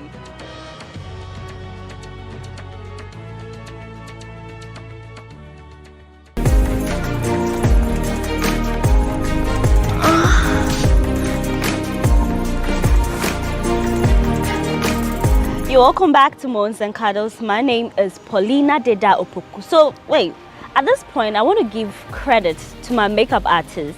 So I'm being glammed by Glam Clinic. Yeah, you can find her on Instagram. So the glam is GLAM and the clinic CLINIQ. Glam Clinic on Instagram. For all your occasions, call her and she will deliver. Guys, before we went on that break, Cosmos was talking about how we shouldn't be like that. We will come to that one.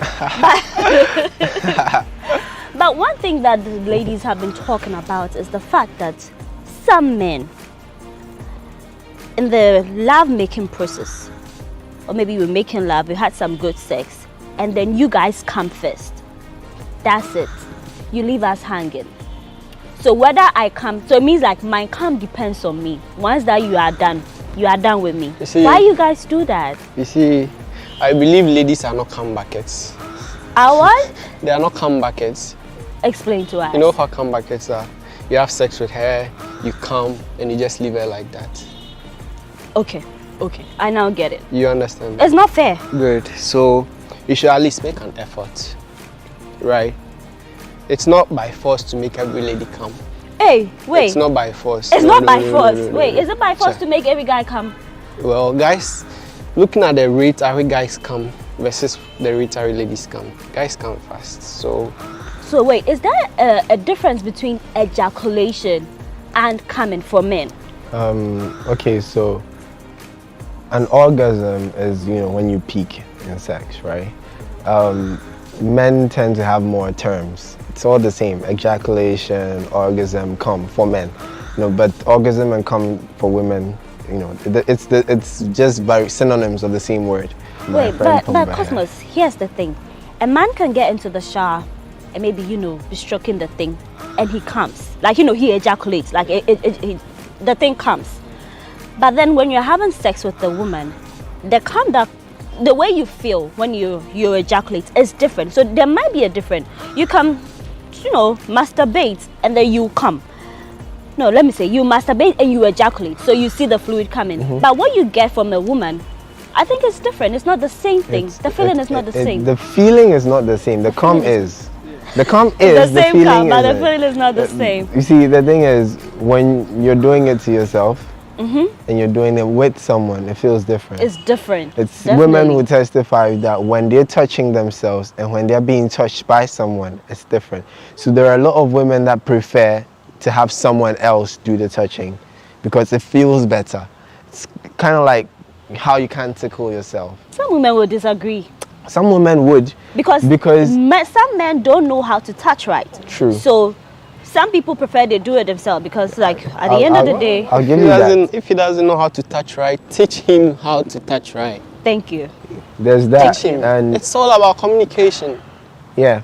If he's not doing it right, come on. This is what works for me. I think if you touch me that way, it works but for me. I'll give this to the ladies. They're right when they say men come and then they feel unsatisfied and they leave them like that. It's a problem with a lot of guys today. As a guy, when you're getting sexual with a woman, no matter what, you will enjoy. No matter what, your cum is almost always assured. The question is hers assured? What are you doing to get her there? Even if you're not going to get her there, because some girls are really hard to, get to orgasm, but even if you're not going to get her there, what are you doing to make her feel something? Because once you are doing what you are doing, you would feel something, you would like it, you would enjoy it, but she probably isn't. And that's where a lot of men too fall short, because like my friend was saying, you have, as a woman, try to tell him when he's not pleasuring you right or when he's not doing it right. But here's the thing, men have an ego problem. They feel like what worked with Akosia has to work with Ama, has to work with Ekia, has to work with, Gifty, has to work with Comfort, has to work with the Wachi seller's daughter. No, each and every one of them are different. If Ekia had really sensitive, breasts and touching her, I've met girls who orgasm just by nipple stimulation. Women have so many ways that you can pleasure them. Research and find your partners. If you're not, they have this misconception about a big dick and look, having a big dick comes with a whole different skill set necessary to make that big dick work. Because for all women's big talk, most of them can take, dicks of a certain size. Women actually prefer average dicks that would hit, everywhere. The big dicks hurt, And let me tell you this. So with the big dick, with time, you get bigger, and then your flesh. You adjust to it, obviously. But if you can't use your average dick properly, you think you can use a big dick properly? No. Master what you have, and then you can go chase the size you want. So men need to learn to put in effort. If you're touching her in a certain way and she's not really enjoying it, find out. Women need to learn how to be vocal, how to let their men know. Because we started off the show with women faking orgasms. Why are they faking orgasms? Because if they tell the man he's not doing it well, his answer will be, you are the problem. You are the first person to tell me that. When I was doing it with this person, the person enjoyed it. So why are you not enjoying it? So a lot of women will start to feel like they are the problem. But you see, the same girl will go and do it with Kwame not down the street, and They will come and say fear women, women are this, women are that. What he's getting from Kwame now is not the same. It's not the same thing. Okay. It's definitely not the same thing. So you will see women getting love and affection and emotional support from a particular person, right? But they're going to get dick from some idiot somewhere who is not treating them right. Why? Because that idiot is giving them far better sex than you can ever dream to get. For you to be able to pleasure a woman, you know, you definitely penetrate. As for penetration, you definitely penetrate, but it's not enough. How else are you going to get her to her peak? With just penetration? No. So that's where, you know, head game and other stuff's coming. I did a lot of, you know, reading on head. Cunnilingus, that's actually the word for it. And, you know, it's nice. Everyone should try it because you definitely get to hit. So why don't you learn to, you know, pleasure her with through other means, you know? I had to up my head game, and it's helping because the feel of a lady vibrating, you know, vibrating with your head. Why are you visualizing it? Why are you this feeling is a feeling that you can't talk about sex without a lot of people imagine. A lot of people need when you are the source of someone's pleasure. When their whole body, their whole being is focused on you in that moment, it's an amazing rush of power. That is why some women love to give head. When they have your dick in their hands like that, and you are gripping the bed sheets and your toes are curling, your eyes are rolling, they feel powerful. They control you in that moment. That's why some women too love to dominate when they're riding you and they can see how Charlie, the guy is gone. Like, they love that. Okay. So if you and your partner both have that feeling, you know, that chemistry with each other, it makes for mind-blowing sex. I like to think of sex as an art. And you are the artist. You need to paint for your partner a mind-blowing orgasm, a masterpiece. You have the canvas, that's the body, right? You have the tools, your hands, your dick, everything you have, right? Paint her a masterpiece. You're the producer. You have the beat. Give her a banger. You know, it's an art. Master the art. It's a learned skill. People think, you know, when you have a dick or when you have a vagina, then you automatically know how to have sex. You don't. And Cosmos, men have raised the issue that when women are giving them head, some are too quick. Like, you know, they feel like, oh, I've been up and about, I've been doing it, he's not coming. Okay, I'm tired, I'm going to grab water. This head thing. How do you want, because some women too can be selfish with the head thing. When we think like, okay, I've been on it, I've shown you everything, I've gone all out, but you're not coming. I met this guy who kept saying, no woman can make you come from head, it's not possible. And I was like, bro, you will meet a girl who will give you head so good, you will buy her land. And the sad thing is most girls don't know how to give head. I feel like many of them are disgusted by it. So, you know. And over and done with it. Let me just do anything. Yes. Teeth and everything. Like the whole like teeth thing. You don't. No. You'd be with a girl, she's trying to give you head and her teeth are on. No. Keep your teeth off my dick. Keep your teeth off it. Like, stop. I remember this guy once came to me. You know, people come to me with issues, you know, the whole counseling thing. And he said there was this girl who was giving him head one time, and I think she had this sort of attack or something. You know, she was shaking, and till today, he still has the scars on his dick. Oh boy! You know, and it puts him off it. I feel like he has post-traumatic head disorder. He's not gonna allow no woman. He cannot keep your dick off it. You know, head is best when it's sloppy.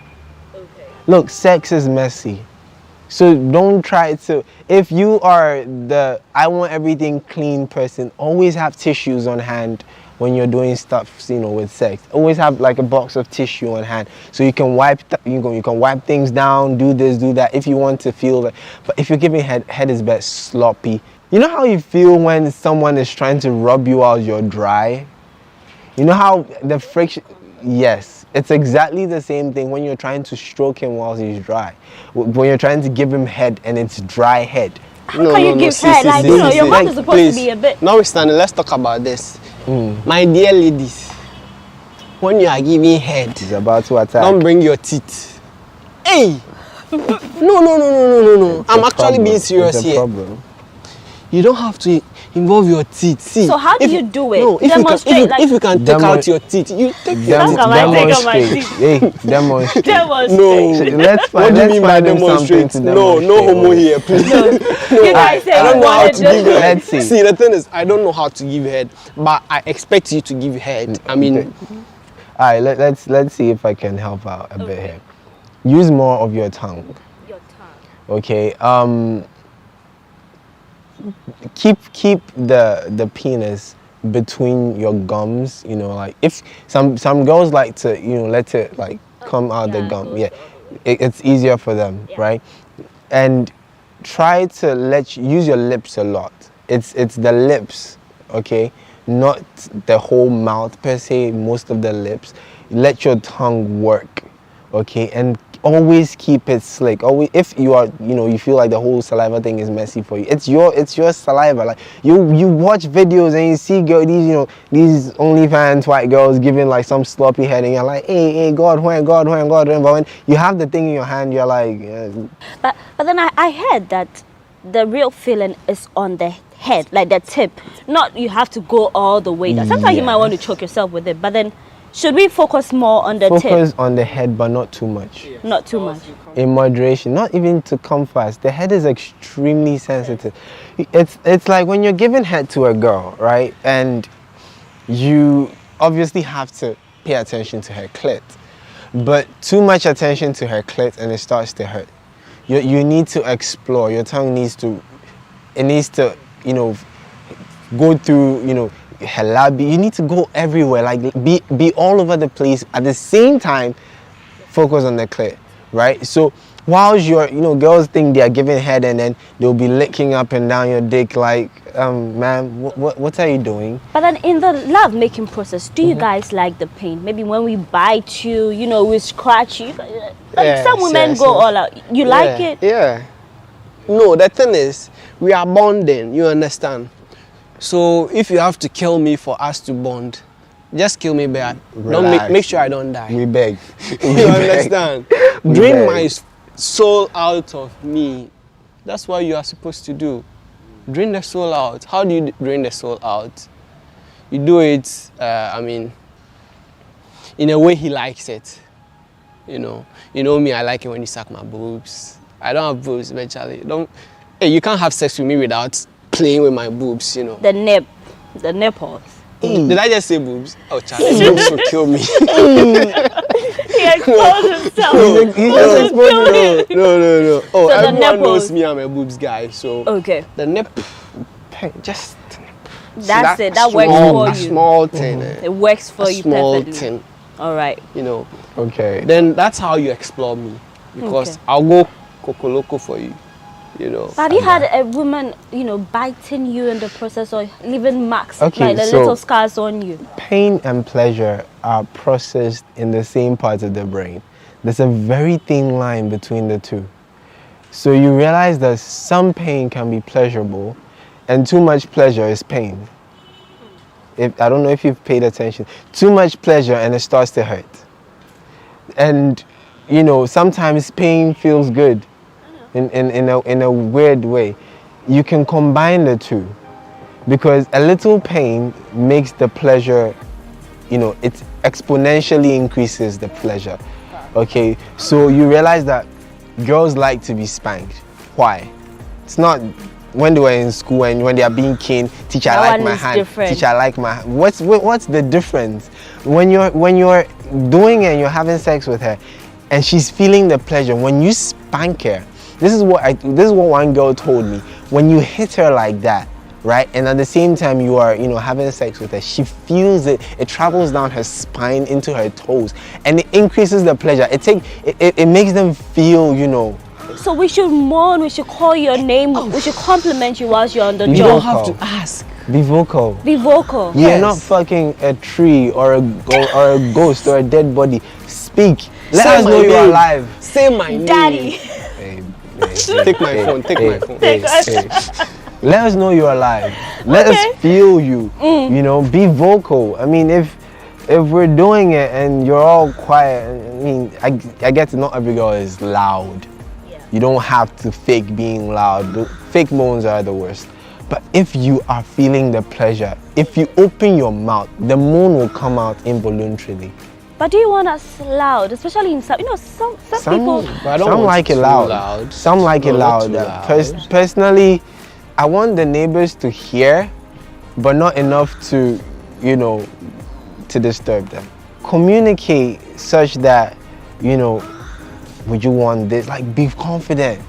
Even when you don't know what she wants, be confident. Like, let her know that, okay, I want to do this. Are you ready to try it? Okay. Do you want us to do this? Are you open to this? Are you open to that? Don't be like, we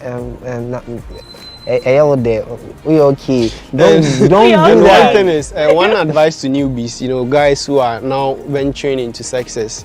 See, before you have sex with a lady, don't think about the fact that you come fast, because that mere fact of it will make you eager to keep it long, to make it last long, and it will shock you that that's when you come fast. And at 33 seconds, disappointment. Okay, hold on to that. Okay, I know you're liking the conversation. I must say, I'm also enjoying it. I like to hear the men tell us what is actually on the ground and how we women too can up our game. We'll take a quick break here. When we come back, the show continues.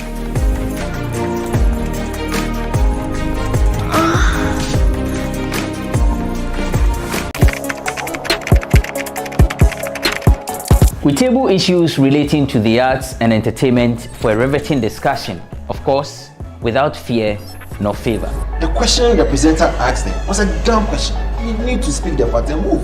Varied views. We agree to disagree. So I would disagree with everything you said. I think that he's a smart guy. I think what he did. No, but I also said he's a smart guy. Yeah. I guess that I'm waiting for the what next. Yeah, I don't think that we have to wait for what next. It sometimes gets confrontational, but that's the beauty of the game. Today you are denying funny face. It's not my brother. You are denying funny face. I don't know him. You don't know funny face. It's not my brother. You don't know funny face. It's a package. We meet, we sit, we dialogue, we learn, we progress. My name is Benefo Huabin Abrantepa, a proud blogger, and this is my forum.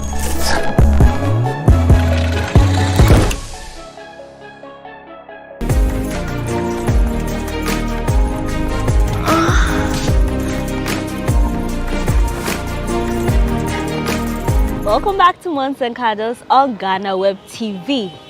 Guys, lots of women do crazy stuff when it comes to keeping the place tight for daddy. Does a tight vagina spice up lovemaking? You know how men love sugar mummies and so on, right? Okay. Somehow they don't have a problem having sex with maybe a mother of two, sugar mummy and stuff, and they actually like it. Some of these older women give really good sex. Well, also I've heard. But somehow they have a problem with it when they are doing something with a girl and then they go like, oh, this girl, she has a manhole and this girl has this. No, she doesn't. A mere penis cannot do anything to a vagina. I feel like this is a misconception that needs to be put to bed. The vagina is built to expand, to accommodate. Over time, it returns back to what. So, if you are having regular sex with someone of a certain, girth, penis girth, obviously you would get used to it. Your vagina will get used to it. If you stop, it returns back to how it used to be. Over time, like these things, every girl is different. When she was a virgin, it felt whatever because her body doesn't know. Nothing has been there. Her body doesn't know how to adjust. Right? If you're having sex with a girl and it's difficult to penetrate, it's not a sign of, oh, and it actually means you're not doing it right. Because it's not supposed to be hard. She's supposed to be aroused, her body is supposed to relax and accommodate. And so if her body is not accommodating, it's either one or two things. If either you're bigger than anything she's ever encountered, or she's just not turned on. If she's wet, if she's ready, and if she's, in the prime condition to receive it, she would. It's not about how tight or whatever. I feel like boys need to get that thing out of their mind, because a woman would give birth a baby. You know how big a baby is? You know how big those things are, like huge. And it comes out. And in a few months, look at his head, so big, but in a few months, it returns back to the way it was. And her husband, could be twins, papa, twins craft for her, and the way the man, they like doing things, like, why is it that she's giving birth, but it's not a manhole? But then, I feel like when boys say these things, I look at them and I see children. It's not about tight or not tight, it's merely about, I feel like these things are things boys say to cover up for their inadequacies in sex. Now they say that for your man to enjoy, maybe you feel like he's seeing someone else. Now, Gene, if you have to, mix one or two things to make him concentrate on the good thing that you're giving him. You guys, I would say, have influence, because now it's really selling. If I tell you how these pussy whatever is selling for women and how women are jumping on it, you will be surprised. And it's all from the pressures that they are getting from men. You are not tight, you are watery, you are not sweet. Some men need to understand that is the best kind of dry pussy it's supposed to be wet. Cardi B made the song Wet Ass. It's supposed to, if it's not, then it's need not. Need a bucket and a mop. you bob. You get it. So if you're a guy and you are complaining that her pussy is watery, now then people complain. You need a wap. People. That's what I drink. People are out here, like they want their woman to squirt, and and you are getting and say it's too watery. Hey, 2 or 3. One mindset generates another. They make women feel insecure.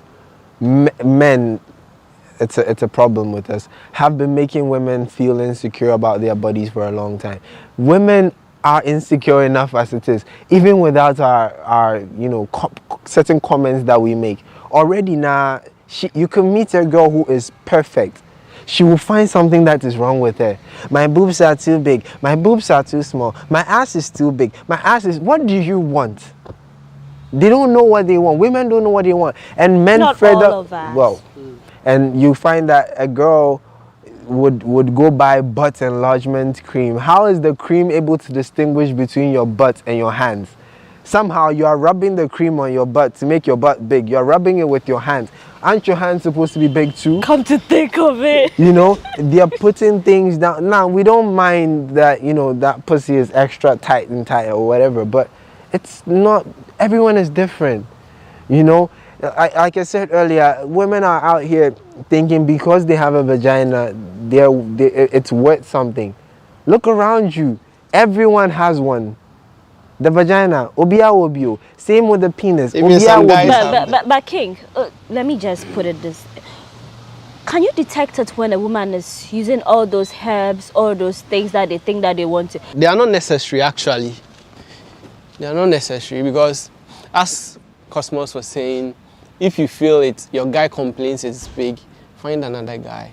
If someone tells you your pussy is big and, has the guts to tell you to your face that your pussy is big, the person is not worth it. First of all, he's uneducated.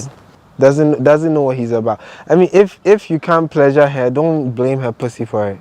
If you feel you're not, gripping your man as you want to, there are exercises for that. Like I said, sex is a learned skill. You can do your Kegel exercises and strengthening. You don't need kayamata or anything. You will see some of these girls are out here mastering sex. Obejo boys is here. It's not anything. The same vagina you have, the same vagina she has, but Obejo boy, I can give you a gun, right? You will shoot and someone will die. Pepe. But give the same gun to a trained soldier, to a marine, to an assassin, to John Wick. And he will do miracles. He will do miracles with the same gun. You get it? Yeah. You have a dick, I have a dick. But we're not equal. You have a vagina. She has a, but you are not equal. No. You are not classmates. You are not on the same level. You get it? You are not on the same level. So I was listening to this this psychologist the other day, and he said the reason a lot of women, fail in some of their relationships is that personally the woman herself has nothing to offer but her vagina, like her body, and they think they've made sex into sort of a commodity and exchange something. You have to give her something, and they're not on the streets, but they are selling it either way, And here's the thing, you have made it a commodity, but the commodity is not even that good. And that's sad. You're selling it, but your product is inferior. You have a vagina and everything, but you don't have any other skills you're bringing to the table. So let's say I date you, and you're not bringing anything of worth to me. There's nothing tangible I can say, this girl, this is what, this is what it is about her. And the sex is trash as well. But guys, do you like it when women appear in nice lingeries, like panties, matching panties? Does that turn you on? I want to see what I'm eating. I want to be able to take something off. You don't have to be naked before me. As I said earlier on, it's actually a bonding process, right? So you shouldn't take off your clothes. Let me help you do it. Okay. Understand? And then what we wear beneath too matters. Yes, it does. Definitely. It does. Have you At times you don't have to take off the panty to eat the pussy. You have to actually use your fingers to slide it. Slide left, slide right. I won't take any drug enhancement. Yes, let's say I'll come on my tongue. I'll come under 7 minutes, right? I'm okay with that. But then I know she's not come yet. And my tongue can make her come. Why not? Because if you take your enhancement and you hit for 30 minutes, it gets to a point she feels pain. Yeah, and they don't enjoy the sex. Sex, you're supposed to enjoy. I enjoy, you enjoy. And even the guys, you won't get to enjoy because of the drag. You're supposed to come. Yes, you're supposed to come. Sex, so if you're supposed to come and then you go take drugs and you're not coming, bro. Come on. What's the Understand? point? So you call me a lesbian boy. Well, I don't hit for 20 minutes. But my woman comes. What I do under my 7 minutes is better than what you do in 2 hours. Sometimes what the eye doesn't see, the mind imagines. And it's a more intimate process that way. So the lingerie, the sexy underwear and whatever, it's very important. Because imagine you're undressing your woman and you take it off and then she's wearing granny panties and you're just like, But then when you take it off and then she has, you just stop. Like you just stop. You take a moment to drink her in, to admire what you're looking at. And the whole lights off thing, well, some women, I can't speak to that because some are very shy. And that's why they prefer the lights off. Some are very insecure. But I feel as a guy, if you're doing something with a girl, you need to make her comfortable. I want to see you. I'm comfortable enough to want to have sex with you. I shouldn't be turned off by your body because if seeing you naked turns me off, then I really don't have any business trying to do anything sexual with you, If it's because you're shy, I mean, okay, if you're with your partner, your boyfriend or something, at least over time, work your way out of it such that you can, let him see you naked and you see him naked and so on. No painter paints in the dark. No artist works. We need to see what we're working with. I need to see what I'm working with if I'm going to give you the pleasure that you deserve. I don't want to, be fumbling looking for breast here and then this there or anything there. King. Breast is something you should locate even in the dark. Her. Okay. Yes. You made it so obvious that you were a boob person. And that's just fine. Oops, wait, it's not rocket science. Are you really Even if the lights are out, you should be able to. And on the back of that, what are your sexual turn off? Like, you know, a lady pulls this thing off and then you are done. Stinky pussy. What? Stinky pussy. If it stinks, God, I won't hit.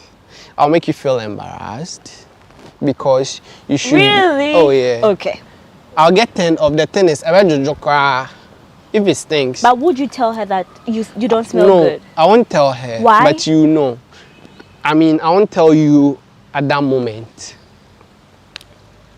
But then you know, it's some way. Telling someone your pussy stinks, it's some way. So you find the, you know, more appropriate time. Wait, you need to. I thought when we started this conversation, we were all talking about communication. What happened to it now? In that moment, that's not moment the time to say time. something like that. But you notice if I undress you and it's not, I may not tell you in that moment, but I won't do anything with you. Yeah, the thing is, you know, because me, I like to give head before sex. So you see me kissing you from up, sucking boobs, coming down, and I stop, and you know I'm not interested anymore. You should know there's something wrong down there. So there was this post, and it was like, Wankasa, put your hand down there and smell it. Wanka, will you give head to yourself? No, yes, you should, ladies, you should actually be doing it. Taste right? yourself. When you are there alone, okay, just put your hand, put your finger in your pussy, okay, then smell it, and ask yourself, do I like the smell? If you do, fine. Or just ask yourself, if someone has this pussy, will I give the person head? Wow. You understand? If the answer to your question is no, then you have to work on yourself. Don't go and buy chemicals, please. The stinky pussy you said is a big deal to you. So no. Okay. No. All right. That's it for you. That's it. Yeah. Okay. Personally, my turn. If there's something about you that turns me off, right? I wouldn't even get to that point where I would be sexual with you. I've had really terrible experiences. So there's that. But how do I put it? A girl who doesn't like to shave. Now I get it. Some girls are not doing anything sexual with anyone. And they feel like, you know, shaving, you know, they might get rashes and stuff. So, you know, they like to keep the... But if you have an appointment with someone, please trim that bush. Cut it. Like, no, don't trim it. Eradicate it. Because how would you? How are some people? Some men are okay with it. Some prefer it, but personally, it's not a thing for me. It's not a thing for you. I don't like to taste the hair in my mouth. Okay. What else? If you're dirty. Dirty. Big turn off. Dirty down there, you mean? Dirty everywhere. It doesn't matter down there. Big turn off. And there's this thing, I think it applies to guys as well. People that smell good. Lord, if you smell good, it's a huge turn on. If you smell bad, we're not even getting there to even have to bother about me. Because me, I'll just get up and walk out. And another thing that is a big turn off for me, there are some people that once they come, that's it. They're satisfied. They don't care about anything else again. My primary objective is to get you to that peak and beyond as many times as possible in that one session, right? If you are the I come and then I'm no longer interested type, it's a huge turn off. You won't see me again. You must come and come again. And you must come. Make yourself I have a available. standing record of 21 times. So if you are... Wait, can you repeat that? A standing record of 21 times in one session. So if you are not about that let's break the record. I can't. Not everyone can get there. Not everyone can, go as me. Some people 2, 3, they're okay, 4. But it has to be more than one. I can't. How long was it? 10 hours? Oh no, I'm not talking about the whole. Like that one. Sometimes you can go maybe 1 round, 2 rounds, or like that one session, right? That one session, back to back 21 times. And I was need to speak to that lady. I She was needs sitting to down tell like, us her experience. what the hell? Like I counted 18, but she told me it was 21, and I was like, wow. Like when you're being sexual with someone, it has to be something that you look back on and smile. We've all had experiences where, I mean, there's nothing more painful than you do something sexual with someone, then later drama and everything on top, and then you even look back at the sex and it wasn't worth it. Like, especially with the girls, you do something with the guy, and the guy didn't make you come. He came under 2 minutes. He went to tell his friends, and this girl eat time, and I didn't. He deserved what did to be you do? blocked. And then on top of that, he's giving you stress and headache and drama, and you just look at that 2 minutes of your life giving you 6 months of pain, and it's not worth it. Guys, you brought the fire. That was all I was expecting. I asked you to defend the guys, and you did well. I know that you've spoken well. You've spoken really well. But I want you to put out your social media handles where we can reach you. I'm on Instagram at innocentwith3ts.k, and on Snapchat as Ken_Pumba1, and Twitter is Kwame_Ino. Yeah, and I'm on Telegram as Breast_Ambassador1. I'm on all social media as IAM_XENOGH, or IAM_ZenogH. On Telegram, on Snapchat, on Twitter, on Instagram. So you can hit me up if you want. I know you have a group. Tell us about it. Yes. So I have a platform on Telegram where people come to me with personal stuff, personal issues, personal problems. It's basically a platform where people can speak up about anything and everything. A host confession. I know the name is a bit interesting. A host confession, just imagine. The point of the name is we live in a society that tries to villainize you for the very things that everyone else is doing. You're a girl, you have sex, and then they make you out as a bad girl, or you are this, you're that. But you get to a certain point when you realize that no, you're not. Everyone is doing whatever, and the brand. I mean, who's a hoe? They brand you a hoe, and it just doesn't make sense, because the very same people who are saying that are doing it too. You're right. People judge you for the things that so they do. They can join my channel on Telegram. The handle is LOAH Confession. LOAH Confession. All right. And you can just join them. Thank you very much, guys. It was a pleasure having you on Moons and Cuddles. You're welcome. And I hope to see you sometime soon. Definitely. Okay, so thank you very much for watching. And the guys have spoken. The ladies too have said their part. So let's all do our homework to spice our sexual relationship. So you can also follow us on all our social media platforms at the GhanaWeb on Instagram, Facebook, and Twitter, and let's get interactive. My name is Paulina Deda Opoku. See you on the next episode.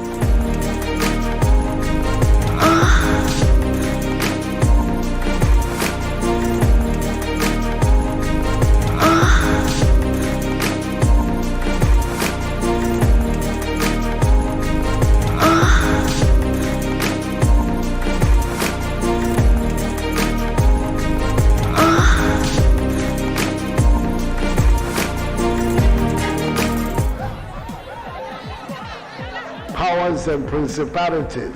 There's so much fire inside me. Tragedy struck when part of the largest hillside at the kosher rubbish dump collapsed. It's going to be fun to see how he goes about approaching this game.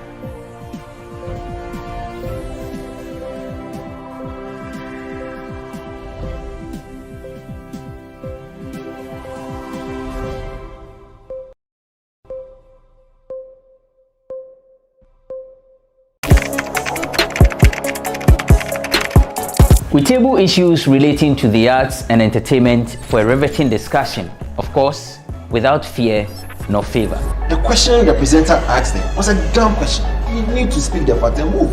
Varied views. We agree to disagree. So I would disagree with everything you said. I think that he's a smart guy. I think what he did. No, but I also said he's a smart guy. Yeah. I guess that I'm waiting for the what next. Yeah, I don't think that we have to wait for what next. It sometimes gets confrontational, but that's the beauty of the game. Today you funny face. It's not my brother. I don't know him. You don't know funny face. It's not my brother. You don't know funny face. It's a package. We meet, we sit, we dialogue, we learn, we progress. My name is Benefo Abrantepa, a proud blogger, and this is my forum.